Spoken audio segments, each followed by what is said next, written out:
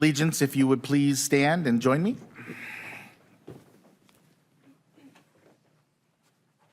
Ready, begin.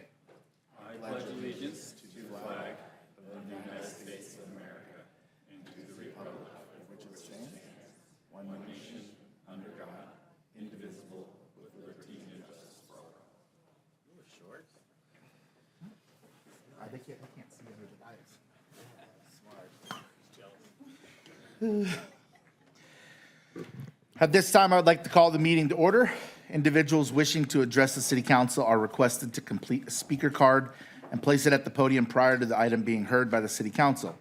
Please observe a 3-minute time limit for communications, and once called upon to speak, please state your name and city of residence for the record. Communications from the public. This portion of the agenda is intended for general public comment on items within the council's jurisdiction that are not listed elsewhere on the agenda. Please note that state law prohibits the City Council from discussing or taking action on these items. Please observe a 3-minute time limit. For comments and once called upon to speak, please state your name and city of residence for the record. So I wanted to let everybody know, because I'm sure everybody's here for different things, but we're going to kind of take these in blocks. And so at the beginning of each block, if you have something that you would like to add or that you would like to say, that would be your time at the beginning of each block. So do we have anyone wishing to speak from communications from the public? Okay. Yes, Mayor, we have one speaker card. Okay. Good morning. Hello? Hello. Again, if there's something I hate about how you guys operate as of late, it's these meetings. You shouldn't be doing these things at this meeting. You shouldn't be doing these things on a random Thursday morning. You had a 90-minute meeting last week. You had a 90-minute meeting, and you have to take the day off from work. So, Tom's got to take time away from his business. Jackie's got to take time away from her job. It's not right. And it's undemocratic, and this whole taking comments in blocks, you could be doing these things at regular meetings. You could be doing them. You should be doing them. The public signs things, the rent stabilization, all these things are salient public interest that people are going to have some things to say about. And you shouldn't have to drag all these people out here at 8 o'clock on a Thursday morning. It's wrong. These guys have been involved, and they were coming to every single meeting, but there's plenty of things that it's just wrong.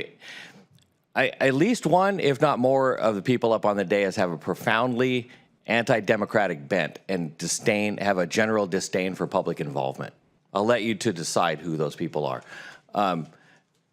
You should be doing the public's business at a public meeting, at a regularly posted, regularly scheduled public meeting.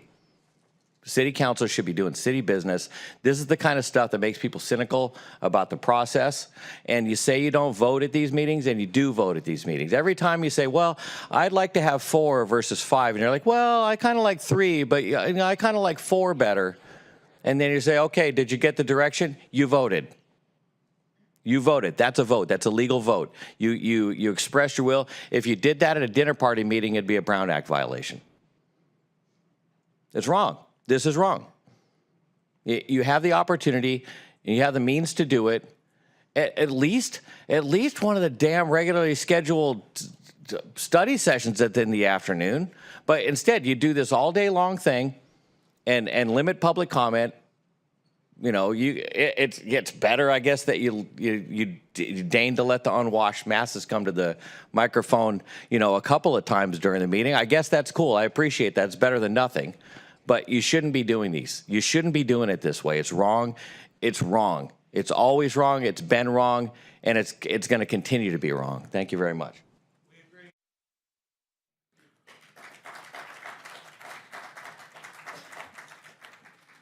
Okay, so the first item block that we're going to go through is 1 through 4. So if there are any speaker cards for items 1 through 4, now would be your time.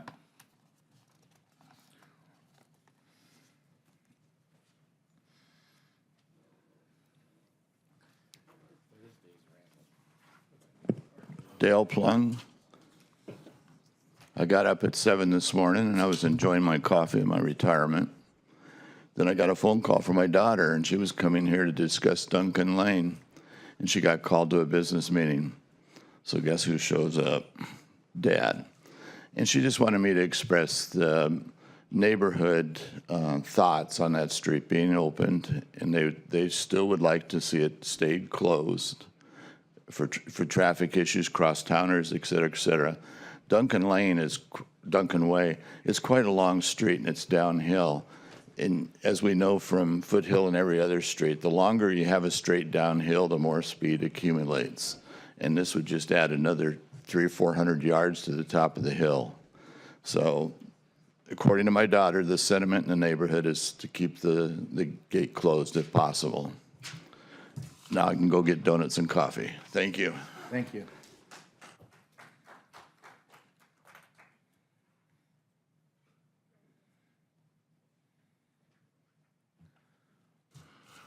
Good morning, esteemed City Council members, and thank you for allowing me to speak this morning on the topic of rent stabilization.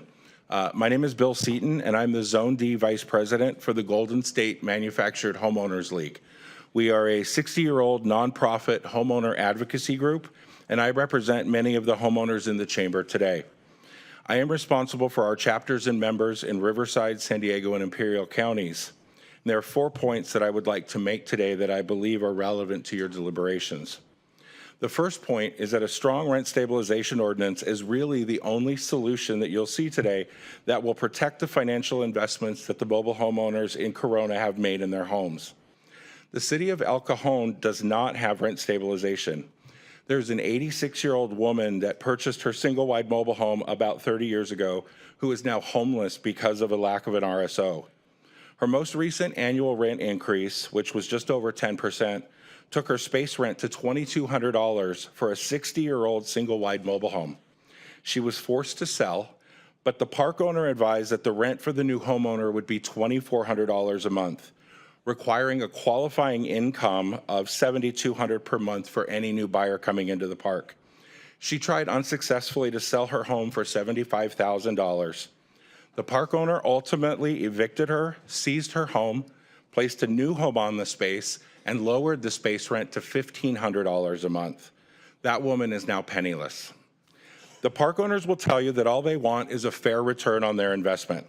But what is a fair rate of return to a mobile home park owner? Down in Oceanside, California, a city with a very strong RSO, the owner of Laguna Vista Mobile Home Park petitioned for an approximate 26% rent increase, in addition to his annual permissive increase, because the 32.5% return on his investment wasn't close to the 65% return that he argued he was entitled to. In Hemet, California, the residents of the Lakes at Hemet West are currently suing their park owner. Hemet has a handshake arrangement with park owners and a rent review board, but no RSO. The park owner in this situation declared the 5% rent cap provisions of the existing lease agreement null and void, and issued new lease terms that included an annual 10% rent cap and a full pass-through of all capital expenditures. Finally, I will leave you with this. Many city councils must carefully weigh the rights of citizens against the business and economic interests of the community. Mobile home parks are extraction businesses that employ very few people relative to the business income. The parks in Corona are largely owned by non-local entities, taking profits generated from these parks out of the area. These parks house Corona consumers. Please understand that every $100 in additional monthly rent paid to park owners is $100 less that 1,100 mobile home park households have to spend in the local community. That's 100 less at the local pharmacy, 100 less at the local bike shop, 100 less at the local restaurant, and that's per home per month. We strongly urge you to move forward with the rent stabilization ordinance option that you'll be presented with today. Thank you. Thank you.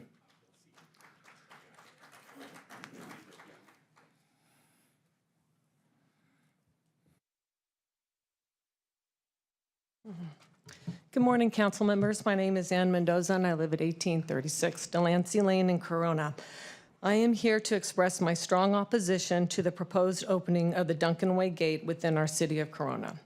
The decision to purchase homes in our community was significantly influenced by the presence of a gate at that location, a requirement imposed by the prior council during the development phase. The sense of safety and security this gate instills is fundamental to the well-being of our neighborhood and should remain steadfast.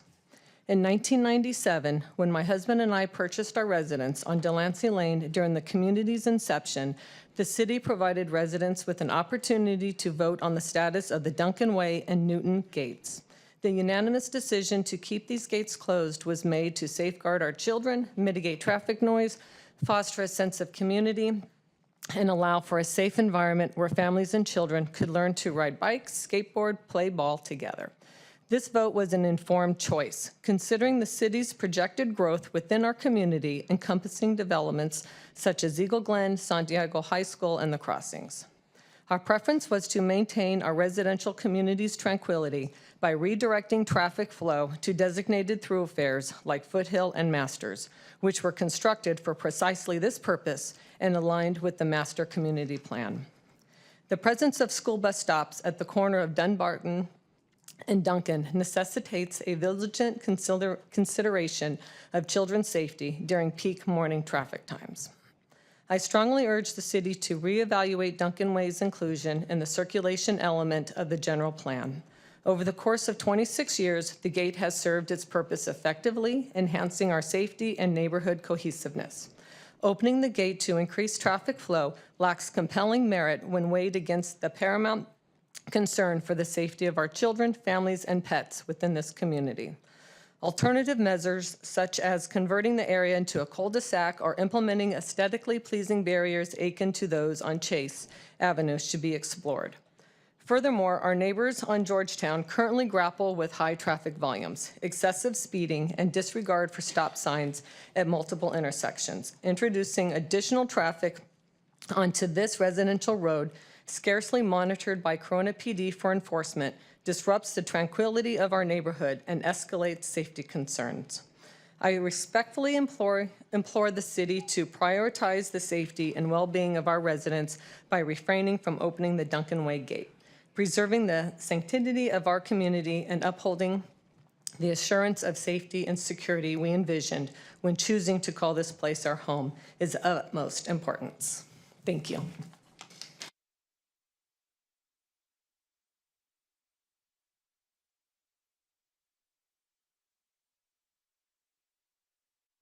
Thank you for having the meeting. My name is Judy Anderson, and I live at Green River Village in Corona. I am here regarding the rent stabilization. We have lost over 18 residents just in this past month because they no longer can afford to live there. That park originally was a senior park. It was converted into being an all-inclusive, and 90% of our seniors are gone. They cannot afford it. We don't have anything being done. The owners are in Chicago. They do not maintain the property. We're losing our value of our homes. And this continues. And we have over 300 homes. My rent payment within the past 3 years has gone up $520 a month. The owners make over $5.7 million a year and can't maintain our pools, can't maintain our clubhouse, can't maintain our security gate, which is always broken, and they don't care. But we do.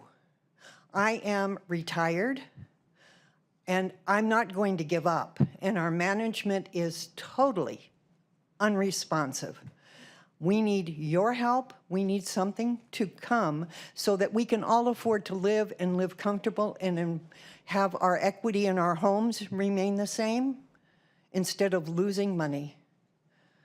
And I would appreciate, I've been to several city council meetings, and I do agree with the gentleman earlier. Most of our people are workers. They go to work every morning. They can't be here. Anyone who couldn't is going to try to do this online. But if you want to really hear the true story, you need to have a better arrangement of time that people can attend. Thank you.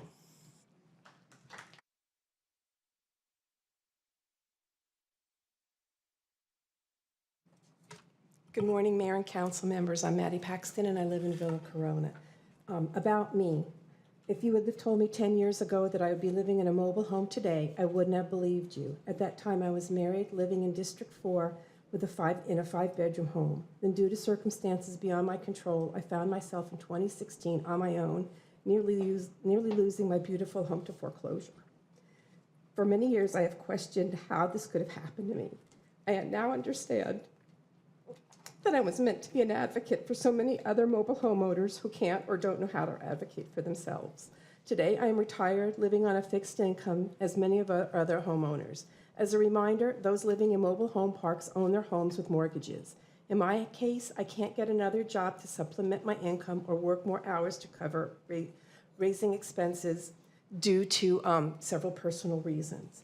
I can't even, many other homeowners are also seniors living on fixed incomes, disabled, and have lower incomes, living in affordable housing.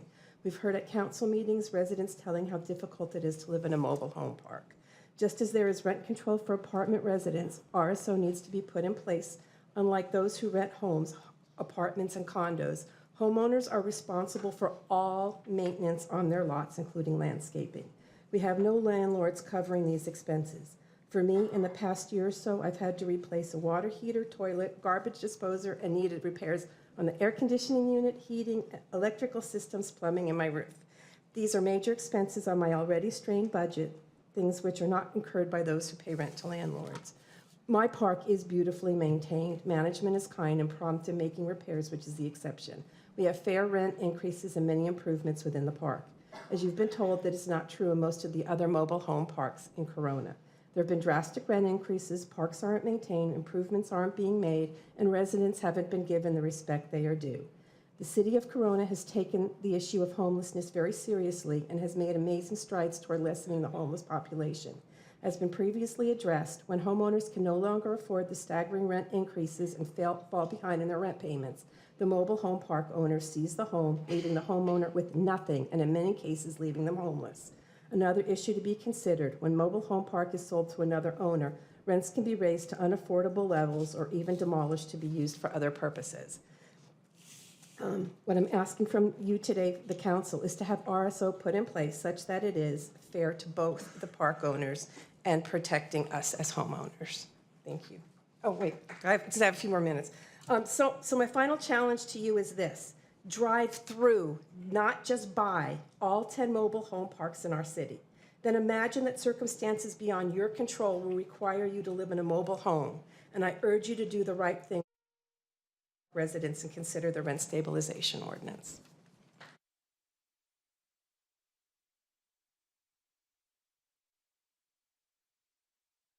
Good morning. My name is Paul Herrera. I'm the Government Affairs Director with the Inland Gateway Association of Realtors here in Corona. We have a few of our members and officers here in the audience today. Here to address item 1, the signage ordinance proposal in the presentations. First, I'd like to sincerely thank Councilmember Speak for your outreach and the time you spent working with us and taking input on our concerns. We share the community's concerns about the excessive use of non-specific, just general advertising, temporary signs that get put up around the city. And we're here to work on how we can tighten that down and make it less likely to continue happening in that way. We know there's challenges to writing an ordinance, and Councilmember Speak and staff have been fantastic about working through some of those challenges. But we're here as partners to continue that. We want to be able to see that those small temporary signs can still direct people to open houses, but aren't used long term to generally advertise businesses that otherwise would use other methods. The community has valid complaints when they see how some individuals treat their neighborhoods, and we're happy to work with the city on tightening this ordinance. So thank you so much for your efforts.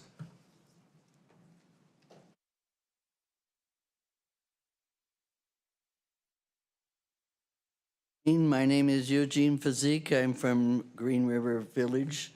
I have to agree with Bill Seaton and Judy Anderson and Maddie and Joe Morgan for their comments, because it's true.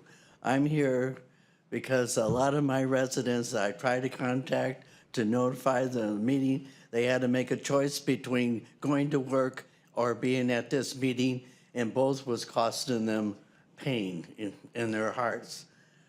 I have a resident that's having surgery this morning, and they're on a fixed income, and they're having a hard time.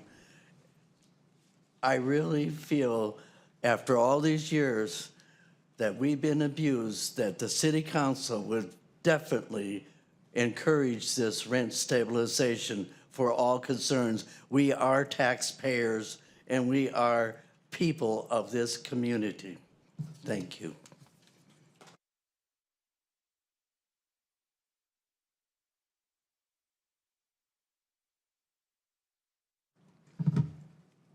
Hi, my name is Rita. I live on 3790 Plantation Circle. My husband and I moved here in 2018 after finding a quiet home nestled in a close community.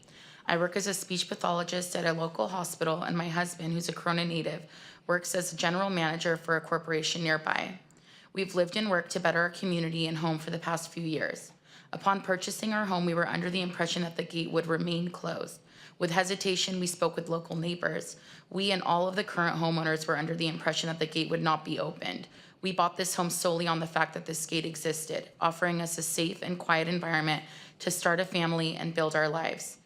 Upon hearing the news that the gate would be open, we were truly surprised and nervous for the detrimental effects that this would have on our community and future plans, as we will not have the safety and the security that this gate ensures. We've watched this car sped up and down the street looking for a way around traffic with no regard for residential speed limit on more than one occasion. My husband grew up on Chase Drive. He distinctly remembers a horrible accident that took the lives of members of this community many years ago. Shortly after this fatal accident, an open walk-and play area was formed and the connecting streets were closed. Please don't wait for a member of our community of Bedford Canyon or your children to be harmed before permanently closing this gate. Let Chase Drive be a lesson learned and not a tragedy repeating itself. This year-long study conducted states that the gate opening would only benefit traffic by 5 to 8 seconds, but who would be benefiting from that 5 to 8 seconds? It wouldn't be members of our immediate community that would be detrimentally affected by the opening of this gate, as many members on both sides of our community, which we have a petition to show the signatures as well, oppose the opening. We truly feel that this 12-month study did not take into consideration our traffic volume increasing, the lack of infrastructure, and safety of community members, as well as drivers. The street should be protected by AB 773, the Slow Streets Program, and designated as a slow street due to the fact that this street offers our community a recreational trail that's used by the whole community for bike rides and walks and other recreation.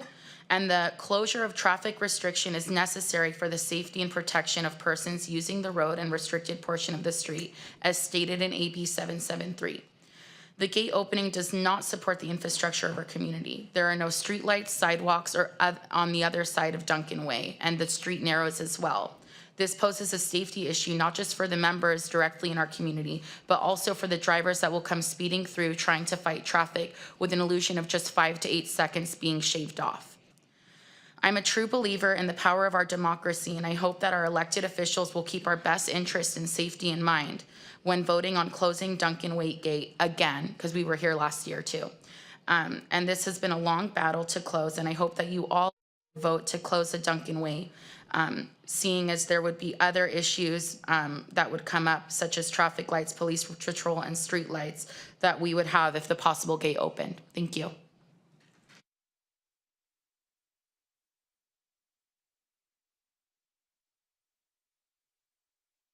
Morning.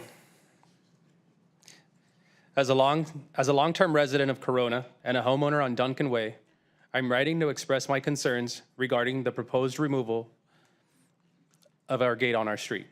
I'm deeply committed to the well-being of our neighborhood, and I believe in the decision, and I believe that this decision could have a significant adverse consequences for our community. Having been born and raised in Corona, I have witnessed the tremendous growth and development that our city has experienced over the years. This growth has brought many changes, including substantial increase in traffic on residential streets. It was these concerns in mind that my wife and I decided to purchase our home on Duncan Way in April of this year. The fact that there is no through traffic on Duncan Way was the most compelling reason behind making our choice. For us, this feature of the street was not just a convince, but it was a paramount importance to our family and the safety of our children. We chose Duncan Way because it offered a peaceful, secure environment where our kids can enjoy outdoor activities without constantly worrying about excess traffic. Regrettably, in recent times, the traffic congestion on our neighborhood streets has reached an unattainable level. The increasing number of vehicles cutting through our residential areas has become a cause of concern, and opening the gate to direct more traffic onto our private street is not a viable solution. Doing so would not only compromise the safety and tranquility that drew us to Duncan Way, but would also negatively impact the quality of life for all the residents nearby. I kindly request that you reconsider the decision to remove the gate and explore alternative solutions that do not impose on residents of Corona. Our city's growth is essential, but it should not come at the expense of the residents who have invested and contributed to the vibrancy of this community by preserving the peaceful atmosphere on Duncan Way.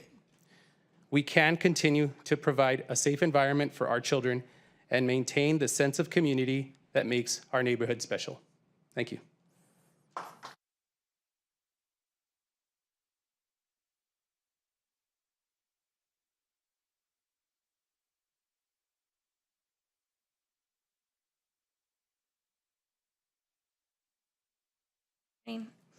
I wasn't planning on speaking this morning, but I feel compelled to.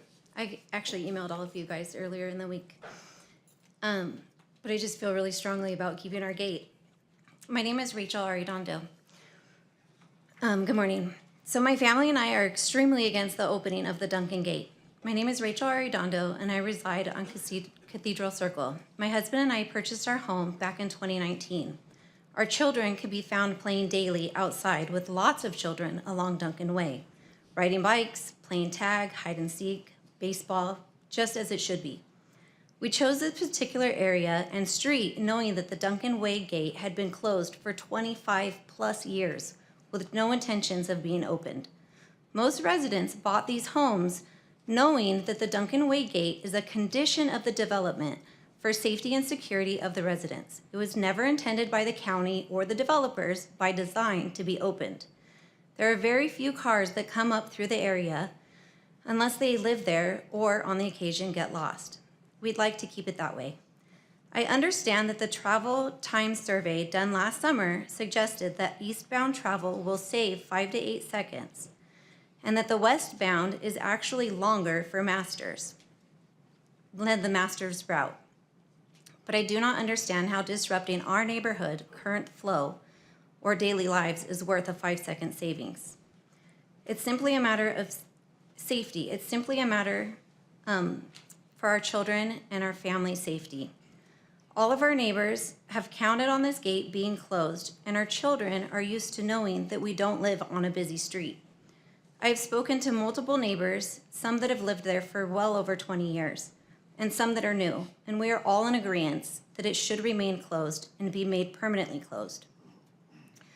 Again, we purchased our homes under the agreement that this gate was to be remained closed. It was never to be opened permanently, other than for emergencies, and that was back prior to 1997. I actually learned that it was closed in 1998, or 1988. Then just last year, we came to council and it was voted to be closed. We were here, my children are sitting in the back. And it was voted last year that it would be closed. But yet, we just found out 4 days ago that we'd be coming back today to vote again. And that's very disheartening that we were only given less than a week. As you can see, there's not that many of my neighbors here because we were given less than a week to be here to vote again. And that's very disheartening. So hearing that the city attorney is again attempting to open our gate, we've had less than a week to prepare for today's meeting. Most residents don't know that it's being addressed again today.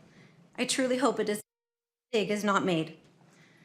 Opening the gate will cause more negative changes than positive. I once heard a man say, if a problem is predictable, then it is preventable. We can prevent our street and neighborhood from becoming the next Georgetown Drive nightmare by keeping it already in place. Please keep it closed. Thank you.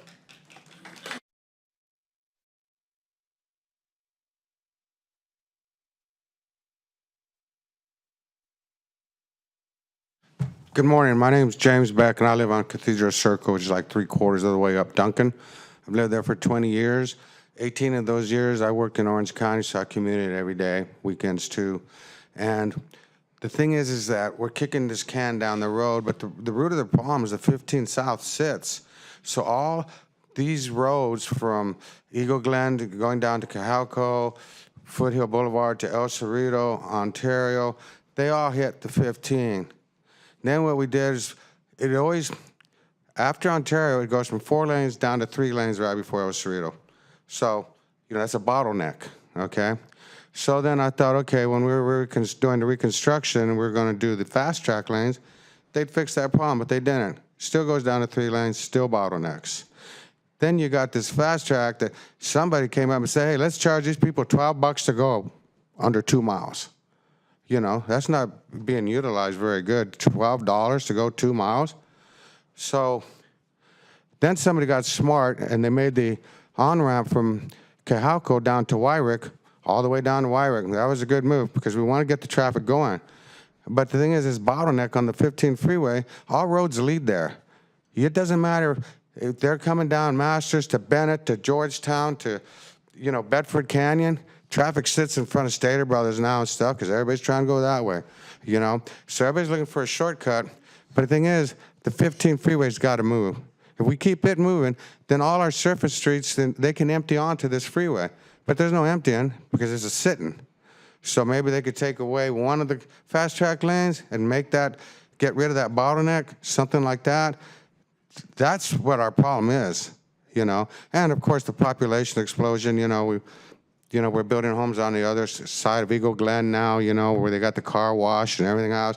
We just keep building and building, but we're not building our roads any wider, You got Ontario, Magnolia, they should have their own dedicated right-hand turn lanes. They don't, so we need to keep up with our infrastructure, and we need to quit trying to stuff things down homeowners' throats that's not necessary, okay? Because it's just getting crazy and hectic. So get the 15 moving, whatever you got to do. If you got to shut down one of the fast track lanes, if you got to charge $1 to use the fast track, then charge $1. I mean, $12 is ridiculous. We got to get the 15 moving so all these other surface streets can empty onto the 15 and keep moving, because that's our real problem, is the 15. That's why all the surface streets stop there.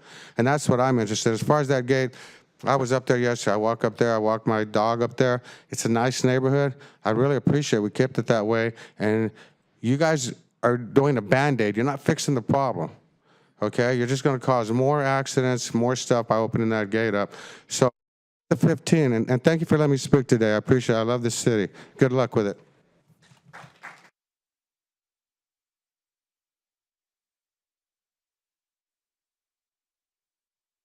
My name is Samer Batarse. I live on 3790 Plantation Circle, right by Duncan Way.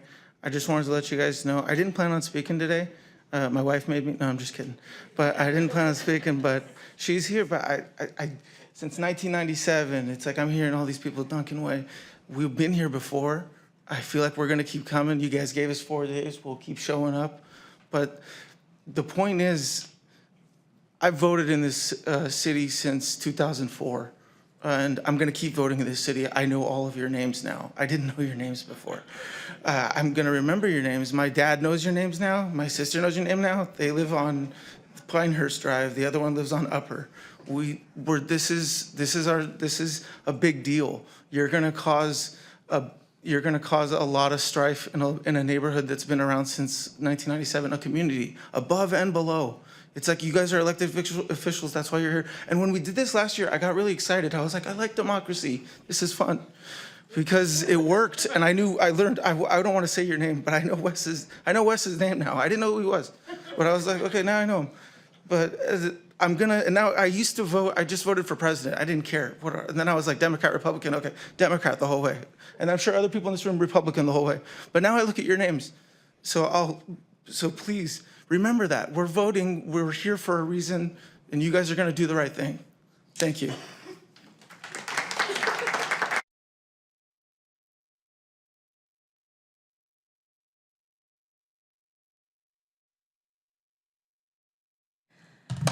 This is not made for short people. Hi, guys. My name is Sarah Wallach, and I live on 3725 Plantation Circle. So I'm here to ask that you vote to please keep the gate closed on Duncan Way. I stood in front of you last time we were here pleading for you to listen to our voices and vote in accordance with what the community wanted, which you did. And now I'm asking for you to do the same thing today. My husband, my son, and who's 7 years old, and my daughter, who's 5 years old, are all here. And we bought our home in 2017 for the sole purpose of it residing on a quiet street with minimal traffic. We left Orange County after watching a 9-year-old boy die from being struck by a car in front of our house. My husband and I knew that we wanted to raise our children in a quiet neighborhood with minimal traffic. We found our house on Plantation Circle, which is a cul-de-sac right off of Duncan Way, directly below the gate. And we knew we were home. We decided, we decided to buy our home, solely on the fact that the gate resided on our street and the previous council placed the gate as a condition of this development. We purchased our home for the safety and security the gate ensures. It should remain as such. We would never have bought our home if that gate had been or was intended to be opened. The notion of the gate opening on Duncan Way has caused an extreme amount of anxiety and stress on myself, my family, and my neighbors. My family and I walked the neighborhood this past Sunday, informing our friends and neighbors about this last-minute meeting while gathering signatures petitioning for the gate to remain closed. Everyone who is home gladly signed the petition. We did not meet one single homeowner on both the north and south sides of the gate who wanted it open. I think you'll agree the safety and well-being of our community is of the utmost importance. Not only are there no speed bumps or stop signs on Duncan Way, but there are also no sidewalks or streetlights on the north side of the gate. While petitioning, my children and I were forced to walk in the street due to parked cars and no sidewalks. This is a serious safety issue. Please don't be negligent to the well-being of all the children, families, pedestrians, and pets in our neighborhood who regularly walk this street. We ask, beg, pray that you will make the right choice, the choice the community wants, and vote to keep this gate closed. And I have a few more seconds, so I'm going to read a letter from my son who's sitting up there. He says, "Hello, my name is Dylan. I am 7 years old and I live on Plantation Circle. Please do not open the gate because it will be dangerous, but if the gate is open, I can't play in my front yard." And from my daughter, "Please do not open the gate because we like to ride bikes and play basketball in our cul-de-sac. Mommy says we won't be able to anymore if the gate is open because all the traffic will make it not safe." So thank you for listening to us.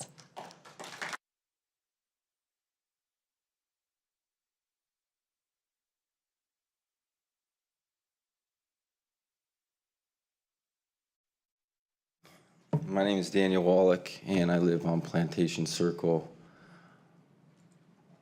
We were addressing this situation a little while ago. Same council, I believe. And the issues hasn't changed. As you can see from everybody speaking today, this is not something that we want.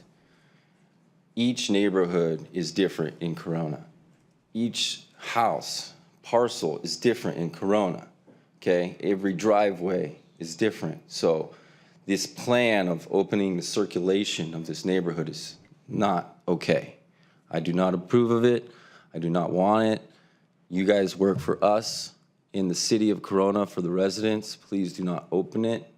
It is only going to cause more problems in the future, okay? That it's going to change the dynamic of the neighborhood.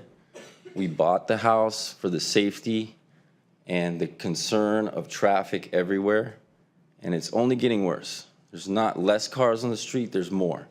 And we're just going to be in here talking about somebody who got hit and run over because that gate was open. So please do not open the gate. Thank you.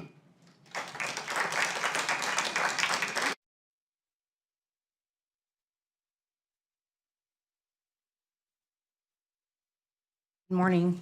My name is Kelly Taylor. Some of you know me as a retired city employee of 28 years, and others, why I'm here today is I'm the business manager for Flamingo Mobile Lodge at 1203 West 6th Street. Flamingo Mobile Lodge residents have signed a petition asking you not to enact an RSO, and I have those signatures here. I had a completely different speech plan, but listening to the residents of other mobile home parks, it's clear that Corona La Linda isn't actually speaking today.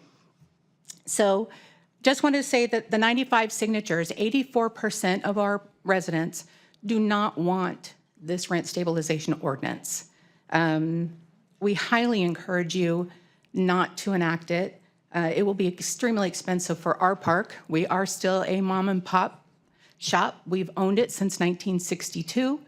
And do what we can for our residents to keep our rents low in order for them to have a nice place to live in their older years. We are a senior park. And with that said, I think I'm done. Thank you very much.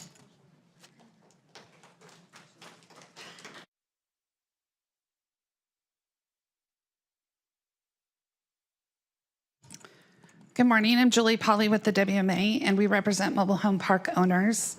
And I was pleasantly surprised by the study that's been submitted for your consideration.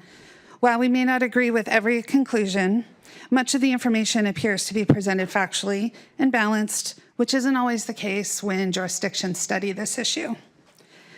I've been involved in the issue here since it arose in 2017.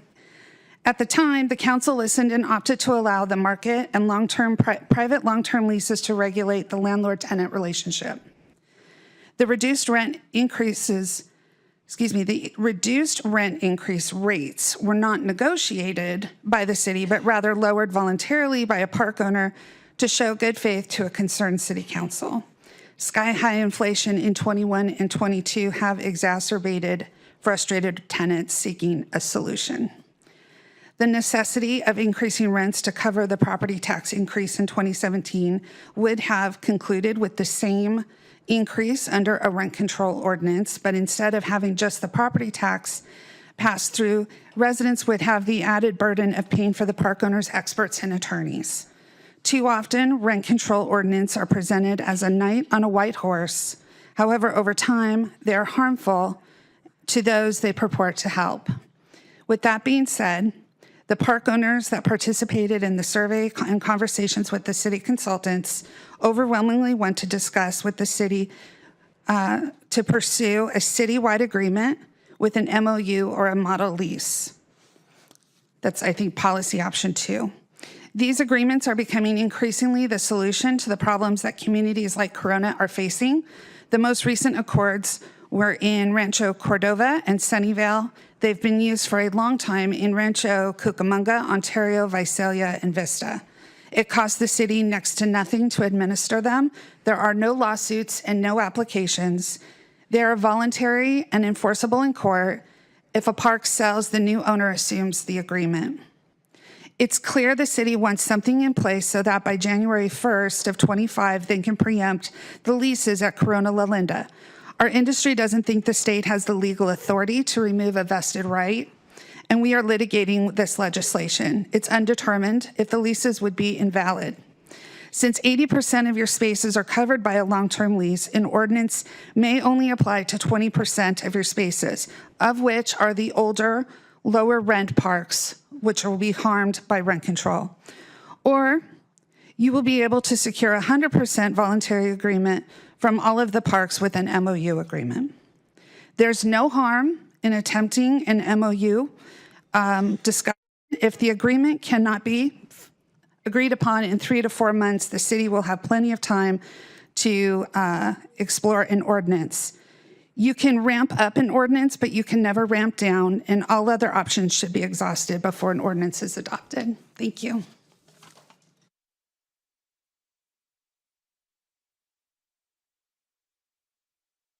Good morning, Honorable Mayor, members of the council. My name is Vicki Talley. I'm the Executive Director of the Manufactured Housing Educational Trust. We have submitted a written comment.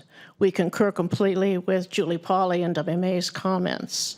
I too have been involved with the city many times before, and we've been able to reach resolutions with the residents of our mobile home parks. I've been working with mobile home park residents and owners for 42 years. Very good responses when we sit down and work together. One of the options that hasn't been included for your consideration is a rent subsidy program that literally addresses issues for those in need. Mobile home park living is a lifestyle choice. When people decide to move into a mobile home park, they need to qualify in order to be able to move in, just like moving into an apartment or buying a home. You need to show that you can afford to live in that community. However, things happen over time, and we do know that there are people living in mobile home parks who have been there over a long-term period of time. Accidents happen, they lose their jobs. So we implemented a rent subsidy program over 35 years ago that's been incredibly successful. And I would like to suggest today that there are options to help people in need who live in your community and who specifically live in mobile home parks. We provide a rent subsidy program through our Manufactured Housing Educational Trust. Section 8 is always available. And other cities have actually implemented rent subsidy programs. The city of Anaheim, Santa Ana, Huntington Beach, Costa Mesa, and others certainly can share those programs with you. The goal is to really help the people who need the help, not just implement a program that provides a subsidy for people who are just like you and I, upset that rents go up, the price of everything goes up. So I would really implore and impress upon you and ask you to consider all options and to include a rent subsidy, that is the rent subsidies that are available privately and potentially publicly for residents who are truly in need. Thank you so much. Appreciate your consideration.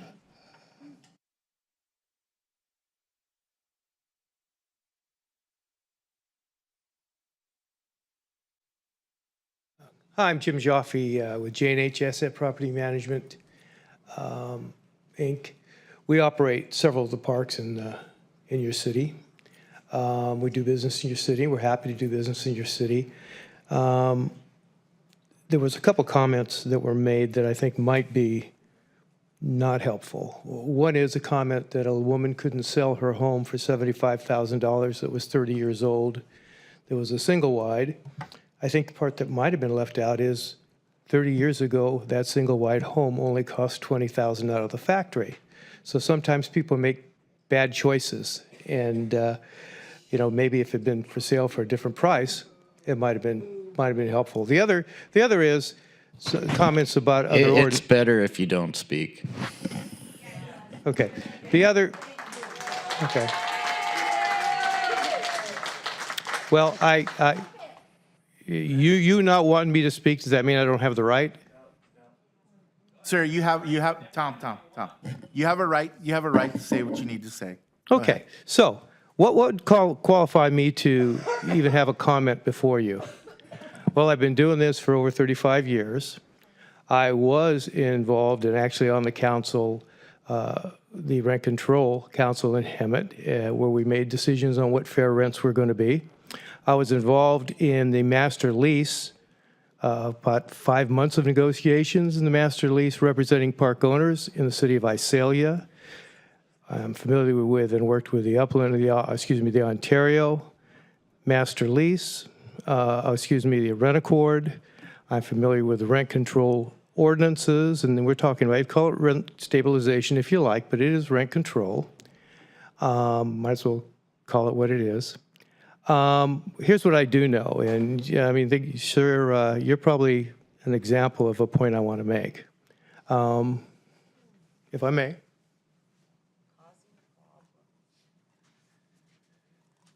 It seems the residents, and at least one member of the council, are way over here in what they think a solution might be, and maybe park owners are over here.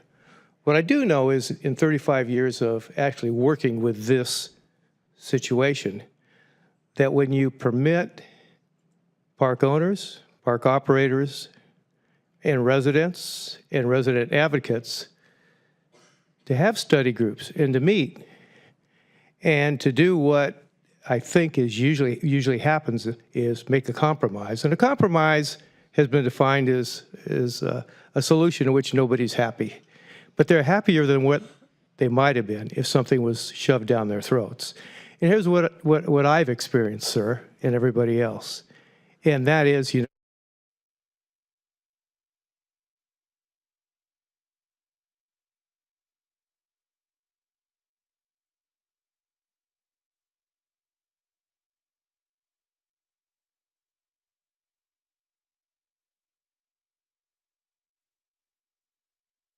Mayor and council members, my name is Jeffrey Epp. I drove up from Escondido this morning to talk to you, not about the Duncan Gate. But I will say, if you think the Duncan Gate issue is difficult for you, you got a little flavor of what you might experience as you wade into mobile home rent control regulation. I'm the retired city manager and city attorney for Escondido, and we adopted rent control by initiative measure some years ago. And over the years, I got to know Julie and Vicky that were up here to speaking to you, and they asked if I would come up and talk and share experiences. And I have generally seen things from the residents' perspective, so that was an unusual request. But then when I found out that their position was advocating for option, I think it's 2, which is an accord and agreement, which the city has leverage over and can enforce. I said, well, I could get on board with that and share some of Escondido's experiences. The hope would be that you start where we ended up after some 20 years, millions of dollars, and a trip to the United States Supreme Court defending our mobile home rent control ordinance.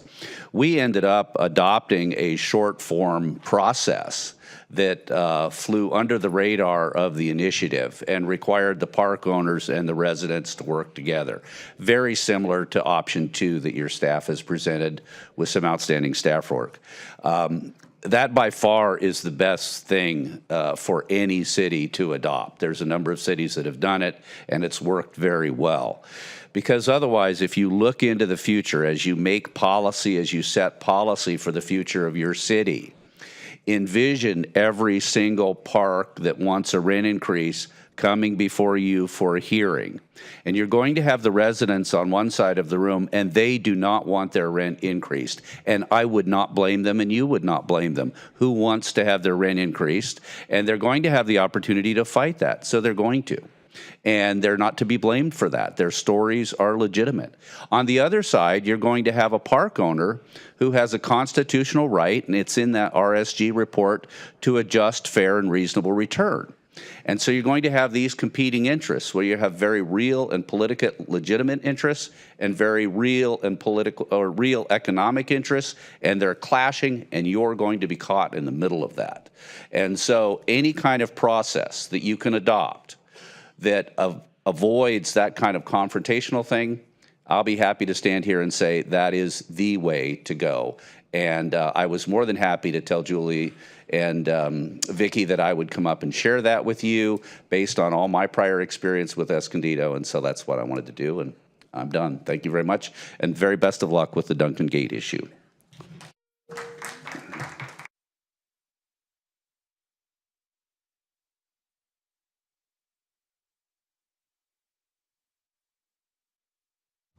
Hi, my name's Alicia Loomis, and I live at Countrywood Estates. And I had prepared something, but I also want to address a few things. To the last 2 gentlemen who spoke about us compromising, it's not like we didn't try. We went out to the park managers. They told us to get signatures. I got 90 signatures. Every single person in the park signed. We presented it to them. They denied it. They said, oh, send it to the owners. We sent it to the owners. We got slapped in the face and got 3% more. We've tried to compromise. It's not a compromise. We need help. I mean, I'm just going to move on from that. I am here to ask you to please consider approving rent stabilization. I've lived in Corona for 19 years and have hopes to retire here. I've done volunteer work here in the city of Corona and participated in events to support our city. If the rent increases are allowed to continue, I don't know if I'll be able to retire here.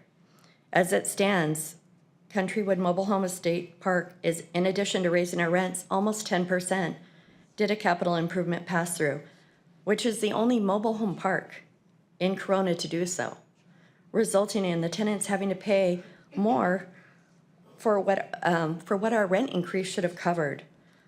Countrywood Mobile Home Park doesn't have a heated pool, nor does it have a gym or a playground or anything special to justify these increases. Thank you for your thoughtful consideration. Thank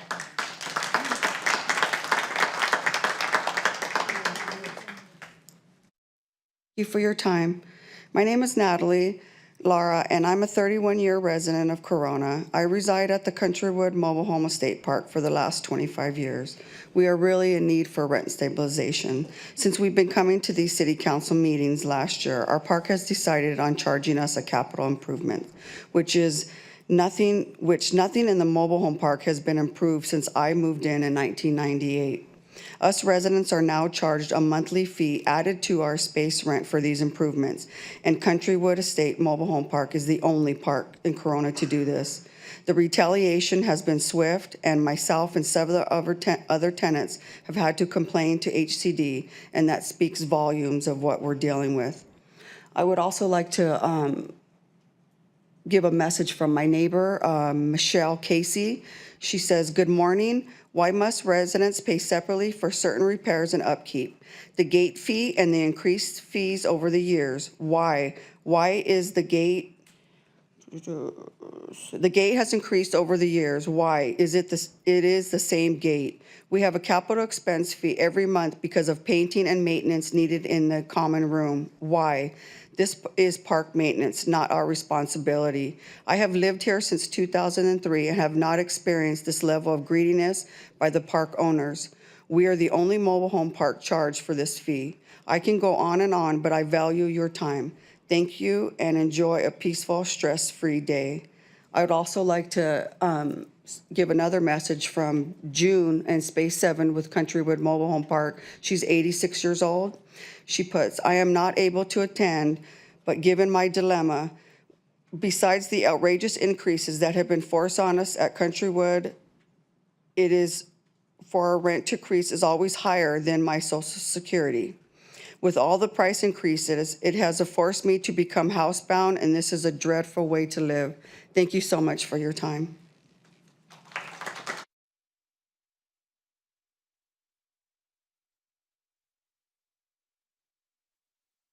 Hello, I'm Melissa Hoffman, and I'm a resident of Countrywood Estates. I'd like to address the capital increase that we're paying for with our rent. Part of that was because of the car park they have. They have a paid car park. Not only do the residents park at their home, or they have to buy extra rent car spaces if they need overflow. Not only can the residents use that park space, but like if you had a car and you needed an extra place to park it, you could pay for that. That's a side business. Why am I paying for those side business? That's if they had a restaurant and they did repairs in the kitchen, and then they charged me extra money on my rent to pay for the repairs in that kitchen.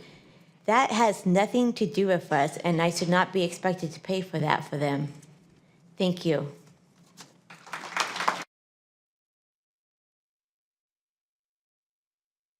Morning again, Joe Morgan, 2063 Wren. So I have two cards in. First, on the rent stabilization ordinance, I'd like to thank Cynthia. I know you went to a lot of work to do this, and it was really well done. I also like to thank Tom and Jackie for bringing this forward. This is something that's long overdue. You know, we sat here and watched the anguish that happened. And to be clear, this is not about stopping rents from going up. This is about, in my view, stopping these kind of corporate investment entities from coming in and enacting 25, 50 to 100% rent increases. Okay, that's what this is really about. And that's what's paying for these lobbyists. These guys, that's the ox that's going to get gored here if we do this, because they can't just come in and do like they did at Corona West. Green River, they did it, and they also did it at Corona La Linda. That's what the squawking was about, was when the rent doubles. That's what it's about. So you won't be able to play that game once there's a limit, to a reasonable limit based on inflation and reasonable investments. That's what this is about. It's really curious to hear the very interesting views of real estate and life choices. Like anybody says, oh, you know, I've got a house, but you know, I really seek after living in a mobile home park. That is the most cynical thing I've heard in this room in a long time. I mean, and also the fact that, well, you know, there was, you know, $7,000 worth of lumber put into your house when it was built. Ergo, your house is only worth $7,000 in perpetuity. Real estate increases in value over time. I don't know if any of you guys might have heard of that before. Our house was in the, I think, $16,000 to $20,000 range when it was built in '63. So I guess that's all it's worth now. That's just the most disgusting thing. The good faith thing was also interesting too, because it wasn't in good faith. I noticed, I don't know if you guys got that too. It was good faith. It was a good faith move for the council. They didn't do it in good faith for the residents. They didn't do it for the good faith for their customers that live there. They did it because they thought that this might happen. That's why they did it. So it wasn't about, you know, oh, you know, poor resident A or poor resident B. It wasn't about like, you know, hey, let's mitigate what we're doing here. Let's think about whether this is reasonable or not. I think they've shown over time that they're not reasonable and they don't want to be reasonable, and they're going to get whatever they can. That has nothing to do with Flamingo. The whole point is to maintain Flamingo as a mom and pop operation and to allow them to do the good work that they've done over the years. It's about stopping the next park from getting taken over by, you know, investment company A and doubling or tripling the rent and spoiling ruining just another source of low-income housing in Corona. So for the second item is the sign. I noticed nobody was talking on the sign ordinance. Well, I guess the real estate group was. So here's my view as somebody who has some sort of expertise in signs and abusing signs. We have like 10 people in this city who treat South Corona largely as their own personal bulletin board on the weekends. And I don't know who's spent a lot of time in South Corona on the weekends, but it looks like garbage. It looks like complete garbage. Blocks and blocks and blocks. To my view, there's hundreds of real estate agents that don't do that. Hundreds of them. There's plenty of them who aren't Tortola Group, you know, who aren't, you know, what's the guy at 6th and Lincoln, they're just, it's disgusting. It's just disgusting and abusive. And that's why we're having this discussion. We're not having the discussion about the hundreds that don't use them. But now what's happening, because now the camel's nose is under the circus tent. Now we've got mattress sales posting out on the weekends. We've got meal prep restaurants and delivery services. We've got sandwich shops, Jimmy John's. Jimmy John's has a regular crew that comes out and posts all over South Corona. We have painters, handymen. We have refinance firms. If you think this is going to get better because you just make a minor tweak to the ordinance, it's not. We need to ban them. We need to just pull up the big boy pants and ban them. They need to go. Anybody who's going to buy a house or a mobile home, anybody has a smartphone. If the problem is people can't find your open house on the weekend, the 8,000 Oscar Tortola signs are not going to help them find it. The Jimmy John signs are not going to help them find it. They all have, you work on your technology, you know, nobody's trying to put anybody out of business, but I know so many realtors that hate this as much as anybody hates it. They hate it. It looks bad for their industry, and it looks bad. I feel very bad for South Corona. It looks like complete garbage. And if you want your city to look like complete garbage between Saturday morning and Sunday afternoon, go for it.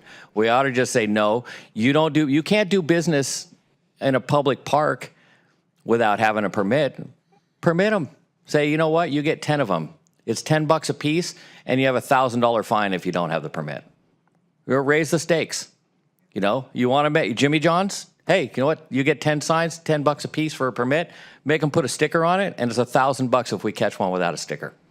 You know, you want to be serious, you think it's valuable, then make them pay for it, just like we do with the parks, just like we do for Little League. You know, and make them pay for it. Thank you very much.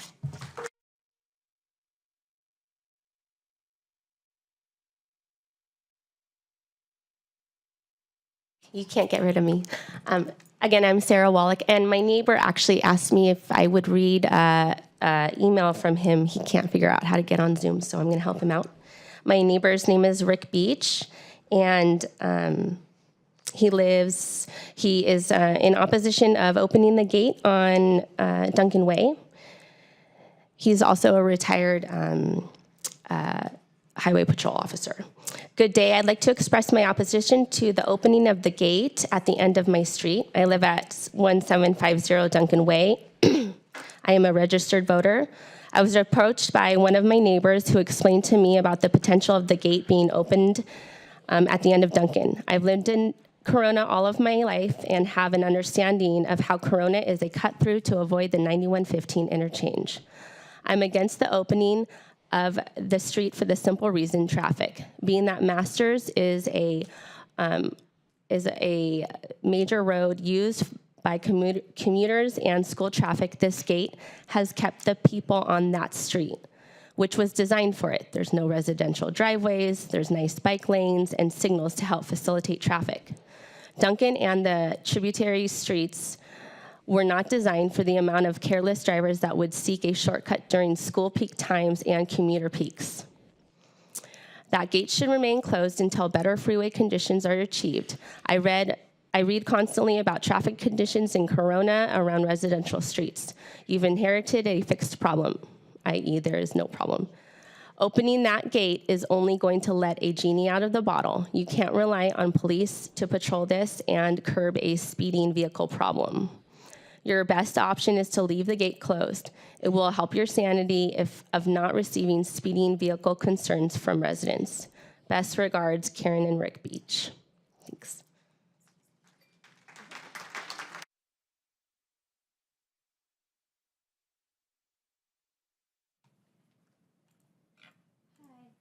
Good morning. My name is Susana, and I speak Spanish. She's gonna help me. I'm gonna help her translate. Solamente quería pedirle su ayuda, por favor, porque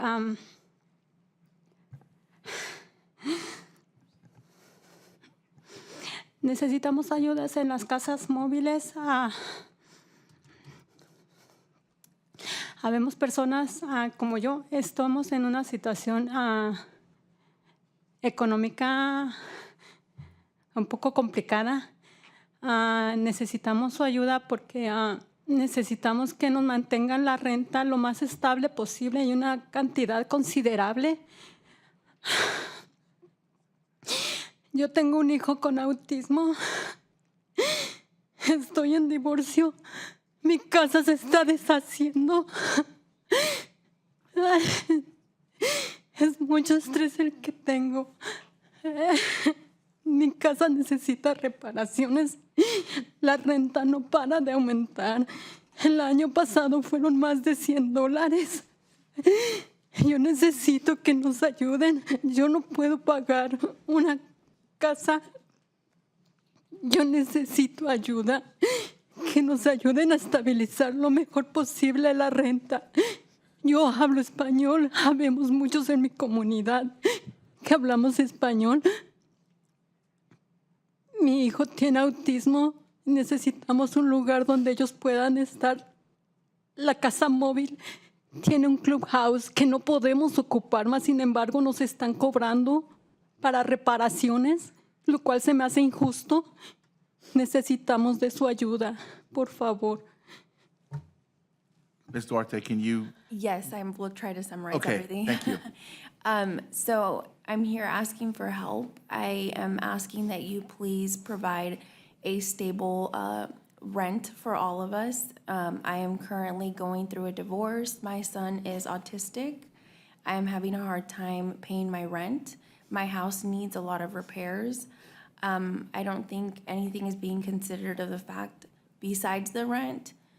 For example, my repairs that need to be done to my home. I'm please asking for help. There's a lot of people in my community that are Spanish speakers that need this assistance as well. The only thing that was missed is that she said it's also not fair that she is being charged for the maintenance of a clubhouse that they do not have access to. And which home? ¿Dónde se vive? Countrywood, Mobile Home Estate. Countrywood Mobile Home State. Otra cosa más, también quería pedirles que me han ofrecido a mí servicios del gobierno que me ayudan con la asistencia económica. Yo no quiero ayuda del gobierno.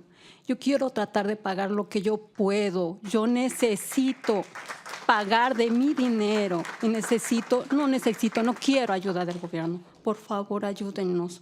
Todos en mi comunidad, yo creo que nadie quiere calificar para ayuda del gobierno. Muchos queremos pagarlo por nosotros mismos. Por favor, ayúdennos. She added that she has been offered government assistance, but she doesn't want the assistance from the government. She wants to be able to do it on her own.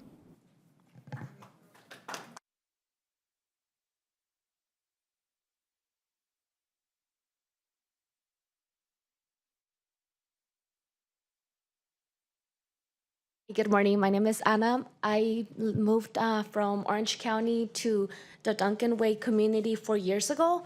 When we moved in there, it was dirt roads, very humble little community. And as you can see, a lot of the house developments have been going about, especially shopping centers. And all the neighbors really appreciate the fact that we have the gate. So we are opposed to the gate. The kids from the neighbors play there. We have a very tight niche. I remember a couple of years ago, there was some breakage to some cars, and one of the neighbors took it upon himself to set up cameras. So now we work as a community to keep an eye on everything. And because that gate is there, people that go in there and come out, it's only the neighbors. So we want to keep that gate in. And like the other lady said, there's a lot of traffic, especially after school and on Saturdays for Master Street, because everybody's trying to use that as a cut from all the traffic from the freeway. So we want to keep that gate there. And as more development comes to the community, the shopping center gets to its full potential, we're gonna see more cars coming and going. So we want to keep that gate there. Thank you.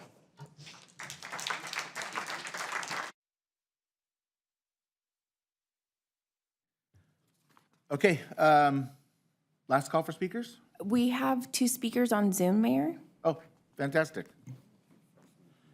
The first one is Mary Orr.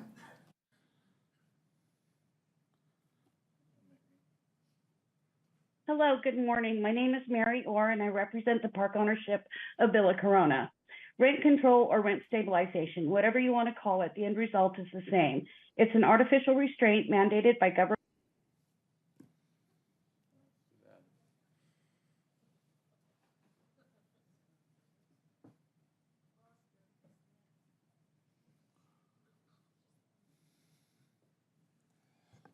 She's still on Zoom. I'm not sure if it cut off on her end. Okay, give it a minute or so.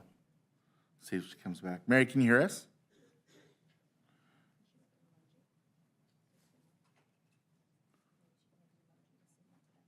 Oh.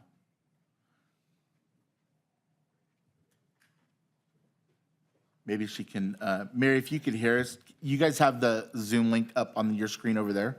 Can she maybe put her hand up if she could hear us, or if it's a issue on her end? The hand's been up since she wanted to speak, sir. Okay. So. Well, but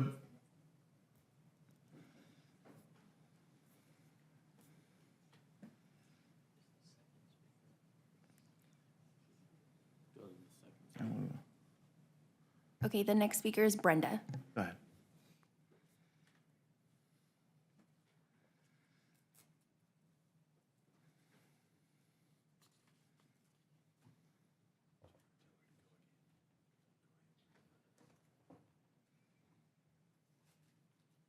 Is Brenda there? She is. She's unmuted. I'm not sure if she stepped away from the meeting, though. Okay. Can we get the first caller back? We'll try. Okay.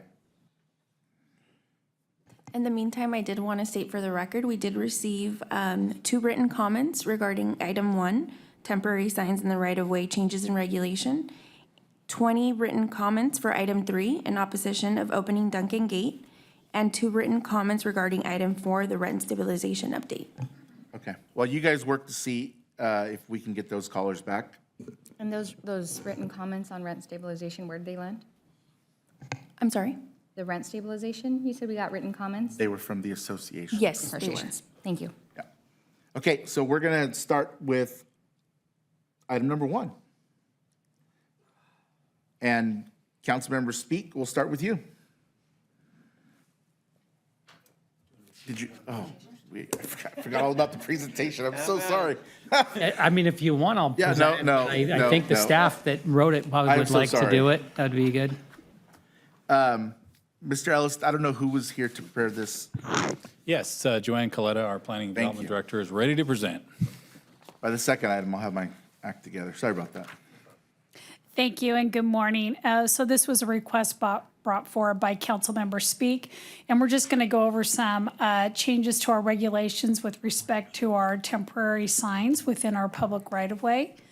So really the ask today of the City Council is, do you want to amend our current regulations based on some of the proposed recommendations that we want to present to you today?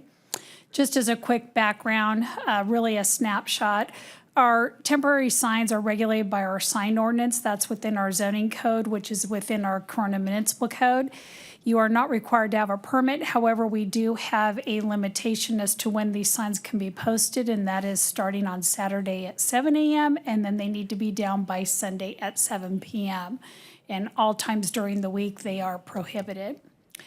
So just something for the council to remember when it comes to creating a sign ordinance, we do have some general regulations that we need to follow. First and foremost, we need to adhere to the First Amendment right, which means we cannot curtail the freedom of speech.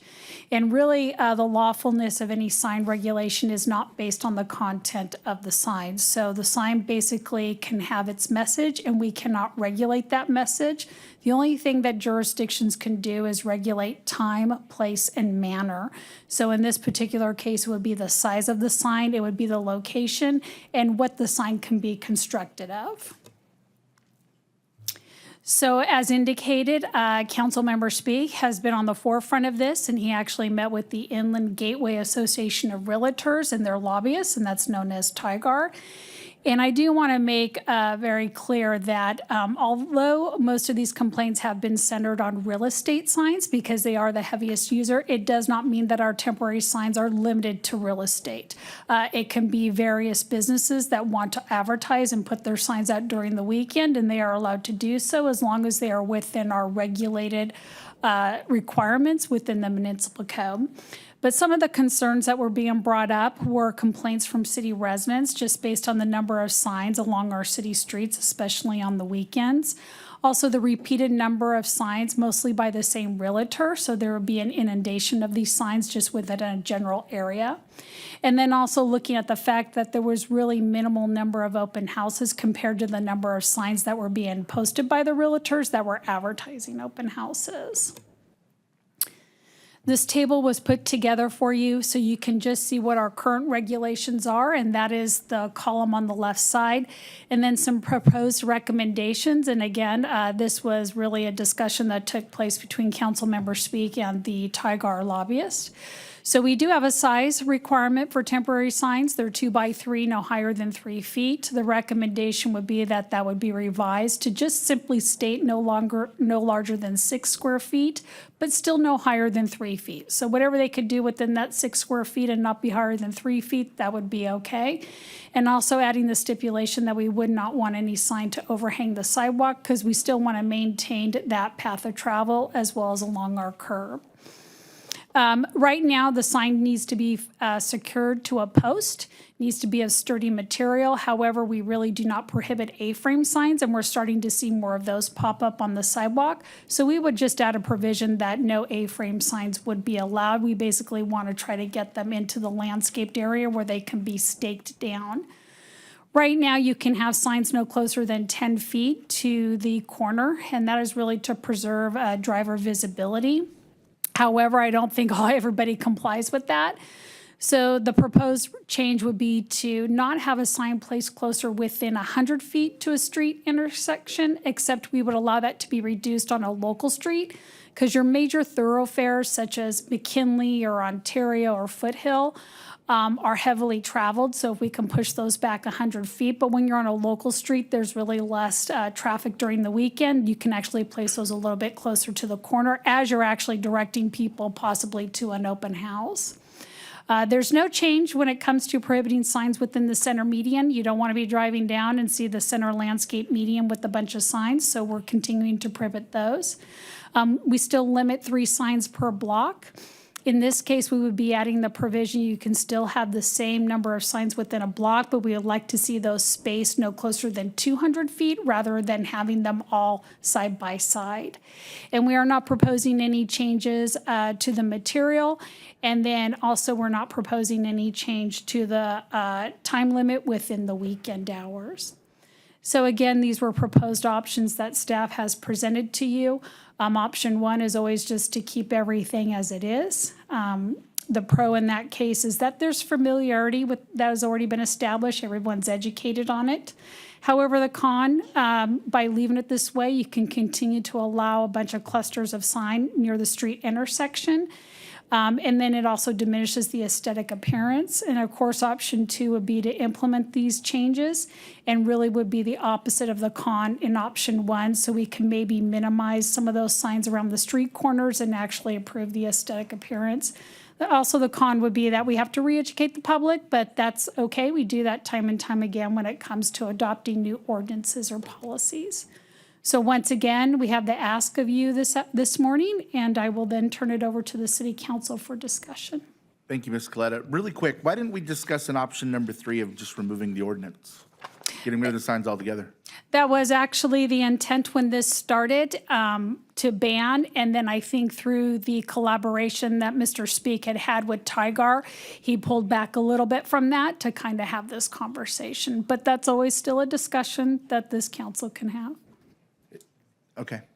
Well, Councilmember Speak, I'll let you go first. Thank you, Mr. Mayor. Yes, so this is not the first time I brought this forward. In 2019, I brought this forward, or 2020, I think I brought this forward to our policy group, not knowing all of the ins and outs of this, and I was trying to look for some ways to limit what I saw was pollution. And you know, this particular year, as in other years when things get kind of different in the real estate market, there tends to be this flood of signs. So my initial request was to ban them. And so after some discussions with, not just Mr. Herrera, but other folks, other realtors in town, I really, what I wanted to do was to try and eliminate the bad actors. However, as you saw previously, under the First Amendment rights, there's only so many things we could do. So I don't want to limit, I want to limit the cluster of signs, as we've said here in number 6. The cluster is what's been the real issue. And to me, I see this as kind of a trial, that if we can't get it under control and allowing, I know with my discussions with Paul from Tigar, that they're going to work on their side, on their realtors. And yes, it is not only realtors, we do have other folks, but they are the offenders for sure. I've counted on Upper and Main. Just the last weekend, there was 8 signs on one corner. On one quadrant. So 32 signs within just a few feet of each other, which is too much, and they're frequently having the same issues. So I think if we pull it back away from the corners, there's going to be less of this rush to be in one place. So I'd like to give the opportunity for them to kind of do some self-policing and try this as an option for for a period of time, and then if it doesn't work, we come back and we do a total ban. Councilmember Steiner?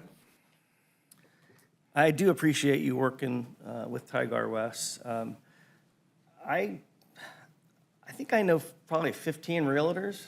Doesn't everybody out there know at least one? Do you really need to see signs? I'm good with banning altogether. I think with the technology that's out there these days, there's plenty of opportunities to get creative with your advertising, and I really don't think you need signs littering our city. I too appreciate the compromise, the recommendation, and trying to find something that actually tries to target the bad actors. The reason why I'm opposed to a total ban is because there are other folks that that use this, that depend on signage, and I don't want to hurt the folks who are starting off, or anyone who uses this as a cheap way of advertising. So I'm in favor of the recommendation. I would not like to see a total ban, though. Thank you. Vice Mayor?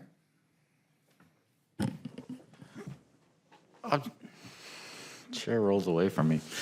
Option 2 for sure, or the new requirements.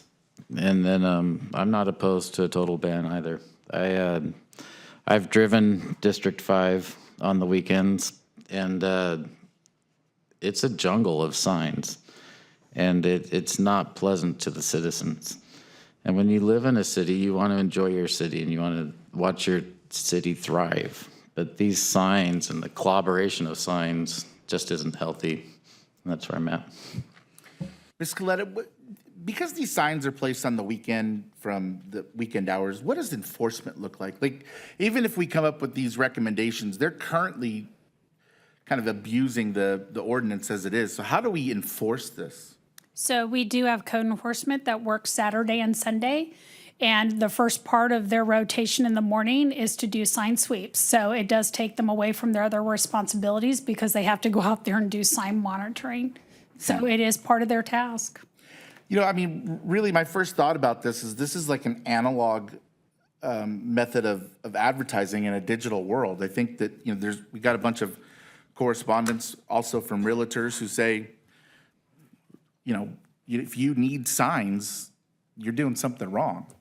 I myself am going to make an alternate motion to just ban signs altogether. And if there's a second, we'll go that way. I'll second.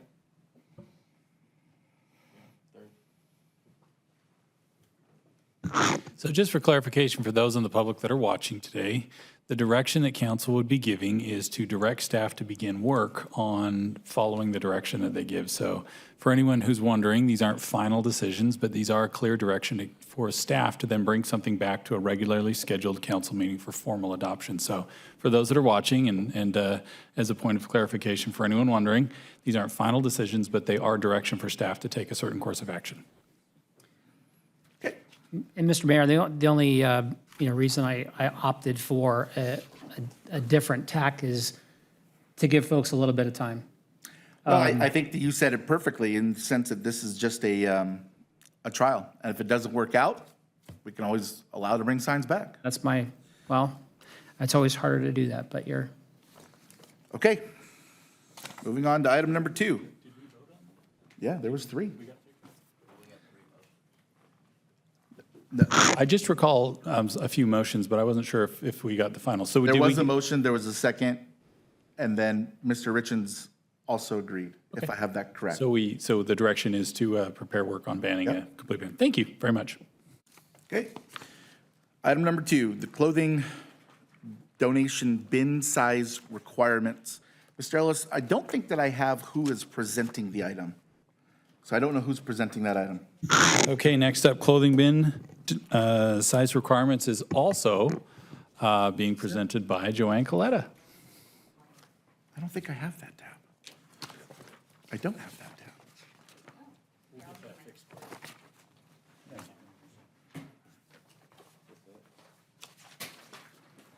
Thank you.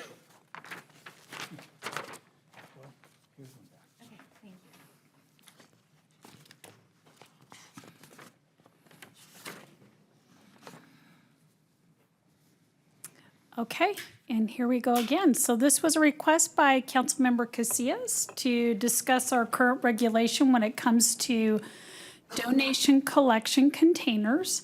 And the ask once again would be for the city council to consider if they want to change our current ordinance to allow for larger size collection containers. Once again, I just want to give the council a background as to what we are talking about. We actually regulate this within the city. It's within our zoning code once again in our Corona Municipal Code. And specifically, we do have a definition when it comes to a collection container. In this specific instance, it is related to a container that would collect clothing items or any other household items or any other small salvageable personal property. So this is separate from anything that you would refer to as recycling for plastic and glass and so forth. We did adopt an ordinance after 2015 to provide for this regulation. Prior to that, the city did prohibit donation collection containers. And really, in this instance, our hand was forced based on a federal ruling. It was a court decision basically stating that jurisdictions could not ban these type of containers because it would be a violation of free speech. Given that the state does require us to allow some type of recycling facilities and these containers are used wide, we could not make a distinction that one type of container was allowed where others were not. So you basically had to propose regulations based on time, place, and manner that you can control these donation collection containers. So this is just a checklist of what we currently look for when someone comes in and wants to place one of these in our city. There is an annual permit cost, and they are only allowed within our commercial zones, and they do need to be on developed property that does have occupied businesses. We have containers that cannot be closer than 1,000 feet. However, if you want to have two side-by-side containers, you could do so as long as they are spaced no more than a foot apart. And what you will notice there in the bold is that we do have a size limitation. I would call these a small container size facility because they're only about 7 feet high and 6 feet wide and 6 feet deep. And this is an example that we currently have in our Corona Hills Marketplace. And as you can see there, 2 containers can just fit within 1 parking stall. We do have a setback criteria from the front property line adjacent to a right-of-way. However, in no instance shall these containers be placed in a way that it would prevent on-site circulation or remove any required parking of the business where it's located. And also, it shall also be placed on a paved surface. And right now, for 2023, we have about 3 permits that have been issued for these facilities. So this is an example of our typical container size, and we have been approached by several companies that have wanted to actually do larger size containers. And given our current restriction, they are not allowed to do that. So we have been approached by 2 different companies. One wants to do a larger container size facility that you see there on the bottom right. And then there's actually another company that has a facility that's a trailer sized operation. And that's what you see there on the left. This slide is just to give you an understanding of the size that we are dealing with. A trailer-sized facility is about 32 feet wide, which essentially is 32 feet long, and it can occupy anywhere from 4 to 5 parking spaces, and the height is about 12 feet. And then on a larger container-sized facility, this one is about 20 feet long, and it's about 8 feet high, and it can occupy anywhere up to 3 parking spaces. Just a note, there are other ways that people can donate here in the city. You do have storefront locations, and you have quite a few in the city of Corona. So just as Goodwill, Salvation Army, and other charitable organizations. And then anyone can also call for residential pickup if they do not want to visit one of these establishments. So option 1 would really be to keep our existing ordinance as it's written. Really, based on the current size requirement, there's really not an aesthetic impact, and the con would be that it does have a limited capacity. When it comes to option 2, looking at that middle-sized, larger container-sized facility, granted, you can get more capacity. However, at the same time, those containers are going to be more noticeable and likely not as visually appealing within a shopping center. And that's essentially the same for option 3. That would really be the trailer-sized facility, which is a much larger facility. Again, definitely more capacity, but again, this is going to be highly noticeable and it will not be as visually appealing within a commercial center. So again, this is discussion for the city council to have, and I will turn it back over to you. Thank you, Ms. Coletta. Just for a point of clarification, did you say that we can't get rid of these altogether? That is correct. Okay. And I think Councilmember Casillas wanted to start us off on this one. Yes, thank you. Thanks for the presentation, Ms. Coletta. This came to my attention because there was an opportunity, and for a short while, we had access to a larger bin off the McKinley area in the Vaughn Shopping Center.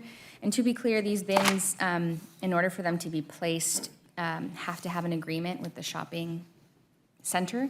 They can't just magically appear in the commercial zone parking area, and they're highly regulated. And so what they provide is an option, a very convenient option for residents to recycle and reuse and oftentimes support nonprofits with the items that they no longer want. I routinely have a box of things that I take to Goodwill, but Goodwill will sometimes be overwhelmed and won't always take your donations, and it does require going to the location. They come and pick up your bulkier items. Your smaller items, you have to go and drop off. So this is a thing that residents use frequently, and we've been approached to try and provide more to meet the demand. And I'm in favor of option 2, which provides more of a larger size. That's the bottom right. I don't know that trailer-sized facilities are necessarily needed. And for this bottom one, this clothing drop spot, which is what we had in the Corona Hills Marketplace, at least this company, and I don't know if the rest, or maybe it's something that we can put into our ordinance, but they are monitored and visited daily, and staff ensures that they don't have like leftover items on the floor. That's it, Mayor. Thank you. Thank you. Mr. Speak? Thank you, Mr. Mayor.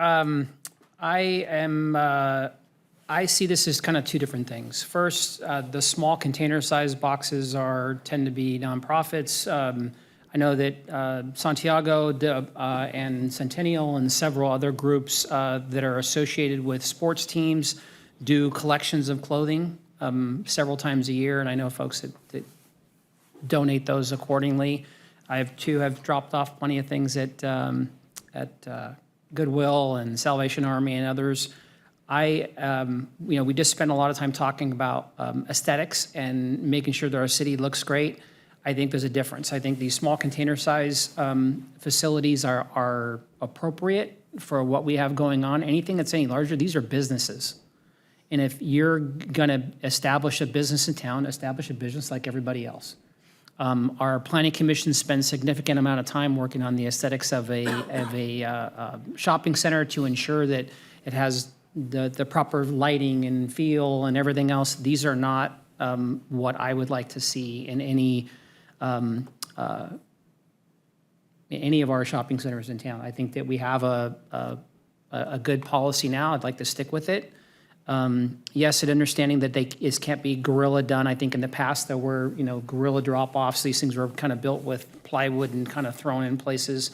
We have a lot of pressure on our retail locations, and I don't want to see a management company look and go, well, I can make a couple extra $100 or $1,000 a month to throw one of these in the corner somewhere at the cost of the aesthetics of our city. We spend a lot of time on that, and I don't want to see it taken away. So I'd like to continue with our existing program. Councilmember Satter. Ms. Coletta, did they say how often they empty these smaller bins? Or did I miss that? They are responsible for emptying them regularly, and our ordinance does say that they have to keep it clean. There's no doubt at times when you drive by, there may be stuff left out in the front. But when they come by and do their weekly cleanups, they clean all of that up. It would seem that maybe one of the reasons for wanting larger bins is so they don't have to do as many pickups. But I'm just assuming that. But no, I'm good with option one, to keeping it the same. Vice Mayor. I like the large container-sized facility, but I'm not a fan of the trailer-sized facility. I think the large container-sized is only taking up 3 parking spots. I think it's aesthetically pleasing, to be honest with you. And it's a good program. These are charities that are trying to help people.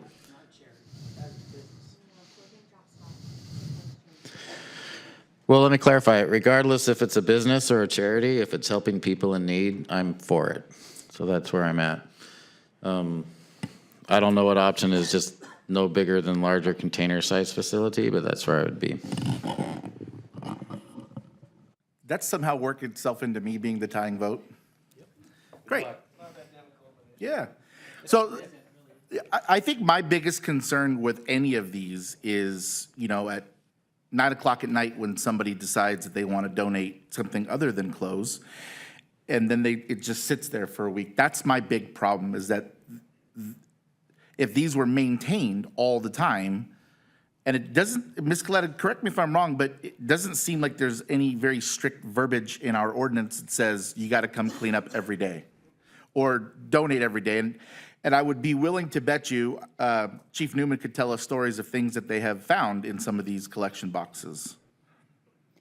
So it's not every day, but they are responsible for cleaning them regularly. And if they do not and we go by, code enforcement will provide them notification. So our current ordinance has the fact that they are responsible for maintaining these facilities. And are they subject to fines if they don't? Absolutely. And can you tell us from a history perspective, have we fined and collected anything from any of these folks? So I can tell you it's been a lot better, but when this first started prior to 2015, they were just showing up out of nowhere. So in the middle of the night, they would come and they would get dropped off, and you would have 5 different bins from 5 different users lined up in the Home Depot Center. So the city at that time, that's why we did the prohibition, because of that point. When the court order came back, we then came up with these restrictions and educated the public. So I can definitely tell you it has died down dramatically since it initially started prior to 2015. It's gotten more under control. So have these become a large issue for our staff? No. But I can't, at the same time, yes, sometimes a bag is left in front of it, but they are going out there regularly and cleaning it up. But no fines that we have? I don't have that information. I believe they are very responsive, though, because it's not a chronic issue. Okay. Then the other challenge that I have is, when I have things that I donate, we only go to the Salvation Army because as a percentage of the donations, it goes most to the charity that they're helping. Some, like the Goodwill, very, very small percentage goes. I think that these are more businesses that they may say they're supporting a charity, but I don't know how much of it actually goes. So in my opinion, if we have to have them, I'd like them to be the smallest as possible. So I'm on option number 1.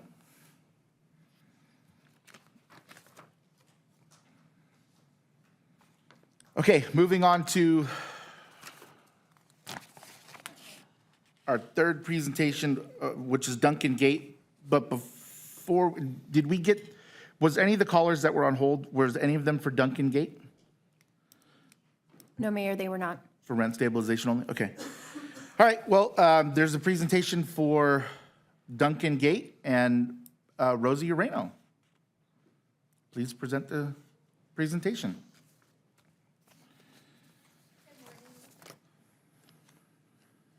Is this on? Oh. Good morning, Mayor Durario and council members. This morning I have before you an update on the gate on Duncan Way.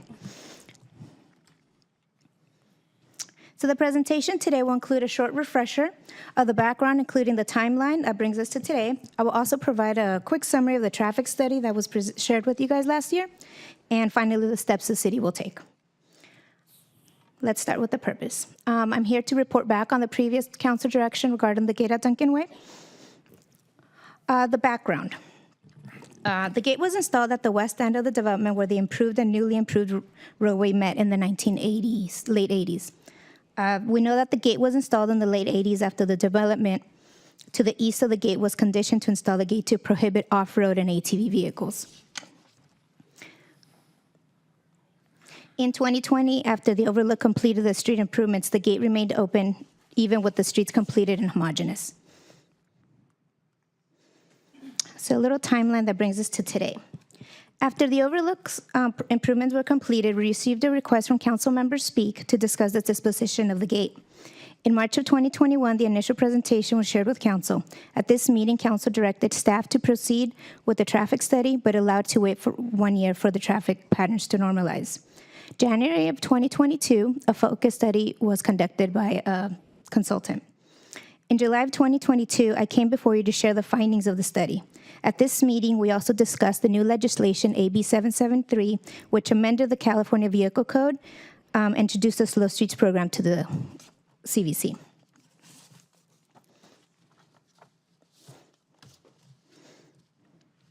At that time, staff's direction was to explore the feasibility of implementing such a program. Now we'll talk a little bit about this traffic study that was performed in January 22, just to give you a quick refresher. It comprised of 6 intersections, 1 roadway segment, and 1 travel time survey. The impacts of the level of service of these 6 intersections and roadway segments were not negatively impacted, and the travel time study found insignificant time savings if a person were to use Duncan Gate to traverse from Newton to Bedford. Staff researched the newly added section to the vehicle code as well, as amended by AB 773, and found that implementing a slow streets program did not meet the criteria as described in the vehicle code. Sorry, this was that slide. So staff's recommendation is to remove the gate and allow Duncan to be continuous roadway segment as initially designed and intended. This recommendation is supported by several departments we met with, including fire, PD, and legal departments. It aligns with the general plan circulation element and remains consistent with the California Vehicle Code. So just to summarize, since the completion of Duncan Way 2 years ago, it now has 2 points of access for that neighborhood, and it always, I know that there were comments from the public about the gate always intending to be there, but back when the neighborhood was built, the gate was installed to prohibit off-road vehicles from entering an undeveloped area. But since the roadway was completed, now we just do not have legal justification for the gate to remain.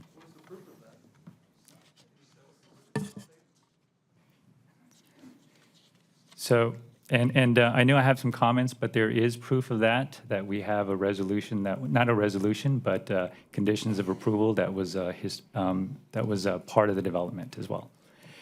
So again, this is just if based upon the movement today, we're going to have we would schedule the gate removal, and we would monitor Duncan Way to be monitored for traffic impacts, which may require additional enforcement.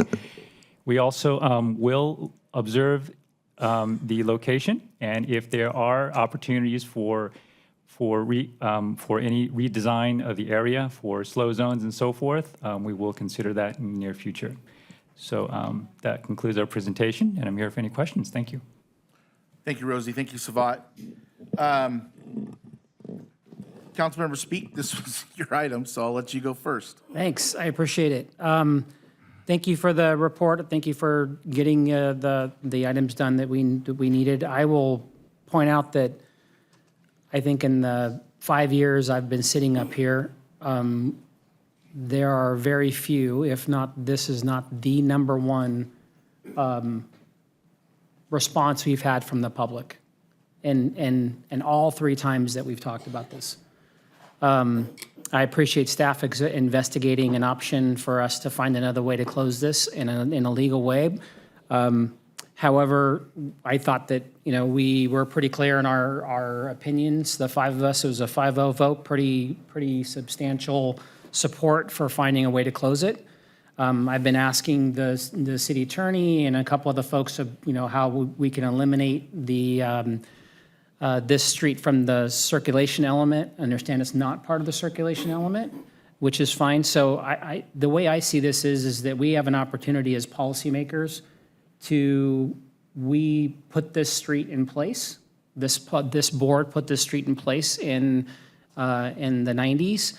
And yes, there was the gate was put up for various reasons. In fact, it's been functioning as a gate since that day. Folks there in that street, if you've heard from many of the people that were sitting here, they bought that in that neighborhood because of that gate. Whether or not they had any anticipation that it was going to be open at some point is I'd say it's not the same as looking in your backyard and seeing undeveloped and thinking, well, it's the realtor told me it's going to be always undeveloped. This is a gate across the street.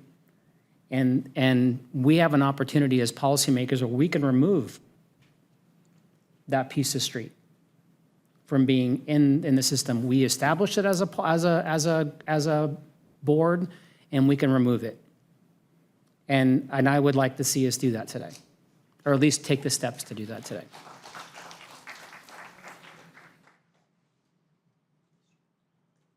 Councilmember Steiner? Thank you. Yeah, I don't know how many people in this room were around when the gate went up on San Ramon off of the Green River area. The folks were using ways and they were cutting up Canyon Crest to Oak Ridge to San Ramon and then down Dominguez Ranch and to get to the freeway quicker. And it was literally a parking lot in front of people's houses, a traffic jam. And I consider Masters the Green River of the South End. And if Waze is telling you you're going to save a minute by going Nelson to Duncan down Georgetown, you're going to. And it may not be the traffic jam that we saw up in Sierra del Oro, but I think it's going to be close. And it's not broke. Let's not fix it. Leave the gate there.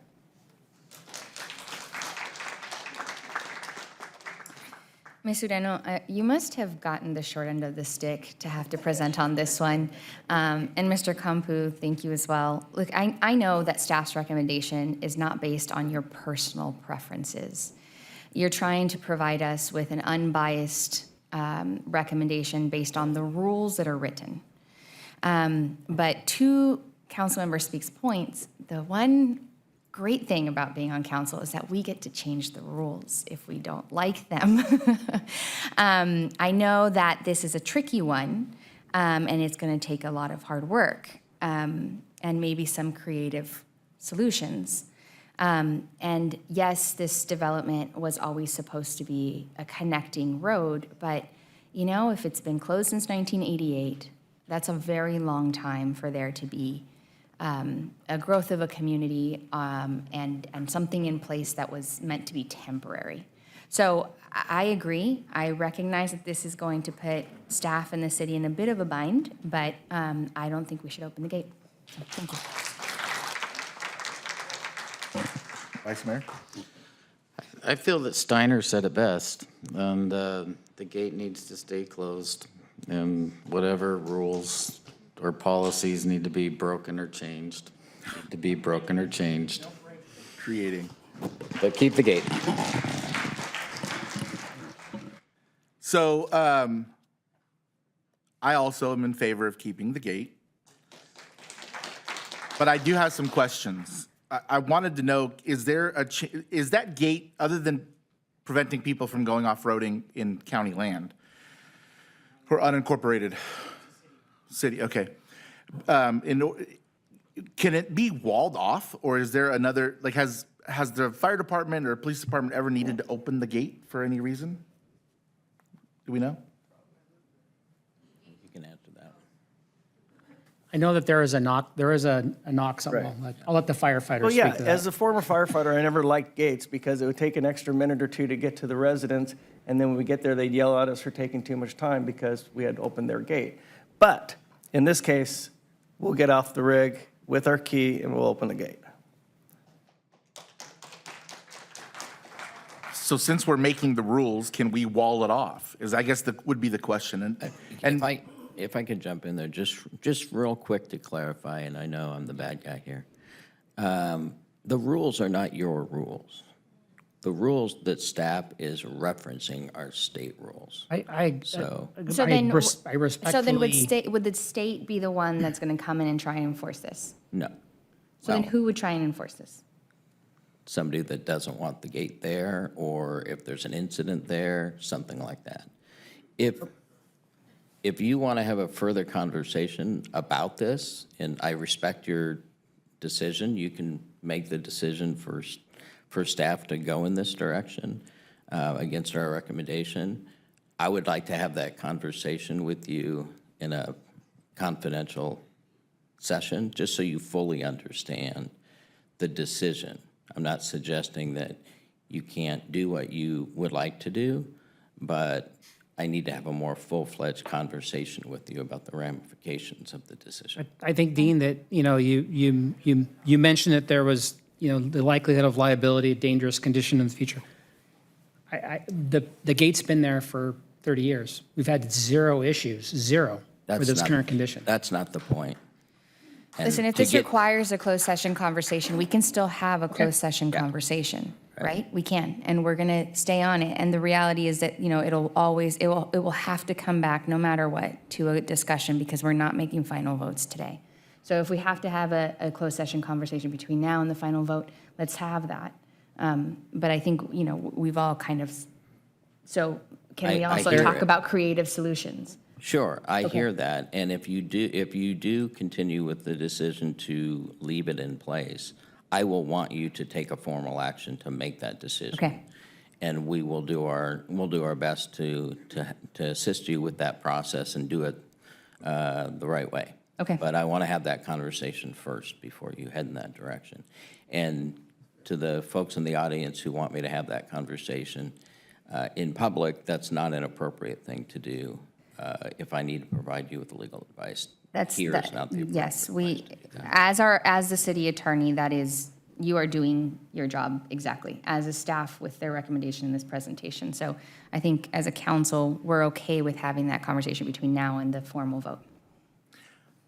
Thank you. Dean, I really appreciate you having to step up and be the bad guy here, according to everybody in the audience. And I want to reassure everybody in the audience, essentially what is going to happen is we're going to have to assess the risk that could possibly be associated with leaving that gate there. It doesn't mean that we're going to change our mind here, but we need to understand that. And that's part of our job, is to make sure that we are looking at all of the angles and figuring out what our exposure could be. I 100% agree with all of you guys that it's your opinion that you guys want the gate closed. Don't disagree with you.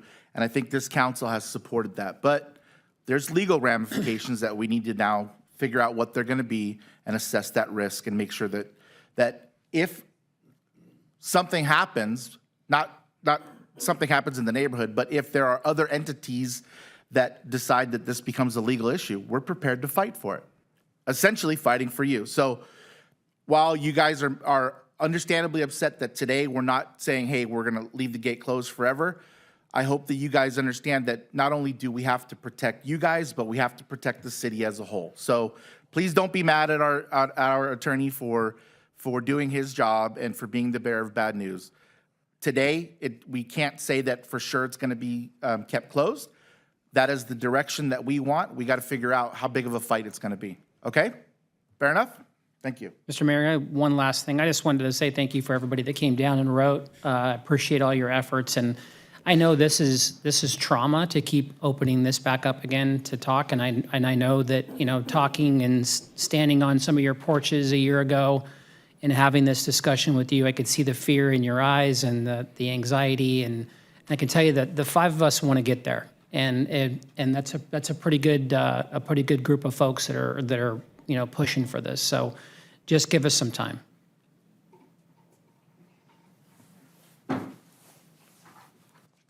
Okay, moving on to rent stabilization.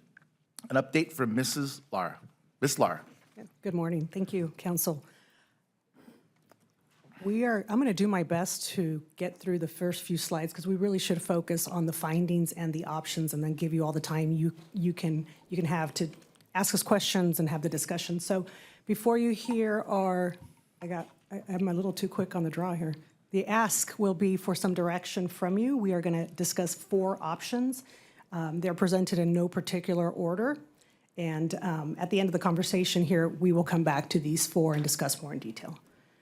So the organization of the agenda today is going to be a quick background study, and then we'll get to my colleague here. I should introduce Tara, is here with RSG. She is live and in person. We also have Susie Kim that is joining us via Zoom, and she is up in Northern California, so we saved a dime and had her join us via Zoom.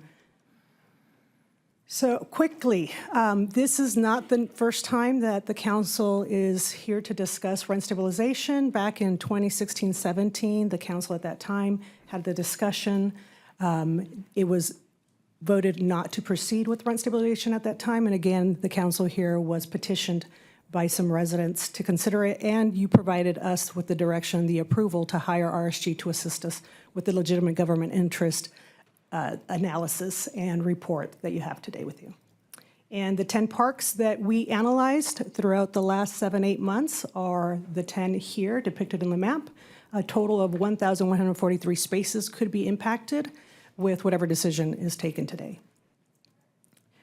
What gives us the power to, what gives you the power to do a rent stabilization ordinance is the California Constitution. It does allow local jurisdictions to create a rent stabilization. The mobile home residency law also applies, whereas it has some exemptions that exempt, with these 3 exemptions that you see here, if anybody falls within this exemption, they would not be subject to rent stabilization, and we'll get into the detail of those exemptions a little bit later. So rent stabilization, rent control, interchangeable terms, there is a slight difference. And in a nutshell, it controls the increases moving forward. It does not provide a fixed ceiling when it comes to that. Rent control could have a fixed ceiling, so there is a distinction. And those increases are done based upon different formulas, different cities, different agencies, different formulas, typically surrounded around a CPI, percent of, or some variation of a CPI. And very important to understand is those pass-throughs that you may have heard of and read about in this report. Regardless of a rent stabilization ordinance, under the MRL, these pass-throughs must be allowed in order for park owners to realize a fair return. Briefly, while we were going through this process, we came across the Assembly Bill there, 1035, that was introduced in February of this year. And so it actually provided a viable option for the council to consider as well. There are some hiccups with this bill right now. It is on hold for a couple, it's considered a 2-year bill because it's on hold based upon some litigation that's currently underway. There's litigation challenging the fair return under that Assembly Bill that is noted in the slide there. And then there's also a second challenge, court challenge, making its way through the courts under AB 2782 that is challenging the sunset of the long-term lease exemption under the MRL. Currently, as is the law, the long-term lease exemption will sunset. So in 2025, that no longer would be an allowable exemption from a rent stabilization ordinance. And so really quick here, I'm happy to report that we estimate about a 12-month process, and we've gotten it done 3 months early. And so that's why we are here today to present to you 3 months ahead of schedule. And briefly, outreach is so important, and hearing from both sides was paramount to this effort. And so this is just some materials here, some sample materials that we provided. Everything was provided to residents in English and Spanish, Spanish interpretation, Spanish documents, English and Spanish. We hung, as I think I already reported, those door hangers on every single one of the mobile homes here in Corona. We spent 8 hours, boots on the ground, 7 of us, 11 miles covered. We did the work. And then again, with the workshop, we mailed out 1,100 and some of these invitations in English and Spanish to every single mobile home. And so that gave everybody a level playing field, or so we hope, as well as with the park owners, which was even easier, quite honestly, to reach out to them, because we could reach them by phone, by email. We could hold Zoom calls with them. We had a one-on-one conversations. We had group conversations. We had workshops with them as well. And so the result of the resident outreach was pretty substantial. It was 376 or 33% of our residents who did respond to the survey. And we did make contact with every single one of the parks owners or their representatives. So now I'm going to hand it over to Tara to share all the findings. Good morning. So as Cynthia mentioned, RSG studied the mobile home housing market here in Corona. So as part of that, we looked at demographics, we looked at space rent data, sales data for mobile homes. And then, as mentioned, we got direct feedback from both the residents and the park owners. And this was in an effort to determine whether or not there was a legitimate government interest. We did find that there were three key factors to support the need for rent stabilization if you do choose to move forward in that direction. The first one being preserving the residents' investment. The second being protecting a vulnerable population against the high cost and impracticality, excuse me, of moving a mobile home. And then the third, that it was found to be a primary source of affordable housing in the community. So we will go into more details on the next slides.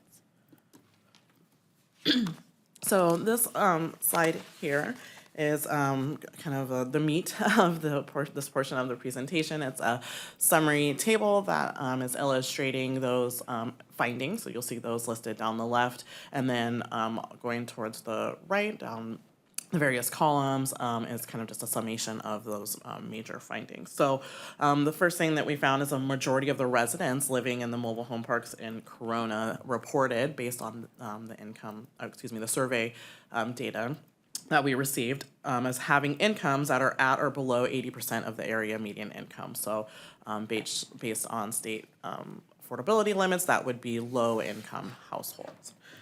76 reported paying more than 30% of their income on housing cost. And only 9% indicated that they could afford to purchase or rent a similarly sized home or apartment without being cost burdened. And then lastly, it is costly to relocate a mobile home and to another park with a vacant pad. And many parks have restrictions on ages of coach and conditions of coach, just to be able to move those. So the next series of slides is kind of going through some of the statistics and the data that we found. So we're going to kind of just breeze through these, and I'll point out kind of the major points of each one of them. So the survey data showed, again, that households generally earn less than $75,000 per year. So again, that would qualify most of the households at that 80% AMI limit or below. So again, low income households.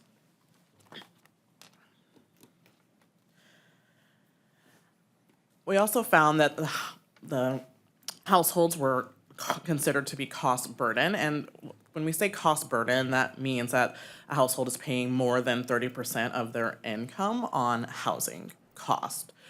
So that includes, utilities, mortgage, rent, space rent payments in the case of mobile home parks.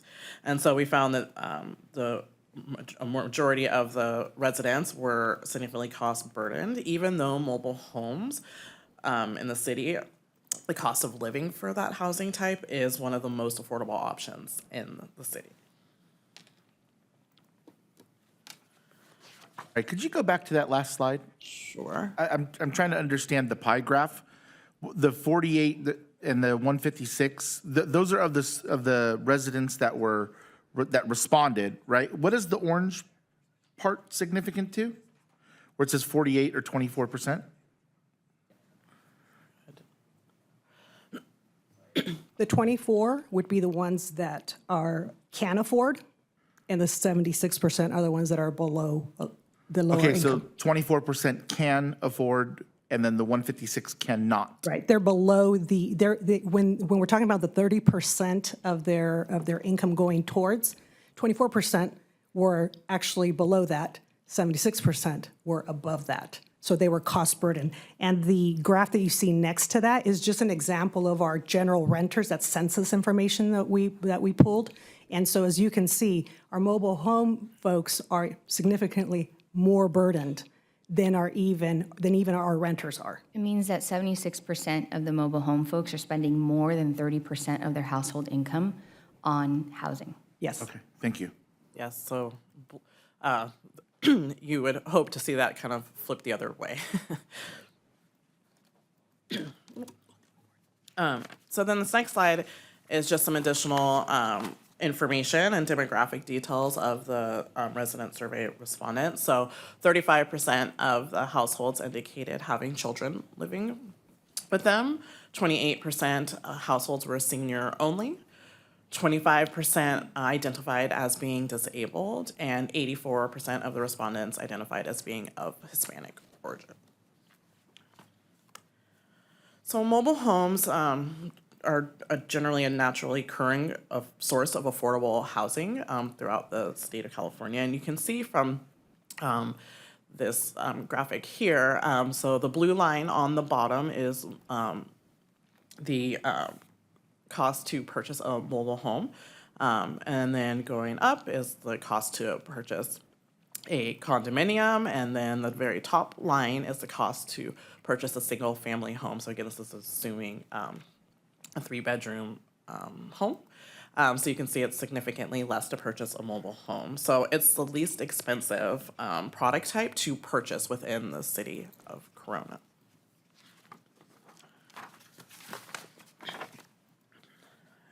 So this is detailing information on overall housing costs. And so current residents are paying lower housing costs than if they were to rent or purchase another home within Corona. So again, it's kind of just further reinforcing the information presented on the last slide. Real quick, that 9% of survey respondents can afford a new coach or market rate rent. That means that of the folks, of the survey respondents, if they were kicked out of their home right now, lost it for whatever reason, only 9 of them would qualify to be right back in that park. 9%. Yes, 9%, correct. Thank you. So we had mentioned as well in the beginning about, if you can no longer afford space rent and you had to take your mobile home and move to another park where you potentially could afford the space rent, how feasible is it to actually relocate the home and to move the home? It would be rather challenging for residents to move their homes and to relocate them. The cost to move and reconnect a mobile home ranges from, you can see on the chart here, from about $14,000 to $35,000. And that, again, is depending on the size. Additionally, to be expensive to move a coach, there are other factors that also make that challenging. One being the age of the mobile home. Many parks do not allow coaches that are over 10 or 20 years old to be able to move into their parks. There's also some site modifications that might need to be made if there's disabled households that are moving and ramps and whatnot that would have to be put in place. And so what you typically see is, there's generally not a lot of turnover or even and kind of low foreclosure rates in mobile home parks. So typically people stay in their units often, and you don't see coaches moving out of parks and a lot of vacant spaces opening up.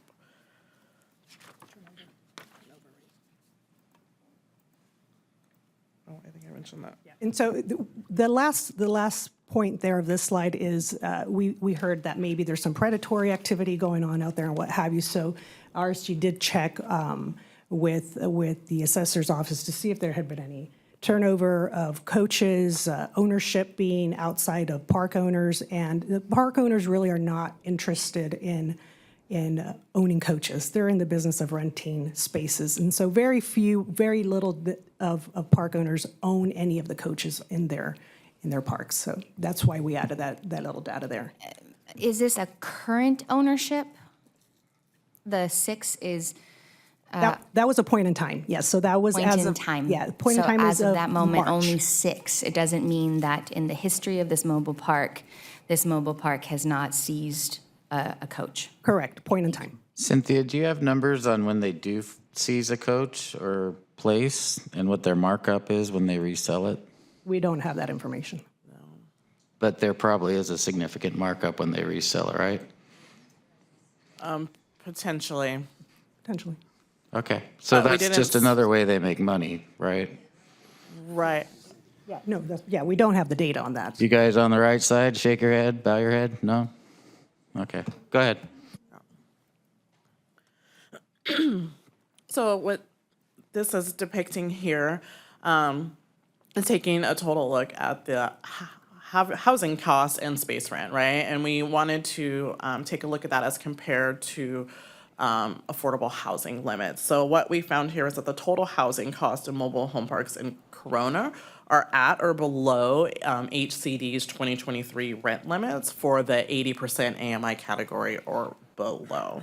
So again, that's lower income housing. So for example, a 2-bedroom affordable housing unit is $1,678 for HCD limits, and a 3-bedroom would be $1,939. And so if you can see here, if you look at the weighted average for space rents as well as housing costs, if you combine those two, you're at or below those amounts. So it's just going to indicate that this is a source of affordable housing in the community. And then lastly, we got feedback from the residents and the park owner. A lot of that feedback was already given to you during the public comments.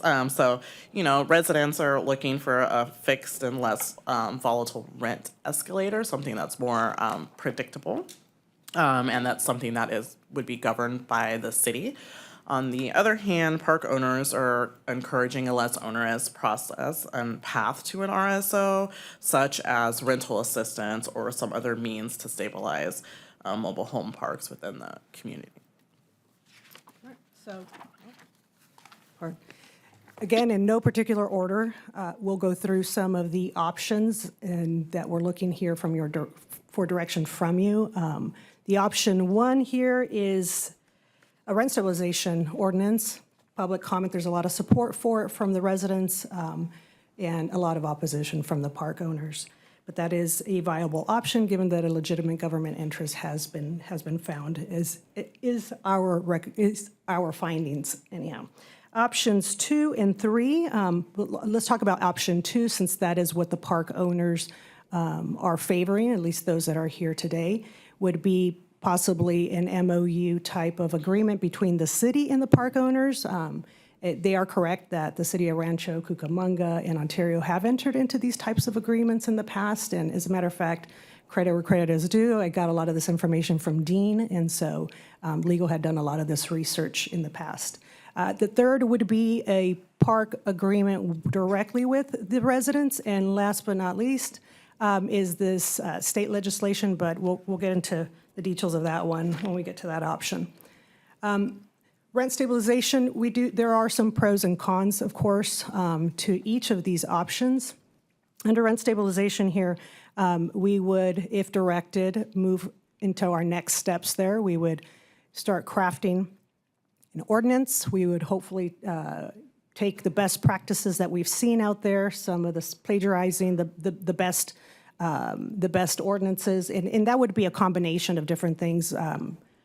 That Tara here has done quite a bit of work after the fact with a lot of cities, so this time we would have the benefit of her experience implementing these ordinances and telling us what the best parts of them are to create a better ordinance here for Corona, if that is the will. Implementation would take some time. We are estimating 12 to 18 months. anywhere between that time, it's not just an ordinance that you're creating, but it's a full program. So then you have to have policies, you have to have applications, you have to have processes and everything packaged up before you actually execute. And then last but not least, who would be responsible for this implementation and the ongoing operation of this program? So as you can see here in this slide, it is a costly ordinance and program to execute. Some of the pros, obviously, are the predictable increases that our residents could count on. Tenants and owners would be provided appeals rights under this.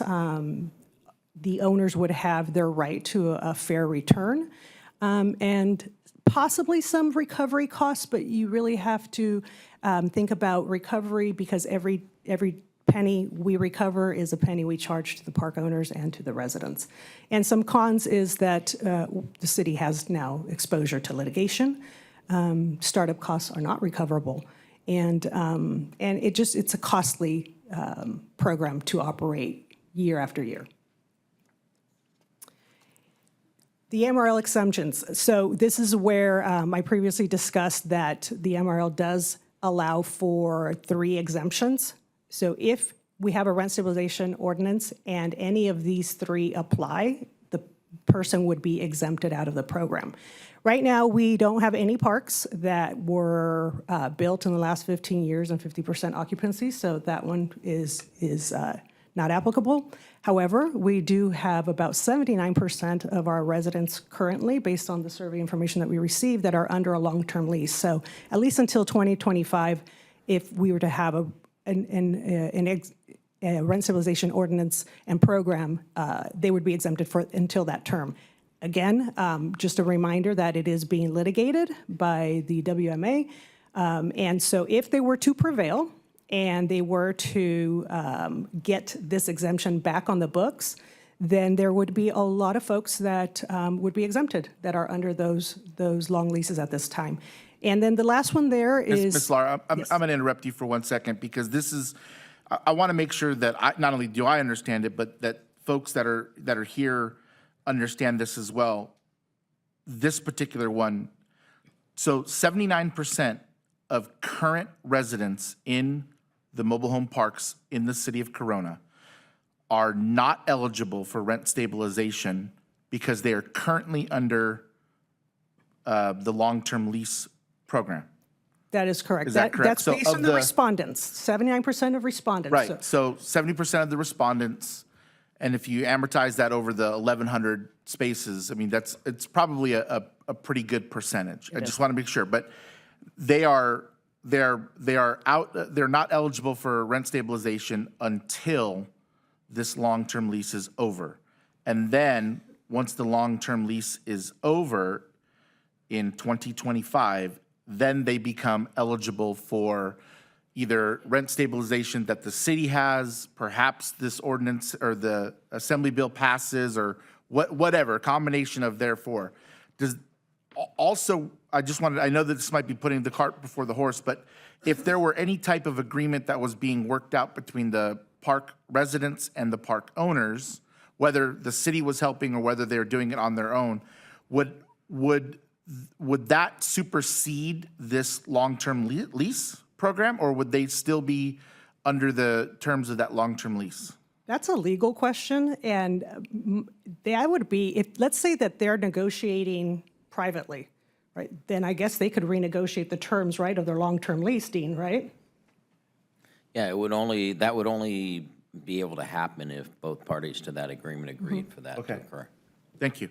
This is very important, and I just wanted to make sure that not only did I understand it, I'm sure my colleagues, which are all much smarter than me, all of them understood it, but also that the residents understood that there's a good swath of them that wouldn't be eligible for rent stabilization. At this moment. So we wouldn't have a program to execute based on our estimated timeline until roughly really 2025. Right. So assuming that the state of California prevails and WMA does not prevail on this challenge to this exemption, then by 2025, if we have a program, everybody would be eligible for the program. Okay, thank you. Yes. Essentially, this is a tool, a long-term lease is a tool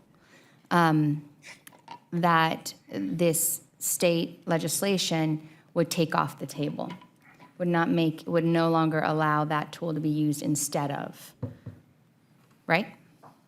It's an exemption that currently It exists. currently exists. Correct. That if this AB, what's it called? 2782. Okay, that one. If that legislation from the state, once it gets out of court, if it stands, this exemption would no longer stand. Currently, this exemption, it will sunset. Will Correct. sunset. Correct. Okay, thank you. Thank you, Ms. Lara. And the last exemption that exists. What we don't know is how many of these homes right now are not primary residences. We have to assume that some of these homes are not someone's primary residence. So for those would be exempted from rent stabilization. And the option 2 is the one that Mrs. Pauley discussed in support of, which would be an agreement, an MOU type of agreement with the city of Corona as party to this agreement. Again, the pros there are that predictable increases. Some park owners support, at least we know that a good group of them do support it. We would obviously need to get participation from all parks in order for this to work. And in lieu, if this didn't work, that we might be back here discussing rent stabilization. So that would be the con if we couldn't get all the parks to agree to this. This would be a collaboration to facilitate this between, likely Community Services Department, legal team, and other folks. Ms. Laura, really quick, just to clarify that, isn't there another city that has, you'd have to have all, you couldn't have, It should be. and then right. establish an RSO for the one that doesn't want to participate? So that's a policy decision. Okay, I just wanted to make sure. I wanted to make sure it wasn't something that was illegal. No, I believe there are cities that have Both. an option, right? You either Play ball or either enter hammer. into an agreement that closely mirrors this standard agreement or whatever's negotiated, or the rent stabilization provisions would apply to them. So I've seen alternative situations. Yeah, I just wanted to make sure that there wasn't a hard fast, you had to have all or not. Okay, great, thank you. The third option would be to just facilitate and encourage our park owners to enter into their own agreements. You heard, again, from Mrs. Pauley, her position on that. They would prefer option 2 over option 3 here. And the cons there, it depends on willingness from parties, and potentially a con is that this is now a private matter, a civil action matter, so any kind of enforcement would be through the civil courts. And the last option, which looked like a viable option, but we have learned recently that it is running into some hiccups because of the litigation that is out there. So it remains on hold.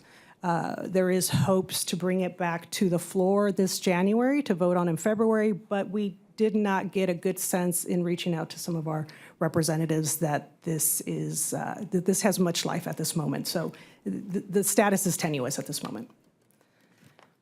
And we created here a couple of slides with key considerations that we'll probably toggle back and forth with instead of going back and forth through all the 40 slides we have. So hopefully those will help with the discussion.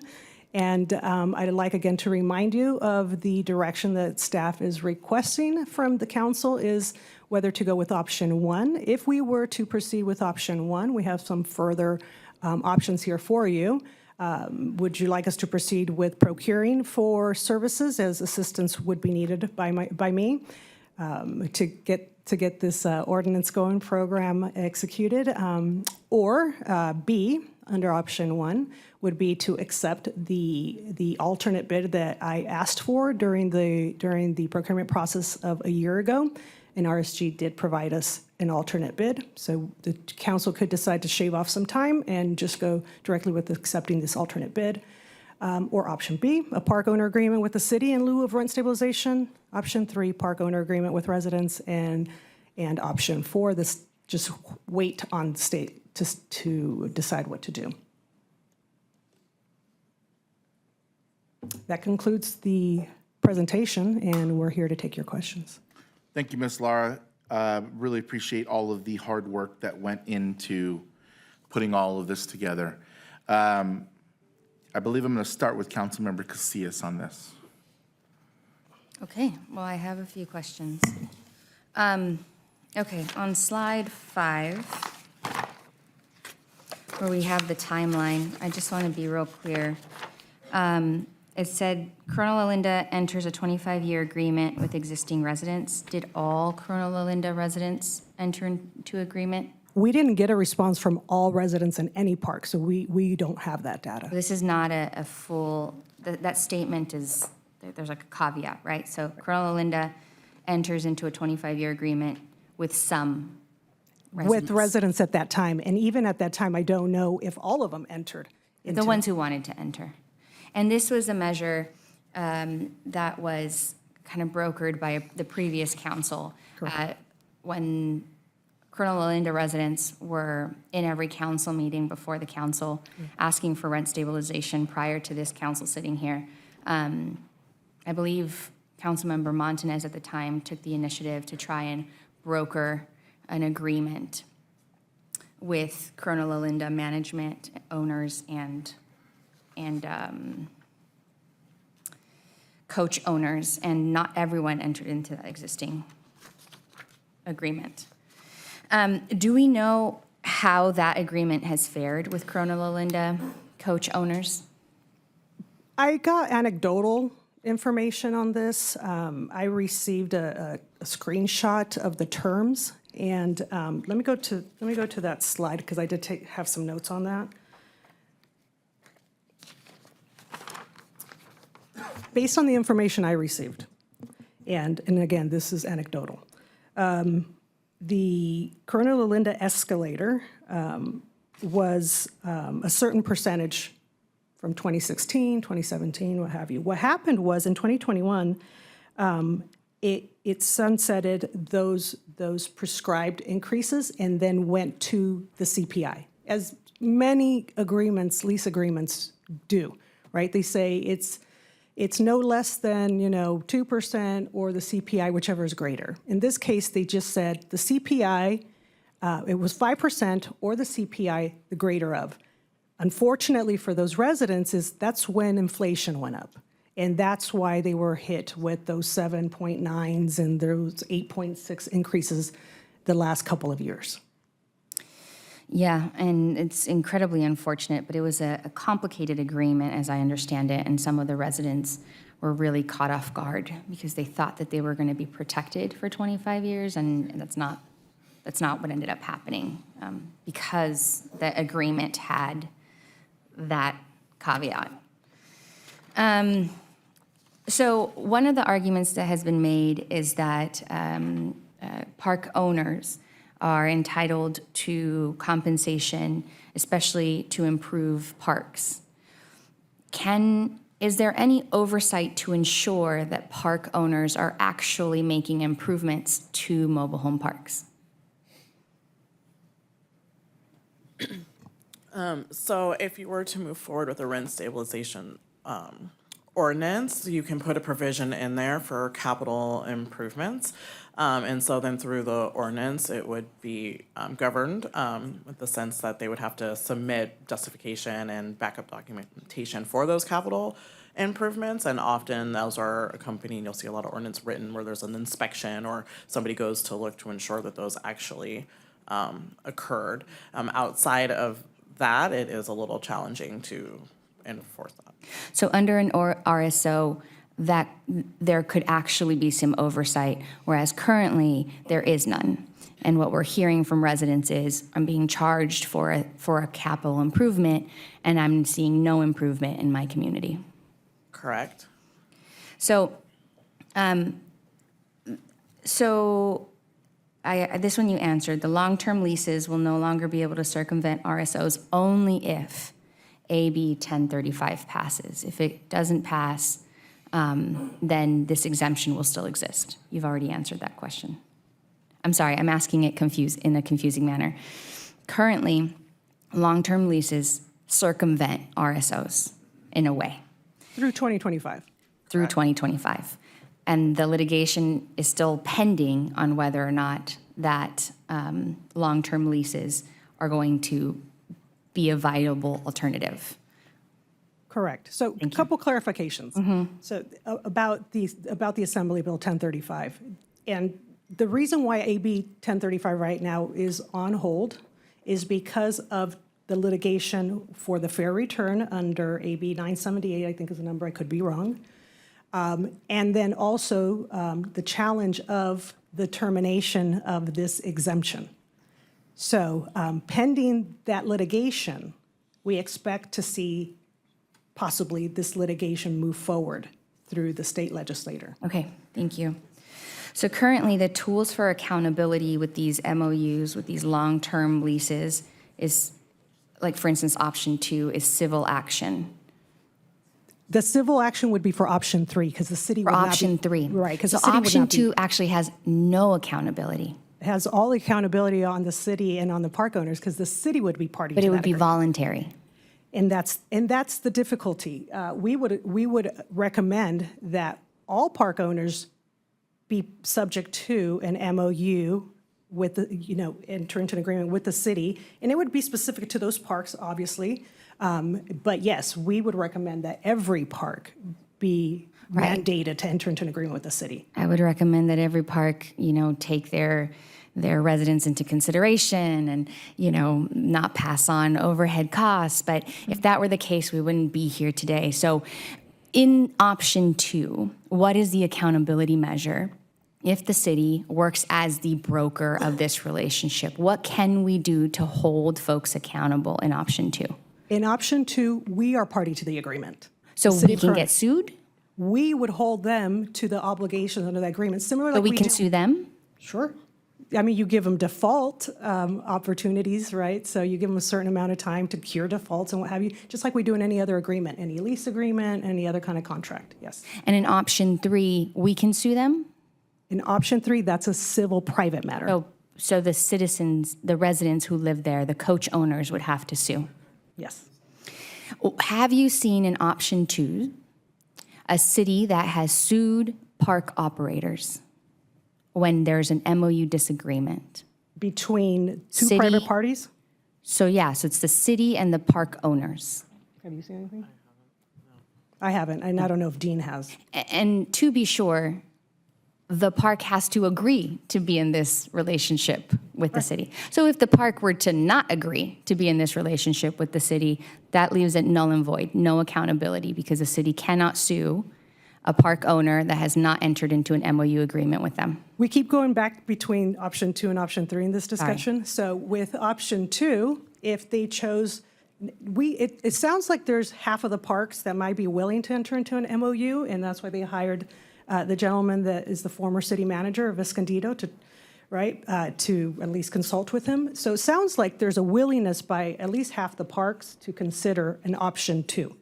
If we were to go forward with option 2, then we would be obviously working with them, the city, Dean, likely myself, and a few others here would create the team to negotiate those MOU terms with the parks. And so we would bring back to the council an actual negotiated MOU agreement that would then be in full force, and we would be party to. I understand. So now we're working with two groups. The ones that agree to join this MOU, the ones that do not. What does accountability look like for group number 1 that agrees to go into an MOU with the city and group number 2 that does not agree to go into MOU? And that's why we put in here in lieu of an RSO. So if we can't get all the folks to agree to enter into these agreements, then really your viable option, second option, is a rent stabilization ordinance. They would need to understand that but that's what the council agrees to. There's this, if you want to agree to it, or then we go to this. See, the previous council tried this, and everything's on the table, and nothing's preventing the owners from going into an agreement with, maybe not with the city, but with their own landlords, with their own. So we have never been in an agreement with the park owners. Park owners have always had the tools at their disposal to go into agreements with their own residents, and they have chosen not to. So option 2 is all about willingness. It's all about, it's on a volunteer basis. You have some that are willing to do it, some park owners that are willing to do it, some park owners that are not willing to do it. Is this process of setting up a program different than the process of setting up the program for cannabis? And this is what I mean by that. It was a controversial decision. We took over a year to study what other cities have done for cannabis ordinances. And the city has been open to possible litigation. So we moved very slowly to move towards this. I believe we have one staff member that's now dedicated solely to the cannabis program, or multiple, I'm not sure. Would this be different than that, structurally within the city? No, I imagine it'd be quite similar. It would require additional staffing, and that's where the costliness comes in here. It would be, we have a lot of information already existing, but there's about 100 agencies out there, is that correct? That have rent stabilization ordinances. I myself have reviewed about a dozen of them. And we have RSG that actually executes a lot of these programs for them and are helping them fix a lot of the pitfalls of existing programs. So we have a lot of information that we can pull from to create it. So we would spend a year and a half creating that ordinance. It would require some additional outreach, obviously, to the park owners, to the residents, to share with them what the framework looks like. We could come back to council as well to discuss some options. It's probably prudent that we do that. So it would follow a similar path, and yes, it would require additional staff. Thank you. So, I don't doubt that we have some good park owners in the city of Corona, and I'm glad that we have them. And I know that some coach owners are happy with their park owners and park management, but that's not the case for many. And they've been pleading with the council, with the previous council, with our current council for help, because the reality is that the tools for accountability are just non-existent. Even with option 2, it requires voluntary participation. So I believe that it is time for the council to step up. We know how to do this. We've done it with cannabis. It is time for us to move forward with a rent stabilization ordinance. Thank you. Vice Mayor? Okay. Councilmember Speak. Thank you. And to RSG, the report was fantastic. It opened my eyes. There was a lot of things I didn't understand. I thought it was very fair, that really presented all sides. And thank you, Ms. Laura. I know how much work that you and staff put into this and really reaching out. And I heard from a lot of mobile home park residents that they were very encouraged by that outreach, and they really felt like the city was, wanting to do the right thing. And I'm really happy to see us here. I found it very interesting, and I had a couple of questions. First, one of the things that was in the report was there was this threat of closure, and sometimes when the RSOs went in, that either a small number would close. What does that look like? So if a park owner decides, hey, I don't want to do this anymore, I don't want to sell, what does closure look like? Do they just tell everybody, see you later, or how does that work?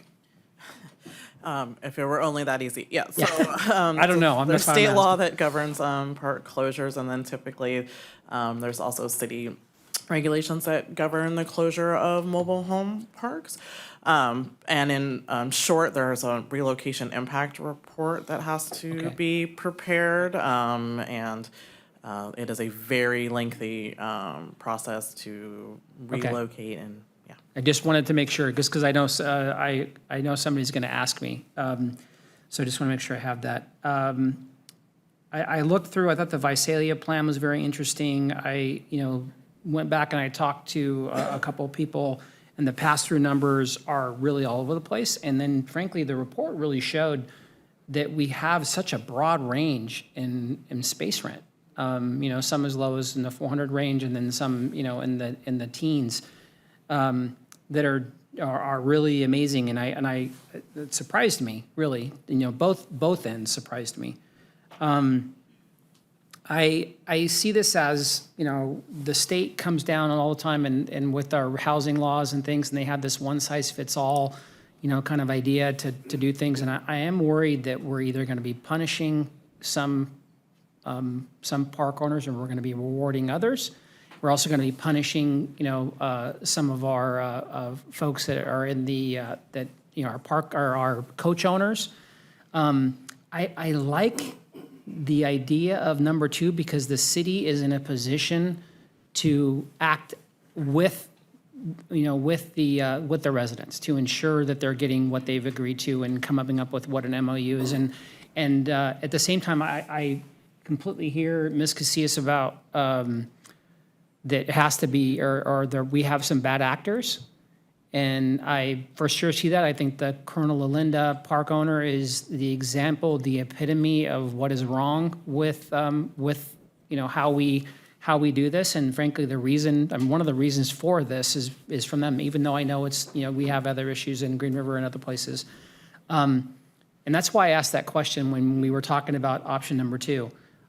I like option number 2, but I think option, as Councilmember Casillas said, it may let off in some of these bad actors. So that's why I wanted to ask that question about could we institute an RSO for the folks that don't agree? If the folks that want to be good, you know, want to have good relations with their tenants and with their space rent folks, and the people that don't and don't want to agree to this, could we take do an RSO? Because I do worry about the cost. I mean, we're talking about just in the first, you know, year and a half setup, we're talking about $1 million. And you know, would that number be less if we had to do an RSO on just maybe a few parks, 1 or 2? Ms. Lara, that sounds very legally to me, and I think Dean probably would be able to give us an answer on if we have parks that are willing to work into some MSO or to MOU agreement with the city, great, and the ones that don't, we move forward to an RSO. I think I understand it as an ordinance is everybody. Or can we specify an ordinance to anybody that's not working on an MOU? I think there are cities that do both. Well, I think you could draft an ordinance that says this applies unless you enter into an agreement in substantially the following form, or, you know, set out an alternative mutually agreeable process that you control to some extent. So I do think that you could have an ordinance that has an opt-in out of the strict requirements of the ordinance and have something else. And what that something else is subject to negotiation. Does that answer your question? Yes, it does, and that's exactly what I'm really talking about. Because I think there's an opportunity for us to, if we do that, then we could put in other things like, you know, having some kind of grievance option to carry up to the city that, hey, they're not doing the things that they said, or they're not maintaining the park, or they're not doing those things, that we can force them as part of the MOU. So we do have a legal basis to push it forward. So I like that idea. I think it, you know, frankly, this is all going to take time anyway. I would like to see us go back and see how many park owners really are interested. And if it doesn't ends up being half or less than half, then screw it. Then, you know, they don't want to play ball, then we go with the RSO and everybody kind of falls the same way.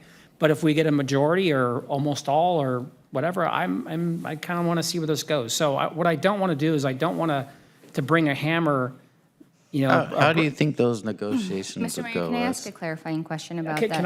I just want to finish really quickly. I think that the negotiations have to be, would come back to us. That MOU would be with us. So we would be a party to the discussion. I think that what the past council did was try and marry up the park, you know, individual park owner with residents, and we saw how that went. It went terrible. You know, part of that is because of, you know, I think everybody thought that CPI was going to stay and you know, was going to stay low, and we ended up hitting, you know, 8, 9, 10%. And frankly, even with an RSO, a 10% or a 9% CPI rate would still include a 8 or 9% increase in rent, unless this bill goes through. And Right, and the bill is still there. It's still there. The bill is still there. There is just a wait and see period with these court cases, and also they have spoken about modifying it accordingly to the outcome of those court cases in order to make it a viable bill. So I would say that I think I don't know, a hybrid between, either 1.5 or 2.1, whatever we're going to call it, one that includes an option for us to fall back to a rent stabilization ordinance if we, to folks that don't want to participate and pursue to see where we could get with an MOU. Okay.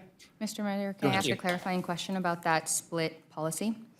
Dean, if the city were to pursue a split policy where you have option 2 for the park owners that want to support and then RSO for everyone who doesn't want to play nice, what happens if park owners renege? Can the city, what does the accountability there look like?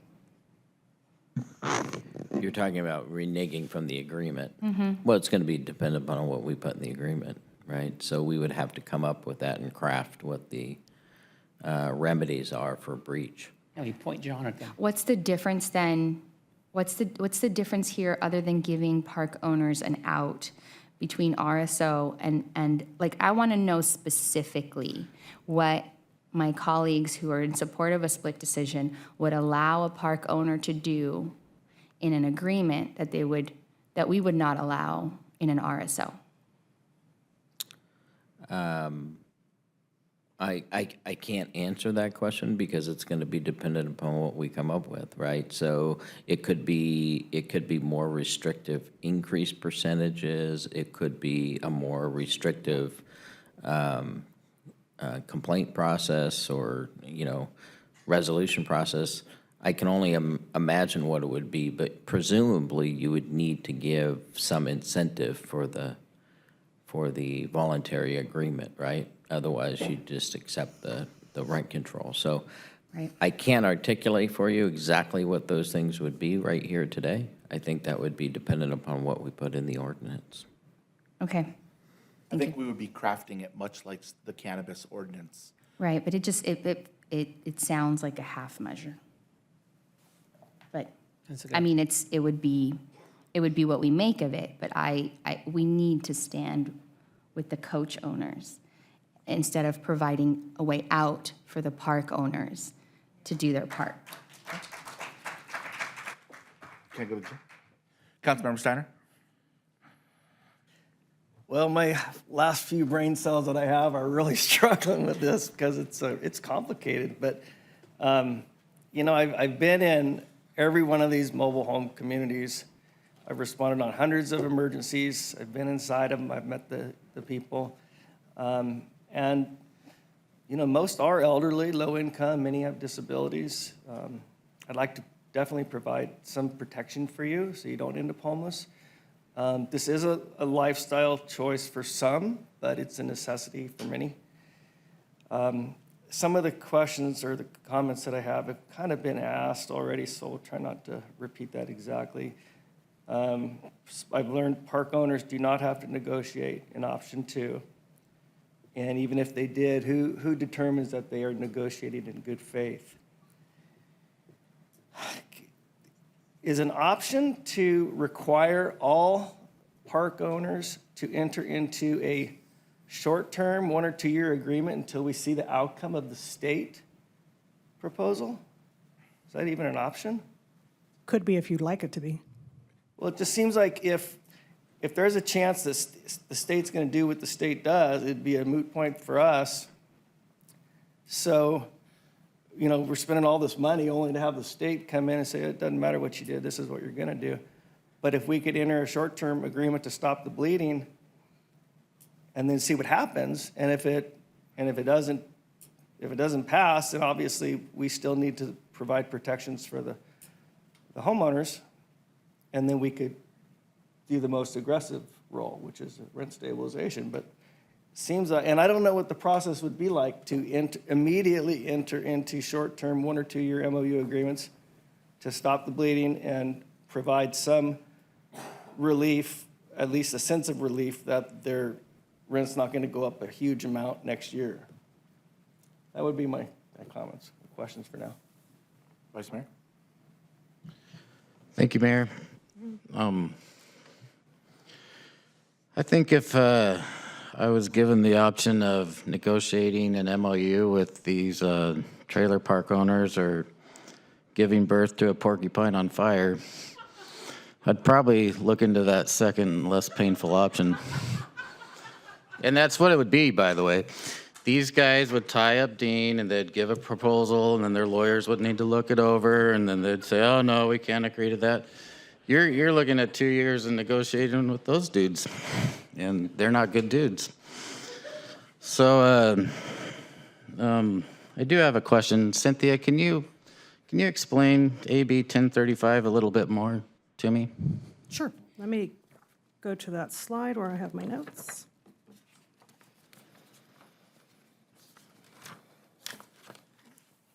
What slide is that? Slide 9. Let me go back to that.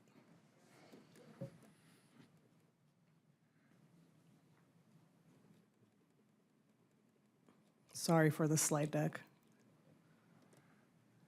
Oh, uh-oh. I moved too fast. Oh, there it is. Okay. So back in 2020, you may have all recalled the renters protection that went into effect, right? And that was the Tenant Protection Act under AB 1482. What that law didn't do is include mobile home parks. So so a little bit about that one. That it's a 20-year law, if I recall correctly. It is for renters, any renter other than mobile home renters, and it has some other eligibilities. Can you go into 978 now? Like, who's opposing 978? Your mic's not. Who is opposing? Who's challenging AB 978? I don't know who the party challenging 978 is specifically, but it's the mobile home industry, right? It's the owners that are challenging it because they don't like it. Right, Wes? Yeah. Yeah, right, guys? It's you guys that are challenging AB 978. So we have a body of legislator in Northern California that governs our state that's trying to make laws better for its citizens, and those guys are challenging it. That's right? what they're challenging is specifically the fair return. A property owner has the right to make a fair return. That's the constitutional right on their property. Otherwise, it could be seen as a government regulatory taking. I'm sure Dean can talk in more detail about that. But they're going to argue that fair is subjective, right? So 65% is fair to them. That's their return. Can I jump in really quickly? I think, sorry, it's Justin over here. This is one of the concerns that many people express about rent stabilization ordinances, is that brings the conflict about what is an appropriate rate of return into a governing body like you, and you have to make that determination of what's fair. So some people have talked about pass-through costs and the other capital improvements that would come back to the residents.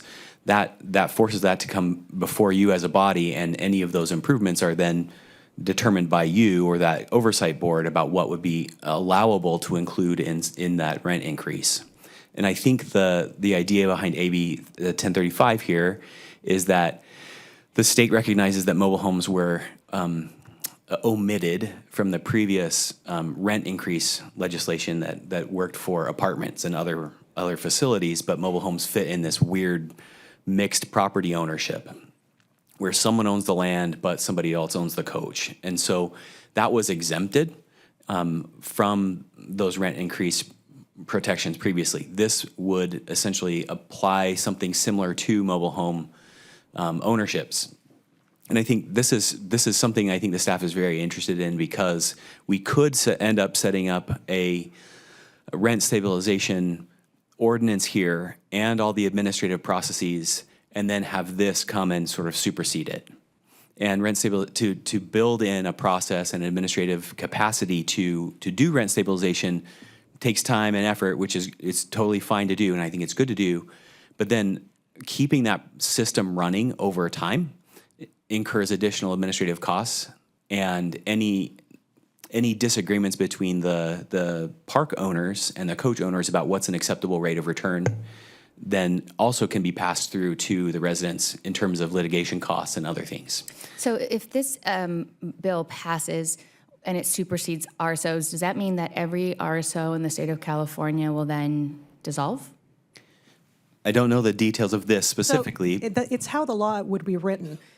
Currently, how it's written is it would be whatever is best, right? If the state law is best, which is, let's say it's a 3% annual increase up to 5%, whichever is the least. That's how it's written right now. But a local ordinance is higher than that, then they would need to adopt the lower escalators of the law. So it all depends on how the law is written. And if it passes and the state law is best, will the cities that have RSOs still need to manage the program, or would that dissolve? They would still have to manage the So what program. about the cities that do not have RSO management programs, but then the state law comes in? Do they have to then manage the program? I'm going to jump in here as well. There are also cities who've moved away from rent stabilization. So it's not as if cities like adopt rent stabilization ordinances and then stick with them forever. They adapt over time, and some cities have gone away from it because it ended up passing through too many costs and caused additional conflict and problems. So it's not as if this is like an optimal solution one way or other. You have a very difficult policy choice here. I think with the AB 1035, at least, it's a signal from the legislature that they know that there's a problem, and they're trying to solve the problem in the same way that they solve the rent raise problems with everyone else. And so all of these hypotheticals are still probably to be worked out because we don't know those things. But I think you're bringing up really important questions for us to consider. I ask because, at least for one of my colleagues, I know that the administrative cost is a thing that's weighing their decision-making. And so if the administrative cost is a thing that will then eventually be moot point, whether we pass an RSO or whether we pass option 2, that's the case. So it will be moot point because the state's law will supersede it. So there's no fear about the cost with an RSO, correct? Because the state law, if it's better, will supersede it. I think I don't understand your question. So cities that don't have RSOs and the state law passes, they're going to have to implement the state law. Cities that have RSOs, state law passes, state law is better than cities' RSO, they have to institute state law. Yeah. So we're in the same camp. Administrative costs, as the ones that didn't have RSOs, as the ones that did. So Tara's going to answer that question. She has some insight So there. I have some experience outside of mobile home parks as well in rent stabilization. So as Cynthia mentioned, there's already AB 1482 that exists for everything that's not a mobile home park. And that state law applies to all rental units. And right now, a jurisdiction isn't required to administer that. That is a tool that can be used by tenants to basically go the civil route if there's a violation of that. So it's not necessarily 100% true that if this were to move forward, that the city would have to already do the things that would be required if you were to adopt a rent stabilization. I mean, to me, that's just further argument in favor of RSO, because when citizens have to be put in place to bring on civil action, it's not real access to justice, especially if you're talking about a community that doesn't have funds. Like, it costs money to bring on a lawsuit. If we say, hey, you're on your own to bring on a lawsuit and bring justice, like, it's a system failing. It's an out for a system that's failing. But I wanted to make point about the fact, especially for my colleagues, that if this law passes, the default shouldn't be, let's try this pilot number 2 because this law is going to pass and it's going to solve it. No, try the RSO, because if the state law passes and it's better than ours, then we're in the same camp as people who didn't have RSO. But in the meantime, you've protected your coach owners. Do you see what I'm saying? Like, the cost is the same, so then do the thing that helps more in the interim.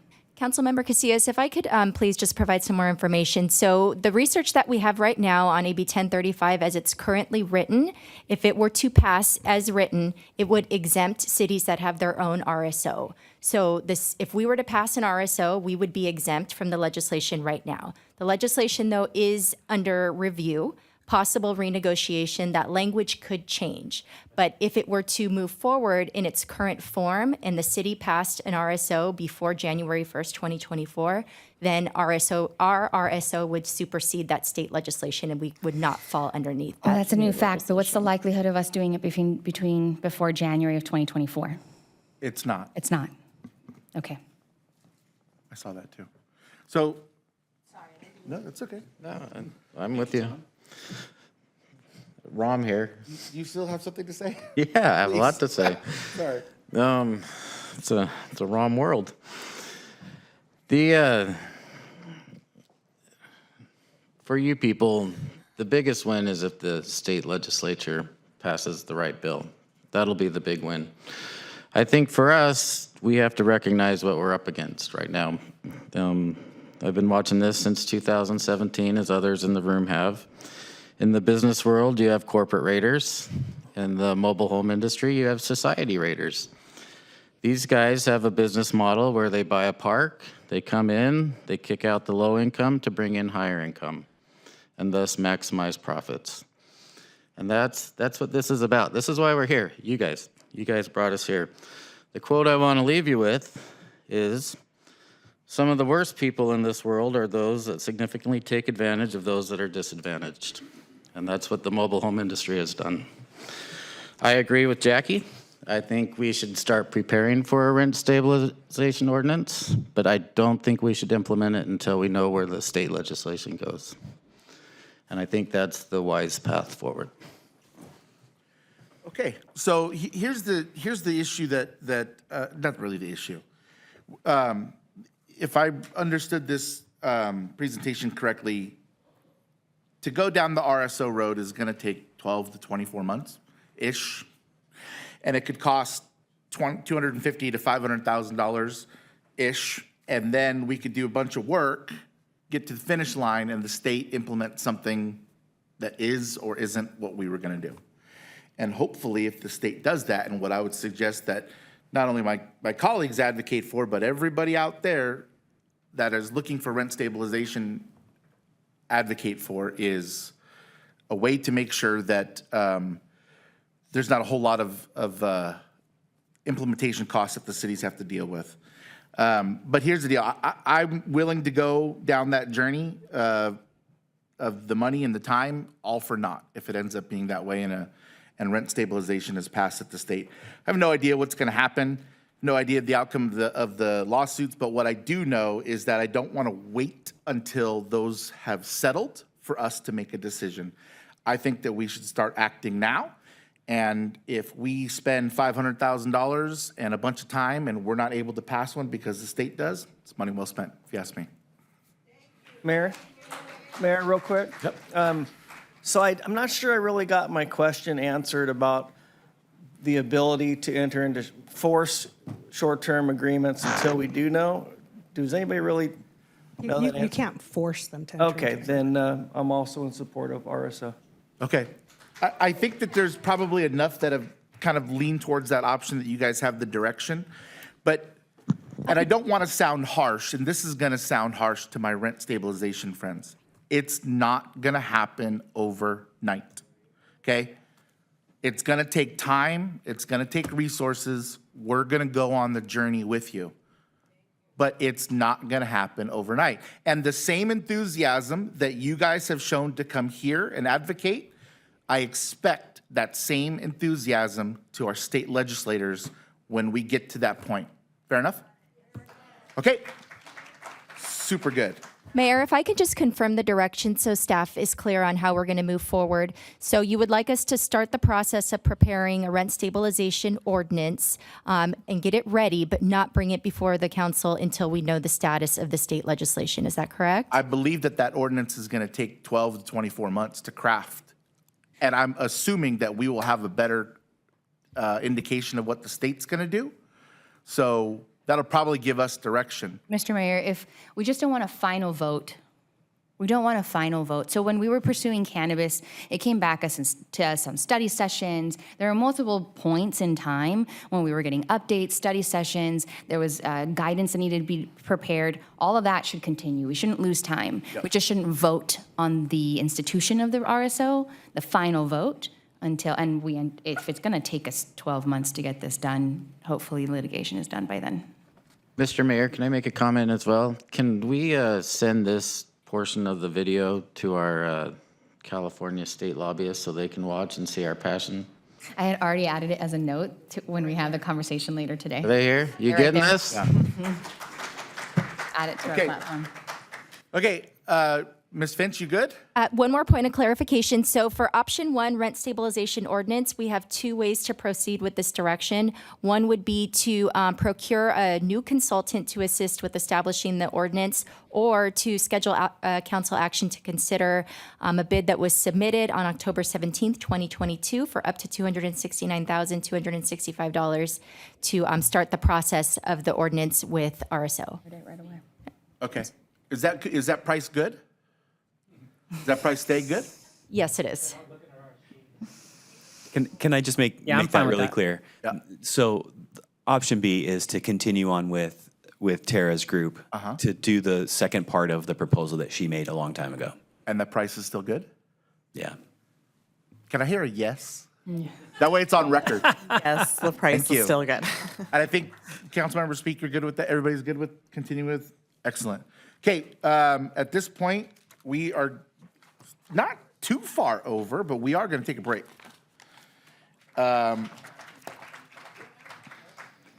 So we'll come back at 11:20. Does that work? Well, this says, wait, hold on one second. I'm sorry, my clock says 11:06. So we're going to come back at 11:35.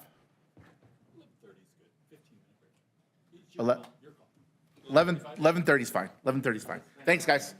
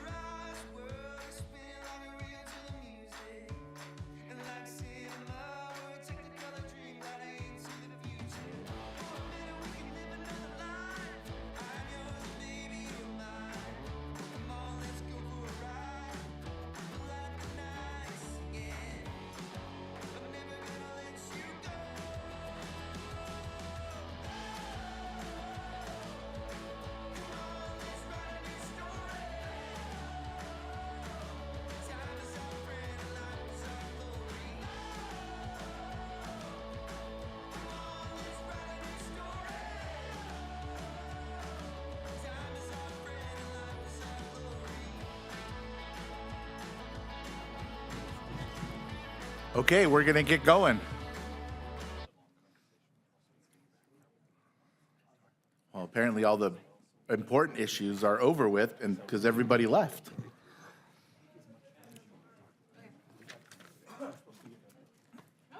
Okay, so it looks like we are gonna start with the I-15 lobbying group, and Mr. Kampu is going to present the item.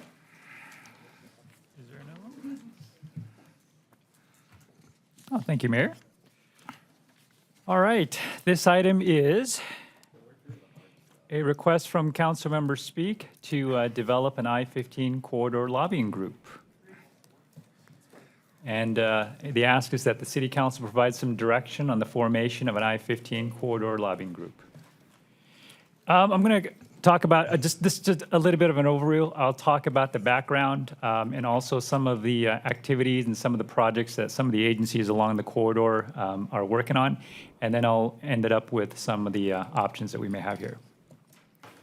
So just a little bit of background. Again, this is a request from Councilmember West Speak to form a coalition of cities to support the improvements to the I-15. Get Caltrans to formally recognize the efforts and initiate a project and go after federal and state funding and eventually complete the projects. A little bit of history. The I-15, there was a task force that was created to move I-15 through Temecula Valley, and that was spurned by the city of Temecula in 2017. It was to address the daily congestion between the 215Y down in the south towards the Riverside-San Diego County line.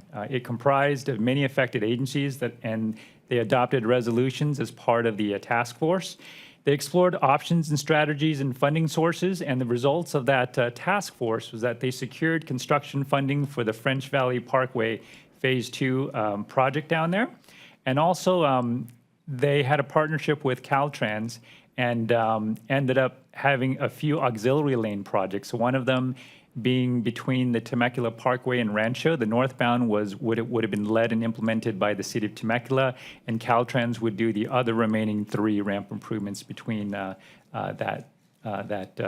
two segments.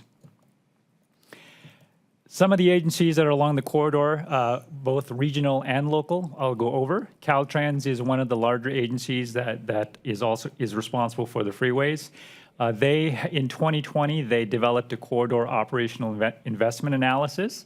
They proposed various auxiliary lanes projects that's located south of the 91 to Wyrick Road, and that total project cost was up to $175 million. Again, when they did this report, it was for the entire District 8, which is Riverside and San Bernardino counties, but we were focusing on specifically the I-15 here. Some of the projects in Caltrans pipeline is, as I had discussed, the 3 auxiliary lane projects in the city of Temecula between Temecula Parkway and Winchester Road, and also through some advocacy efforts from the city, they're also doing some correction of the southbound lane drops at Cajalco, and I'll mention that later in our presentation. The other agency is Riverside County Transportation Commission. RCTC plans and implements transportation and transit improvement projects. As some of you may know, Caltrans no longer does capacity increasing projects, but rather is operational and maintenance of the freeways. So we actually have our RCTC agency to really implement a lot of the projects that you see and feel throughout ongoing right now. Again, the RCTC has their commission meetings and various other meetings called the Western Riverside County Programs and Projects Committee. They also have a technical advisory committee. It's comprised of 34-member agencies in Riverside County, and a couple of our representatives are Councilmember West Speak and also myself, who are voting members of some of these committees.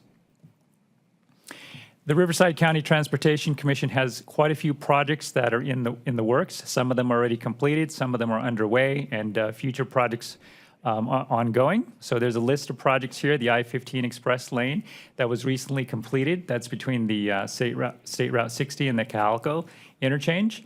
The I-15 Interim Corridor Operations Project, and this is actually the incentive, like when I first started here about 2.5 years ago, gave Caltrans the idea, why not, to accelerate their corridor operations project, why not use the shoulder as an auxiliary lane? So this is an interim project that's actually a part of the next project, the corridor operations project. So when they actually finish that project, the auxiliary lane will actually be most likely fully built with all the other improvements along there as well. The I-1591 Express Lane connector, it's a $270 million project. It's under construction right now. You're seeing it under construction.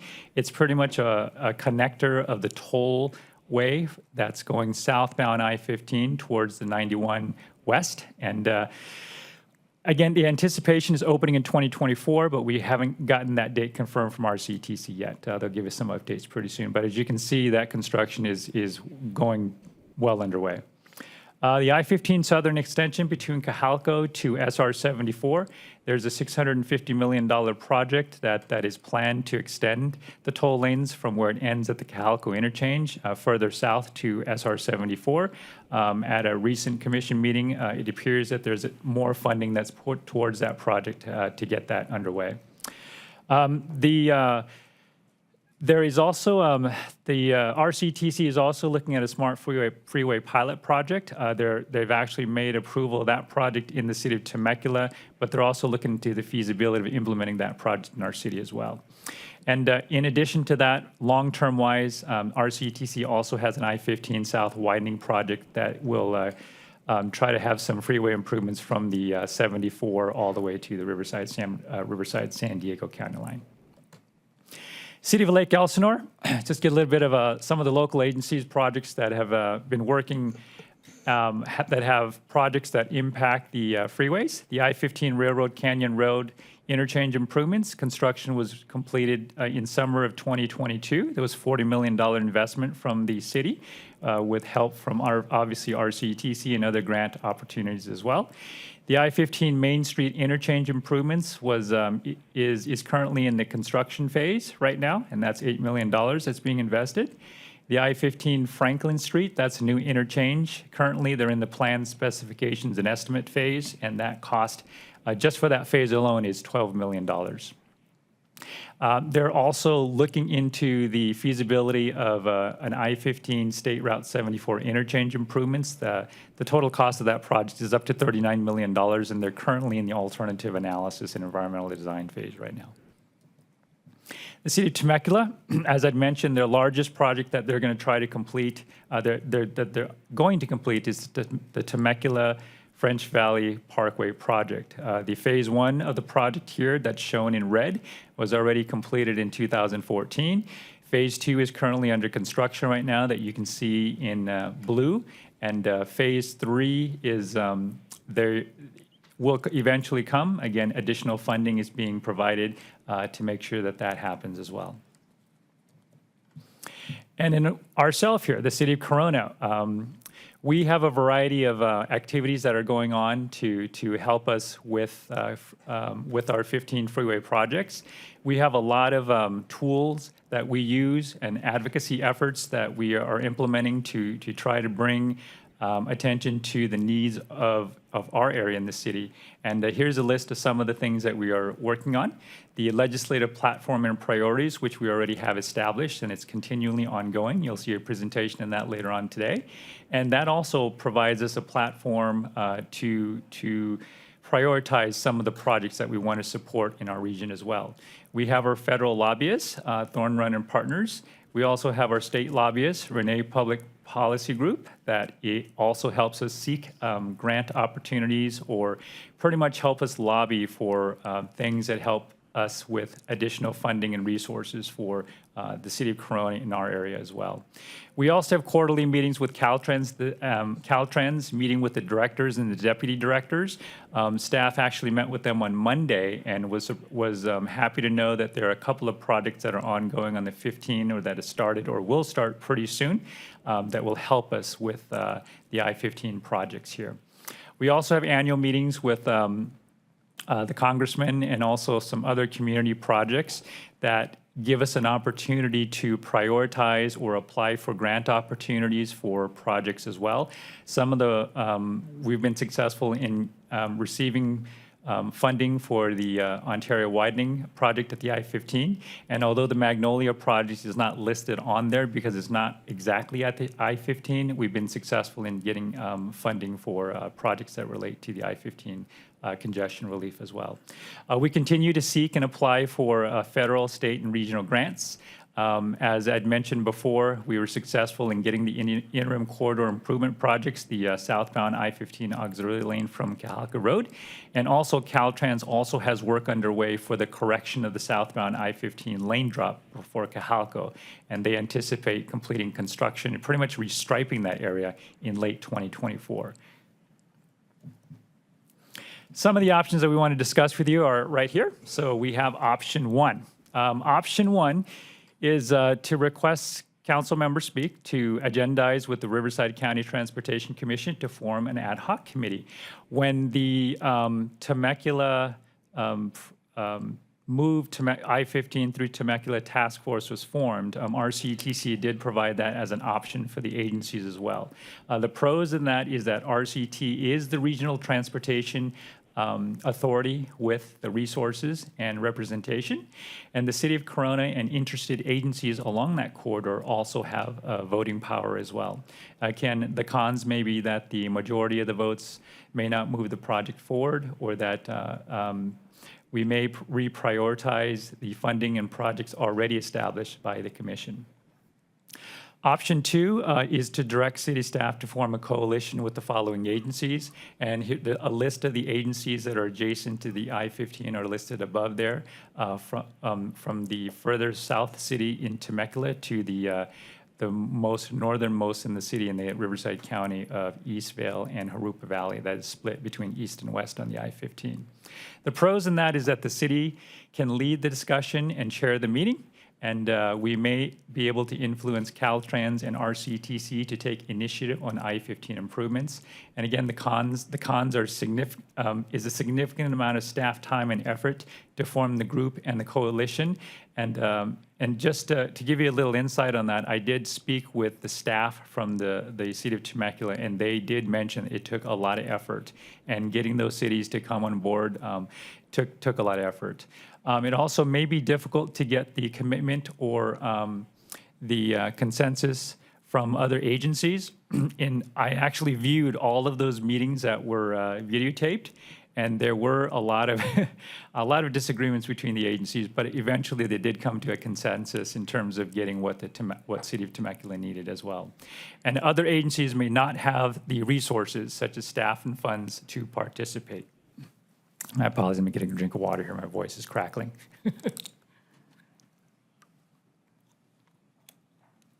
And the third option is the current status.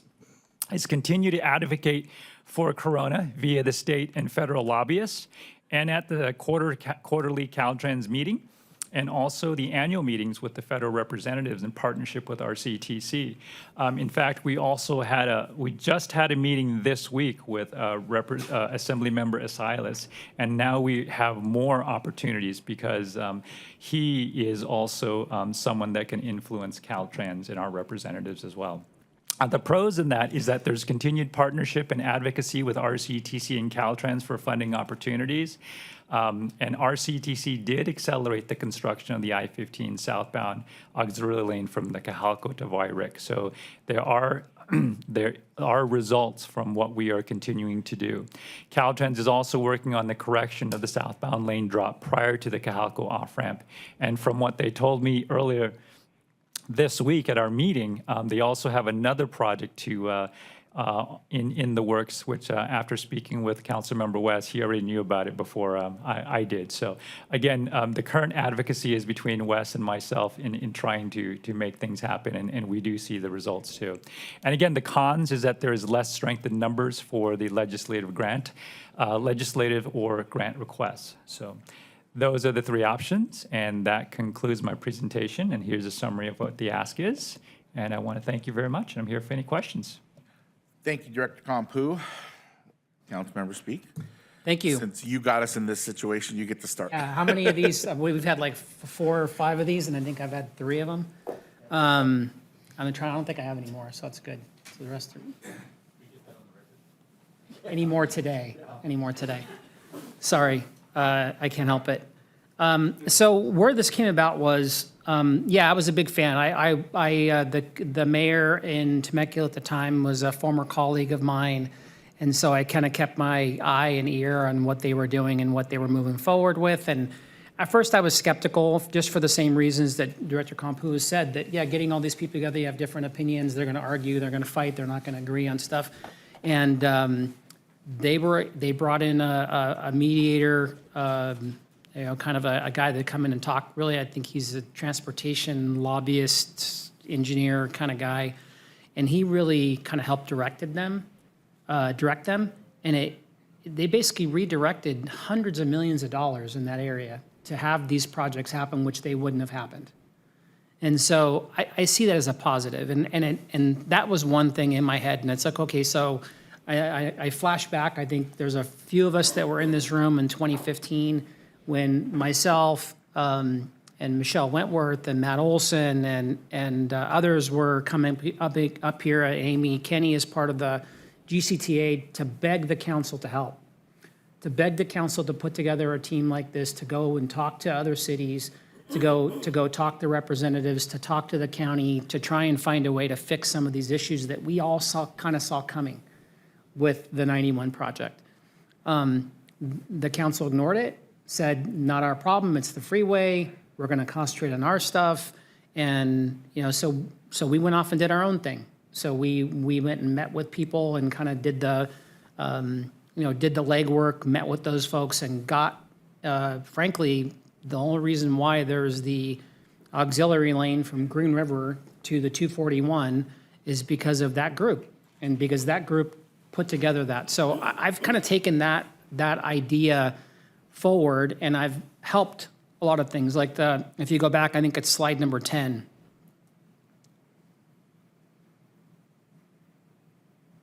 Maybe one more. Keep going. There you go. That corridor operations investment analysis, the only reason they did that is because I stomped my feet and I yelled and screamed. Because I said, you're not looking at the 15, there are money that could be, you can't have a project unless you analyze it first, and then you got to find money, and then you get a project. Then you get a project, then you find money. So, but without an analysis, we can yell and scream and all these things you want. And frankly, the only reason why that the auxiliary lane drop that we're talking about doing what we did between Wyrick and Cajalco is because it's in this plan. And the auxiliary lanes that we're looking at on the southbound 15 are in this plan. So I take all those information. It's like, okay, we've been successful. We're being successful. It's taken time. Some of the projects that Mr. Compu has talked about, we're still waiting on CTC approval. That won't happen until later on in the year. So the announcement, that's not really been formally made. But then last year, Mayor Villaraigosa came to town and met with the mayors in Riverside County and San Bernardino County, about 15 of us. And he is, those of you that have ever heard him on TV, he's a blunt guy. And he said, the days of you bringing a single city, a single project that benefits a single city with a single city support will no longer get funding from the state. The money that's coming from the federal government is going to go to the state, and if you don't have broad coalitions with projects that impact regionally, you will have zero shot at getting money from us. Zero. And he said, in any city that comes, or any region that comes with a single point or a single benefit, they will get nothing. So that was a big wake-up call for me. So I wanted to really say, okay, how can we do this? How can we broaden this? Without, I think with Temecula, it was their I-15 moves. They did a very formal process, and I think there are some lessons to be learned. So it doesn't have to be a heavy lift. I've already gotten a call from representatives in Harupa Valley and Norco The mayor of Lake Elsinore called me yesterday and said, look, just let us know what you need us to do. Supervisor Jeffries, Supervisor Spiegel, they're all on board. Everybody wants to do this. We just have to figure out what it means. So I'm really hoping that we can look at option number 2, that we don't make it a big, heavy lift, but we really just kind of agree on some things, and then try and push forward. We've seen some of these improvements. We were already getting on the southbound side. There's, the project that's already been funded that'll go between, it's an auxiliary lane between Old Temescal and Ontario that will help kind of the left-hand merge that comes out of the toll lanes at the 15. And then hopefully CTC approves the funding for the auxiliary lane or the lane drop underneath Calco, which will, drastically change people's lives. And, I was up in Sacramento about a month ago and met with the Assemblymember Zaley and RCTC and Caltrans to talk about these issues and kind of bring them forward. I look at the different options. Option number 1, the only reason I don't want to do it under RCTC is that RCTC has its own priorities, has its own plans, has its own, their funding and projects team, which I was a part of. There's a bunch of different personalities that have different places that they want to go. So I'm worried that anything that we do agree upon will be kind of crafted and trimmed off by RCTC to focus on what they want to do. And one of the biggest things missing on the 15 right now, besides all those little pieces I keep talking about, is there still is no rail plan for the 15. There's still no light rail plan to go down the 15, even though it's rumored, it's talked about, but nothing has been studied to show that it can be done, it needs to be done. So that needs to be pushed. The Coachella Valley has been pushing this CV rail topic, which is basically a rail to go from LA to the Coachella Valley. They've been very successful with it because they've gotten together, and RCTC is seen as the way to try and find additional money. So I just like to, trying to highlight those things. It doesn't need to be a monthly, even a quarterly meeting, and just to kind of help, push those things together. And, frankly, was one of my questions is going to be for our lobbyists when they come up earlier, is it better to have a group that is a regional group that's going to push something or at least show support for something to get a project done versus just a single city, raising their hand and saying, we'd like this. So that's my pitch. Okay, I think there's a quote that probably lends itself really well of if you want to go fast, you go alone. If you want to go far, you go with a group. I think that going with a group would be the way to go, or a coalition in this case. So, Councilmember Steiner. Yeah, I support your recommendation, Wes. I think that under the cons, that because of Councilman Speak's contacts with all his colleagues with RCTC and in these other agencies that are listed above, I'm really hoping that that's going to be more of the heavy lift, so Public Works doesn't have to try to do all this themselves, and that Wes gets these folks going, and then those individuals bring on their Public Works team with advice and help, and maybe attend a meeting here and there. And one thing I didn't mention, excuse me for stepping in, but I'm not allowed to task Mr. Kampu with anything. He reports to the city manager. So even though he doesn't know about these things, because if I asked him, hey, by the way, what would it take? What would it take to engineer? Like, I had no idea until after it was done that Mr. Kampu is the one who designed the quick way to build the auxiliary lane, and I didn't know that because we're not really allowed to have that kind of interaction. So I think this would allow maybe some more formal connections, and then help I think eliminate some of those things too.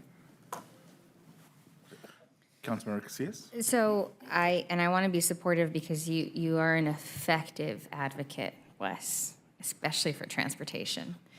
No. There's no but. I just want to better understand the scope. I want to better understand the scope. I do.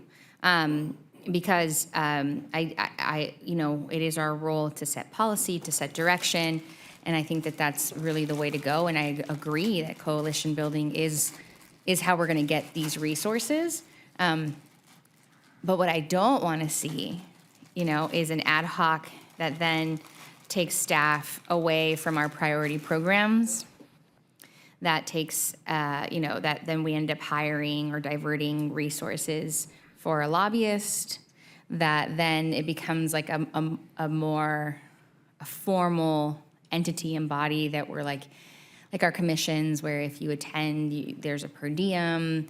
Like, that's what I don't, so if what you're asking for is a scope of, can I talk to these cities and can we all agree that like we want this thing, then yeah, I mean, cool. If you're asking to have once a month meetings in this room that then we need fully staffed, that then we're gonna hire, I'm not okay with that part. So so long as the scope is clearly defined and if it's just a formal, thumbs up for us to work in collaboration with our neighboring cities, then I'm totally okay with that. I guess, I'm sorry, Vice Mayor, I'm just going to ask a question, but I guess along those lines is if we all seem to agree that option number 2, building a coalition, is great, how do we get those definitions? Director Compu, do you have any thoughts? Or Jacob Ellis? Well, once you give us some direction, we can develop that. I think that's what we were looking for is the ask here is, do we form a coalition? Sure. The ask isn't, what is the actual direction or what would you like us to do? Does that come back to study session? Does that come back? Based on the feedback I've heard, we'd be glad to put that together and bring it back just so that there's clarity, since there's some questions about what that looks like. So we could put some more detail into that and bring it back just for you to have a final review before we take action. Vice Mayor? I'm with Jim and Jackie, and I think Wes has some genius to him. And I do remember the greater GCTA Corona Traffic Alliance, and it was very effective. And those people, they did the Lord's work. So the Lord is happy. So just roll with it. Okay, so Mr. Ellis, it looks like we're good to form a coalition. We just need to define what that looks like a little bit, and that'll come back to us again. Okay, moving right along to our federal advocacy group presentation from Thorn Run. Are there 2 people named Thorn and Run? Is that how can we first understand how it is Thorn Run?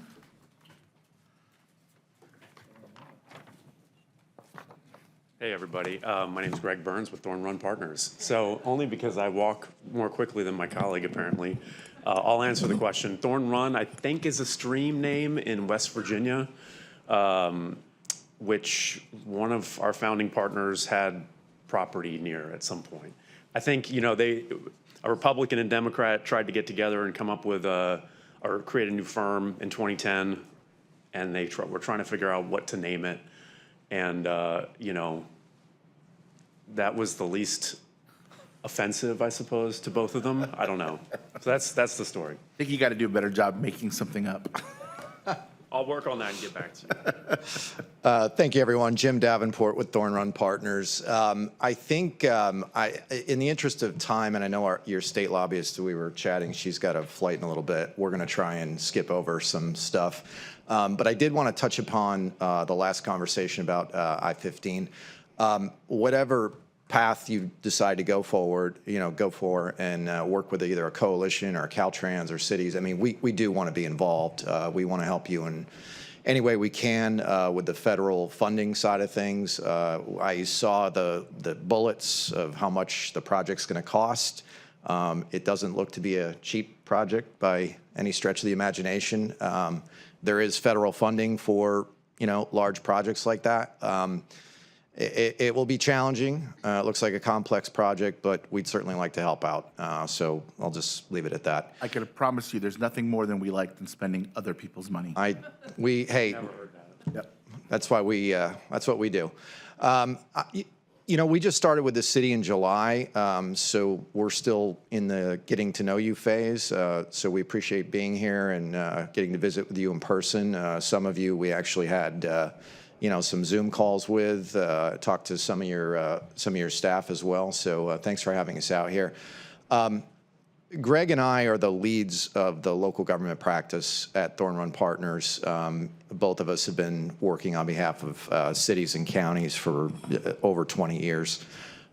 We represent communities across California, but several other states as well. I think we both started primarily with working for clients in Florida, which have a lot of similarities to, used to. I'm not sure with the politics anymore, but California and Florida used to have similar issues. But we're very, we're very involved in all kinds of complex local government issues. We're just getting to learn about some of yours, and we want to talk a little bit about that today. It's important to know that you've got two of us as your leads, but we're supported by a team of over 45 individuals, very talented people. They've worked for senior senators, House committee members, various federal agencies.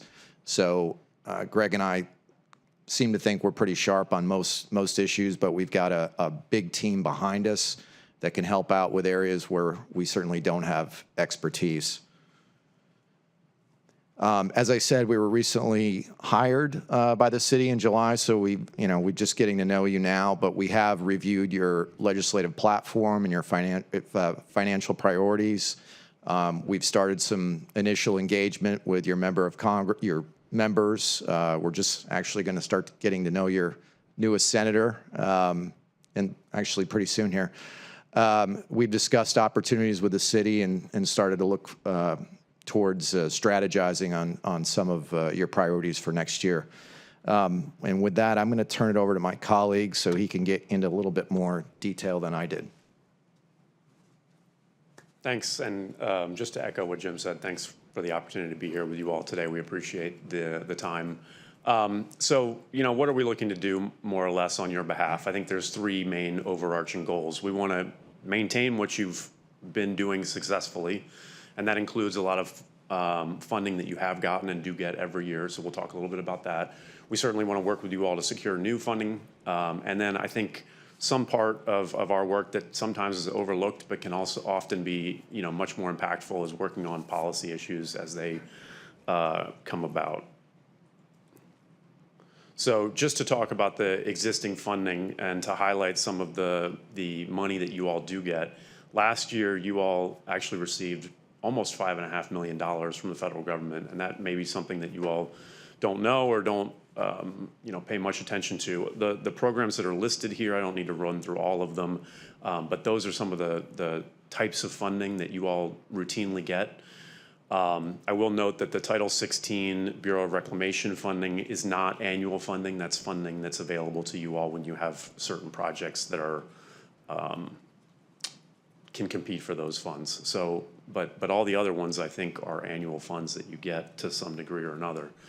Now, I talk about retaining existing funding. The reason why that's important is because Congress can change either the amounts that they provide for these programs, or they can change how the funds are disseminated throughout the country. So it's important that we are always keeping an eye out for the way that Congress is suggesting that they fund these things and the way that Congress suggests that they may change them in the future, because they do talk about that on an annual basis. So that's something we're always working on. Don't know what happened over there, so I'm going to start reading from this one. So of course, we also want to work with you all to secure new funding. Jim mentioned the new senator. We're going to have to get to know her. Folks in California surely know her better than folks in DC do, at least at the moment. And obviously, Congressman Calvert has been a long, stalwart champion for the city for a long time, his whole career, I'm sure. So we want to just, help facilitate that relationship as well. And then, of course, Senator Padilla, get him more involved in what is happening here. One of the things that the congressman has worked on for you all is, I think, as the Public Works Director mentioned, the $4 million earmark for Ontario Avenue, I-15 project. That is in a bill that is still under consideration by the Congress, so it's not finalized, but it is possible that it may be finalized later this year. And that's a pretty healthy award. $4 million is pretty good. So we want to just, help facilitate those discussions in the future. So in terms of improving chances, obviously we're going to work with other members of the delegation beyond just Mr. Calvert. We're going to work with other members of Congress beyond just Mr. Calvert, because you all have done that fairly well on your own in years past. But we certainly want to also work on grant funding and amplifying your ability to succeed with respect to federal grant funding. So there's a couple ways that we do that. One, we try to make sure that your staff understand what all the opportunities are and that they're aware of them before a notice of funding opportunity is ever released. We also want to facilitate engagement when appropriate with federal agencies. So that's something that it's actually a lot easier nowadays to do because of the sort of remote work and Zoom revolution that we've all lived through. So you don't have to necessarily even come to DC in order to have substantive conversations with agencies. So we want to certainly, where it makes sense, do that for you. The next one, reviewing grant applications. This is really where we can have some of our biggest bang for our buck, is helping to review a grant application when it's still in draft form. We do see a lot of these applications. We do work on behalf of a number of communities throughout the country. Jim and I have been doing this now each for more than 20 years. So we've been working on this stuff for a long time. We have a good idea of what this administration versus the last administration is looking for, in terms of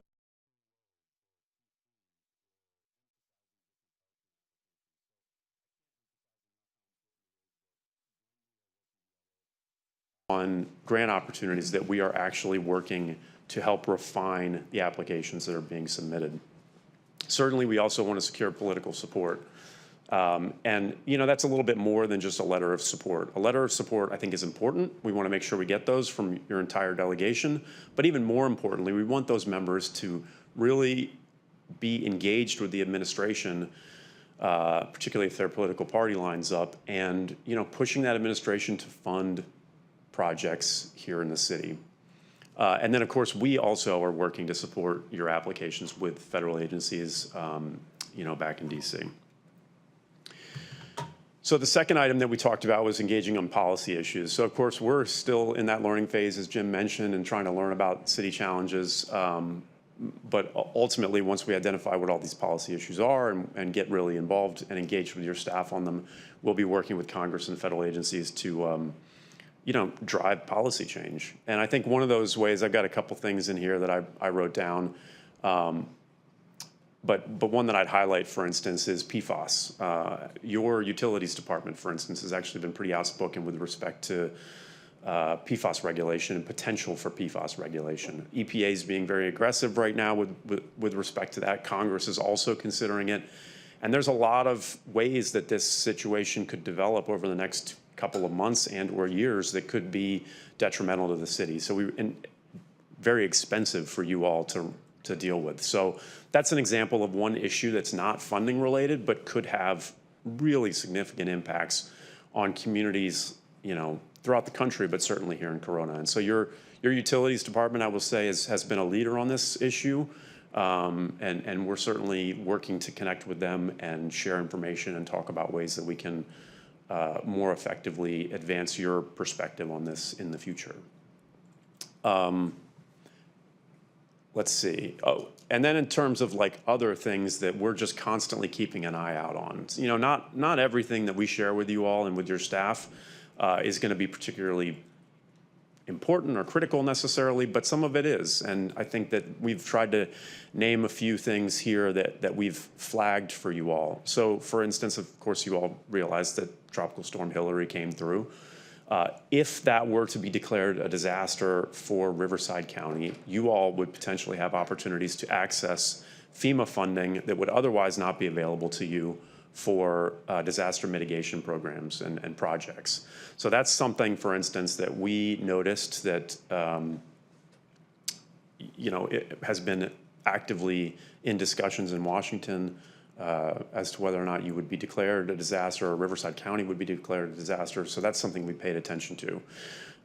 We alerted you to the fact that there actually was a designation by FEMA that a portion of the community was considered what is known as a community disaster resilience zone, and provided information to your staff as to what that meant and how that could be impactful in the future. Well, it turns out that if you have a grant project that is in that particular census tract that was designated as this community disaster resilience zone, you'll get extra points for that grant application in terms of being competitive. So that's something that we flagged for you all. It is possible that the engagement that FEMA will have with the community may occur through the county. So again, we flagged that for city staff to alert you all to the fact that, the county may hear from FEMA on this. You all should be engaging with the county and then with FEMA on this, and we'd love to help further those conversations.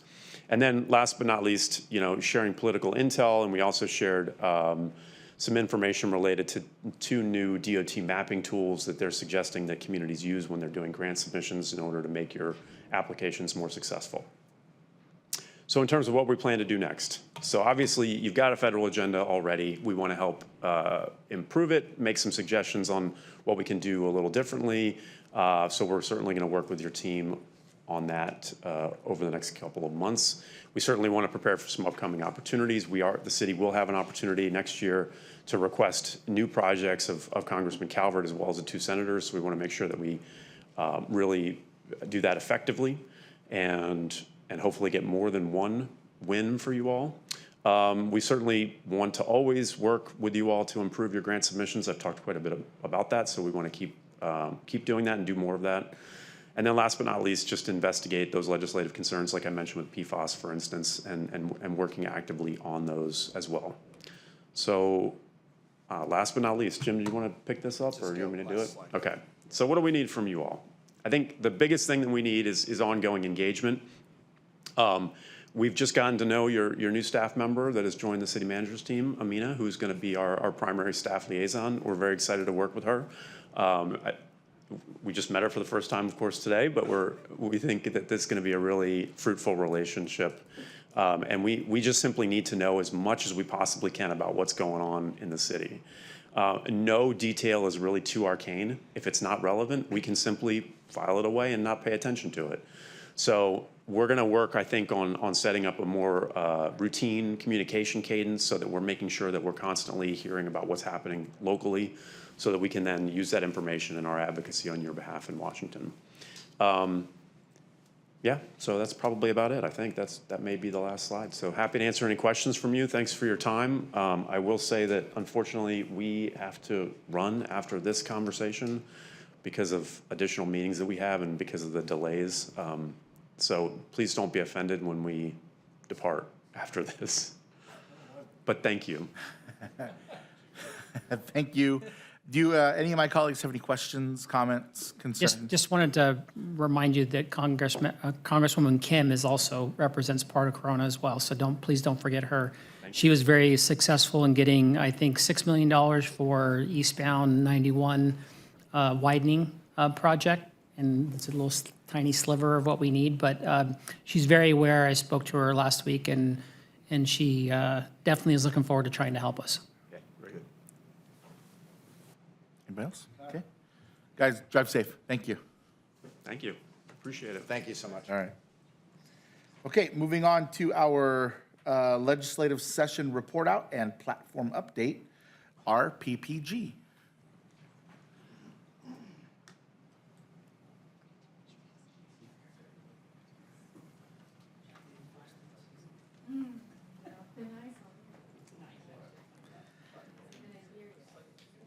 Is this your first time here in person?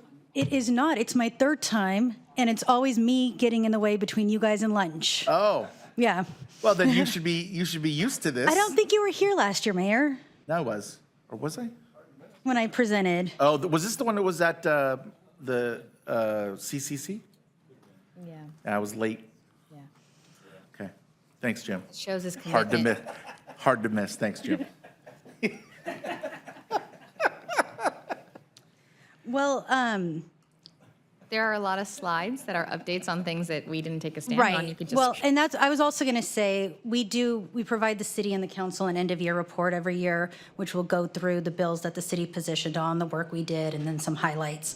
So really, the feedback that we want to get back from you guys today is on the platform. So if everyone's okay with that, I'll I'll skip ahead to like slide 25 or 30 or wherever we might be. On board. But then, you know, if there is anything in the slides that you do have further questions on, feel free to, we can talk about that afterwards, or I think it's you 34. can even, okay. Oh, grants up. Wait, where am I going? Oh, sorry. I went a little too, all done. Great, Sorry. thank you. Thank you as well. How do can I, oh. Okay, we were both pushing it. There we go, all right. Legislative platform. So a few years ago, the city's got a state and federal legislative platform. What it does is it guides the city's priorities for advocating on policy issues, both on the federal level, the state level, regional and local, things that we've talked about all morning here. And what it does is it allows the council, staff, us as your advocates to really prioritize what it is that we're advocating for and make sure that we're all delivering a consistent message. And given the way that the legislative calendar works, things move very quickly, especially under this administration where legislative deadlines are very blurry. We need to be able to move expeditiously on issues that are of priority to the city. So one of the things that we do when we're working on the platform is we review it every year. We come to council, we talk to the departments. From our standpoint, we're looking at what did we hear this year that maybe wasn't addressed in the platform? What are we seeing coming in the years ahead that we want to make sure that is addressed? And then each of the departments have also looked at their sections of the platform and provided edits and updates. So currently, right now, your legislative platform has 11 different sections in a various number of policy areas, everything from community services, economic development, to tort reform and unfunded mandates. So we had everyone take a look at the platform prior to us meeting today and provide what their recommendations were going to be. So there's a couple of additions that we wanted to go over with you. First being in section 1 under community services, under the library section, support efforts that provide funding for additional archival and digitalization services, including costs for staff and equipment. We're seeing a lot of things move to online databases. I think from a legislative standpoint, when we think about that, a lot of times the cost and effort that is put on staff isn't necessarily considered. So that's where that statement came from. Under Parks and Recreation, support funding for trail projects that improve connectivity throughout the city and facilitate access to the Cleveland National Forest, and support efforts that provide funding or reimbursement for volunteers and volunteerism. Under economic development, add a statement that states support legislation that promotes greater local jurisdiction flexibility with Surplus Land Act requirements relating to redevelopment, acquisition, or disposition of blighted commercial areas such as downtowns or older shopping centers. This year we saw a lot of effort on looking at doing just that. We're going to see more of that next year as well. Under municipal finance, add a statement that says oppose legislation that eliminates or redefines any deployment, tax, fee, condition, or other monetary change. And then under section 8, utilities, under water conservation, support funding for turf removal projects on sports fields and replacement with artificial turf, and eliminate watering of fields.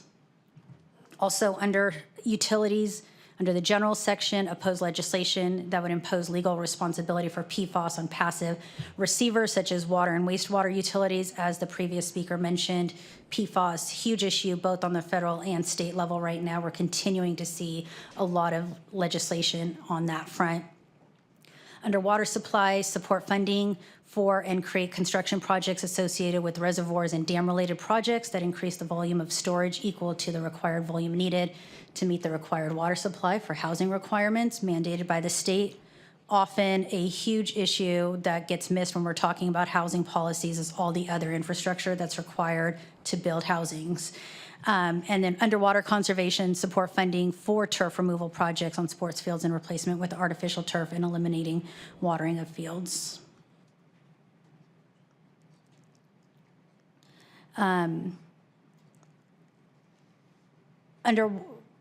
Underwater conservation support legislation that seeks to solve the water crisis through supply enhancement, diversification, such as local stormwater capture, increased storage.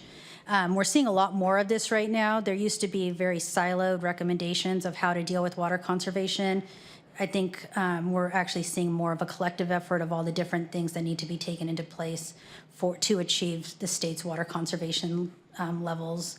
And then oppose statewide water conservation targets that are target-based, one-size-fits-all efforts, because not everybody fits in the same box. Under electricity, oppose legislation that promotes 100% electrification and seek to find a balanced energy platform. And oppose electrification of vehicle fleets or utility companies within the water, sewer, and electric sectors. And then we recommended creating a new section called Human Resources and Risk Management. This year, up in Sacramento, we dubbed it Hot Labor Summer. We had a lot of labor bills that we were working on fighting. And I think because the governor's been somewhat of a mixed bag on it, we're going to see these efforts continue into next year, especially given that it's an election year. So a couple of recommendations for statements under this new section would be support maximum flexibility for local governments in contracting and contract negotiations, oppose measures that reduce local control over employee relation issues and mandate new or enhanced local government employee benefits, oppose measures that impose compulsory and binding arbitration with respect to employees, support efforts to maintain fiscal solvency with respect to unfunded pension and retiree health care liability, support efforts that decrease local costs, and support legislation and administrative efforts that provide clarity and flexibility in CalPERS workplace rules, including working after retirement and the use of contract service providers. So those were the recommendations that we worked on with your various city departments on the council. Wanted to get your feedback on those and see if there was anything that maybe we were missing that we should take into consideration and bring back to the council for a final draft. Thank you very much. Councilmember Speak. I thought it was great. These, I think, they're really good additions. And I like you keep in contact with us. That's really good. And I see your name in a lot of different places, which is really good as well. So keep it up. I didn't want to ask a question about AB 893, the bill by, I think it's by some member Cervantes about surplus lands and downtowns. Yeah, so that was a placeholder. Last year when we had talked about a couple of legislative priorities, Yeah. the Surplus Act was one of them that we had talked about. So her office had introduced a placeholder. They didn't really want to work on it. They didn't have an intention of working on it this year. Like I had mentioned, there was another bill by Senator Caballero this year, SB 747, and what she was looking to do was create, rather than do all of these like very specific exemption bills to the SLA, she wanted to create a broader bill that made fixes to the SLA in an effort to promote economic development. So, you know, so some of the things that we had talked about, we were incorporating in that. And Dan Carrig, who is one of our advisors, he also does work for CalEd, the California Association on Economic Development. He was working with the Senate Gov and Finance Committee on drafting that bill. It was doing great until it hit the Assembly Housing Committee, of course. So the senator does plan on reintroducing some form of that bill again this year. Okay, I was just, because that's not one I was aware of, so Yeah, it now it didn't sounds do like it didn't anything, go anywhere, yeah. so that's good. I mean, not good, but I would like to see it go forward. And then the last thing, I think we talked about at the last meeting, I have talked to the Assembly member Cervantes and a couple of other folks, and when I tell them the idea, they all go, oh, that's interesting, but then nothing ever happens, and that's my truth in tolling bill, which would be basically to tell people how much time they're going to save on the toll lanes so they can make an educated choice. And when they go into the toll lane and they're going to pay $20, they should know how much time $20 saves. And every member I've talked to, they all go, oh, that's a good idea. But then it never goes anywhere. I don't know if it's just that level of interest, or I'm not talking to the person on the right committee, but I think that not only our residents would like it, I think we could probably get broad support for folks that, they should, like I said, should know if you're going to pay $12 to go 2 miles, you should know how much that $12 is going to save you. Right. I'm happy to follow up with them on that. Okay, great. Yeah. Thank you for being here. Looks great. Have a safe flight home. Thank you. Jim is really holding back. He told me all about the things he wanted to ask you, and so I'm just going to ask you for him. AB 1035, we just spoke about it earlier today. Yeah. I'd love for us to consider adding to our platform somewhere, wherever appropriate, supporting legislation that protects coach owners from, from heavy rent increases. However it is that we can phrase that, so that We it would can bring you a couple of options. that'd be wonderful, and then we can write letters and lobby for AB 1035. So yesterday, we had a meeting, the mayor and I did, with Assemblymember Asali, and we told them, hey, we don't have our platform together to hand to you, but great, let's have a little meet and greet. But he said a couple of things that I wanted to bring up because I thought they were really good points. The first is, similar to Councilmember Speak, we have double representation in a lot, since the redistricting in both the Assembly and the Senate, and that means that we get to lobby more folks, which is good because every year, and this brings up his second point, our legislative members get to ask for budgetary asks. And if we have a larger coalition of members asking for the exact same thing, our probability of success increases. So instead of having just one senator and one assembly member saying, hey, we need more money for Griffin Park, and we got it, right? Now we have 4, and they're all saying the exact same thing, and that would make us more effective. So that was something that he suggested, and I totally agree with him. So the platform, for everyone's edification, is really allows us to cast a really wide net so that, as you shared, when you're up there and as things are moving very quickly, we can move quickly as well in response. But I want to talk about, what are the top 5 things that we're all going to be talking about for the next year to our state legislators of the platforms, and I want that to line up with our strategic plan. And I want it to line up with our action items for the next year or 2 years. And that, we could probably look at our strategic plan and look at our performance indicators and our milestone measures and say, these are the things we're supposed to be working on in 23, 24. So therefore, these are the top 5 things we should be talking about and asking for money. Because our staff's gonna be working on these things already. It's likely that they're gonna be shovel ready. And state legislators really like to fund things that then have a tangible result to, because then they can come and present a check and they look great. Love a ribbon cutting. And we love that money. Yeah. So Absolutely. I want to have that overlap. And we usually, I think that's what's so great about like the city also adopting financial priorities. And we've talked about that over the years, is to making sure that they're shovel-ready projects, kind of having a variety of costs and priorities, and so that you can appeal to whichever member it is that you're talking to. And of course, can't say it enough, next year's an election year, so there's even more incentive to be asking for those fundings. Oh, yeah. Yeah. Thank you. Vice Mayor. Thank you for coming and presenting, and please do all that you can do to make our city thrive. Thank you. Would like to point out that she's not done, but we're just at a strategic pause for questions. Carry on. Yeah, as usual, Councilmember Casillas said it better than anyone else, but we did meet with Assemblymember Asali, and I thought that was very poignant about being able to have all 4 of our representatives asking for the same thing. So I'm very much in favor of that. Also very much in favor of hearing how much you're going to give us, how much money you got us this year. So let's go on to the grants update. Yeah.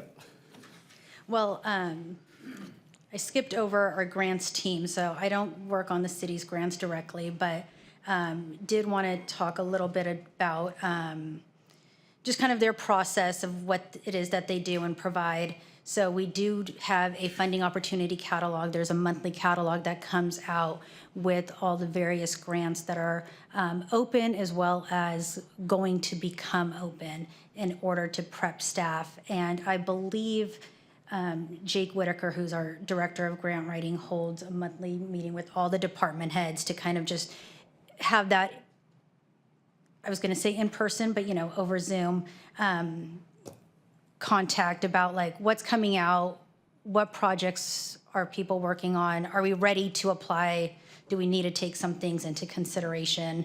And then from there, it's very much collaborative effort with staff and our team to do the writing and reviewing and submitting of proposals. And then, wow, I can't read that at all. Here is a chart of what's been awarded so far this year in 2023. 2 of them through RCTC and then 1 through the United Forest Service. And then pending funding request, fire prevention and safety program under FEMA. That one was submitted in March. They're still waiting on that one. Clean California, unfortunately, we did find out that the city wasn't awarded this grant. One of the processes that we do is follow-ups with the awarding agency to figure out maybe what we could do differently the next round. We do know that the funding this time was less than it was in the initial round, so it was definitely much more competitive. But looking at the awardees, it also kind of just, it gave us some questions that we want some clarity from Caltrans on. So then we would in turn either invite staff to those meetings or share that information with them. And then any questions? Thank you, Ms. Gonzalez. Does my colleagues have any questions? Great work on the follow-up. Yep. Thank you. Thank you. Okay. Great job. Thanks for coming. Thanks. Enjoy your lunch. Thank you, Ms. Gonzalez. We look forward to your next update. Okay, that brings us to lunch. It's one of my 3 favorite meals of the day. So we will break for about 40 minutes. So that puts us back at terrible at math, puts us back at 1:30?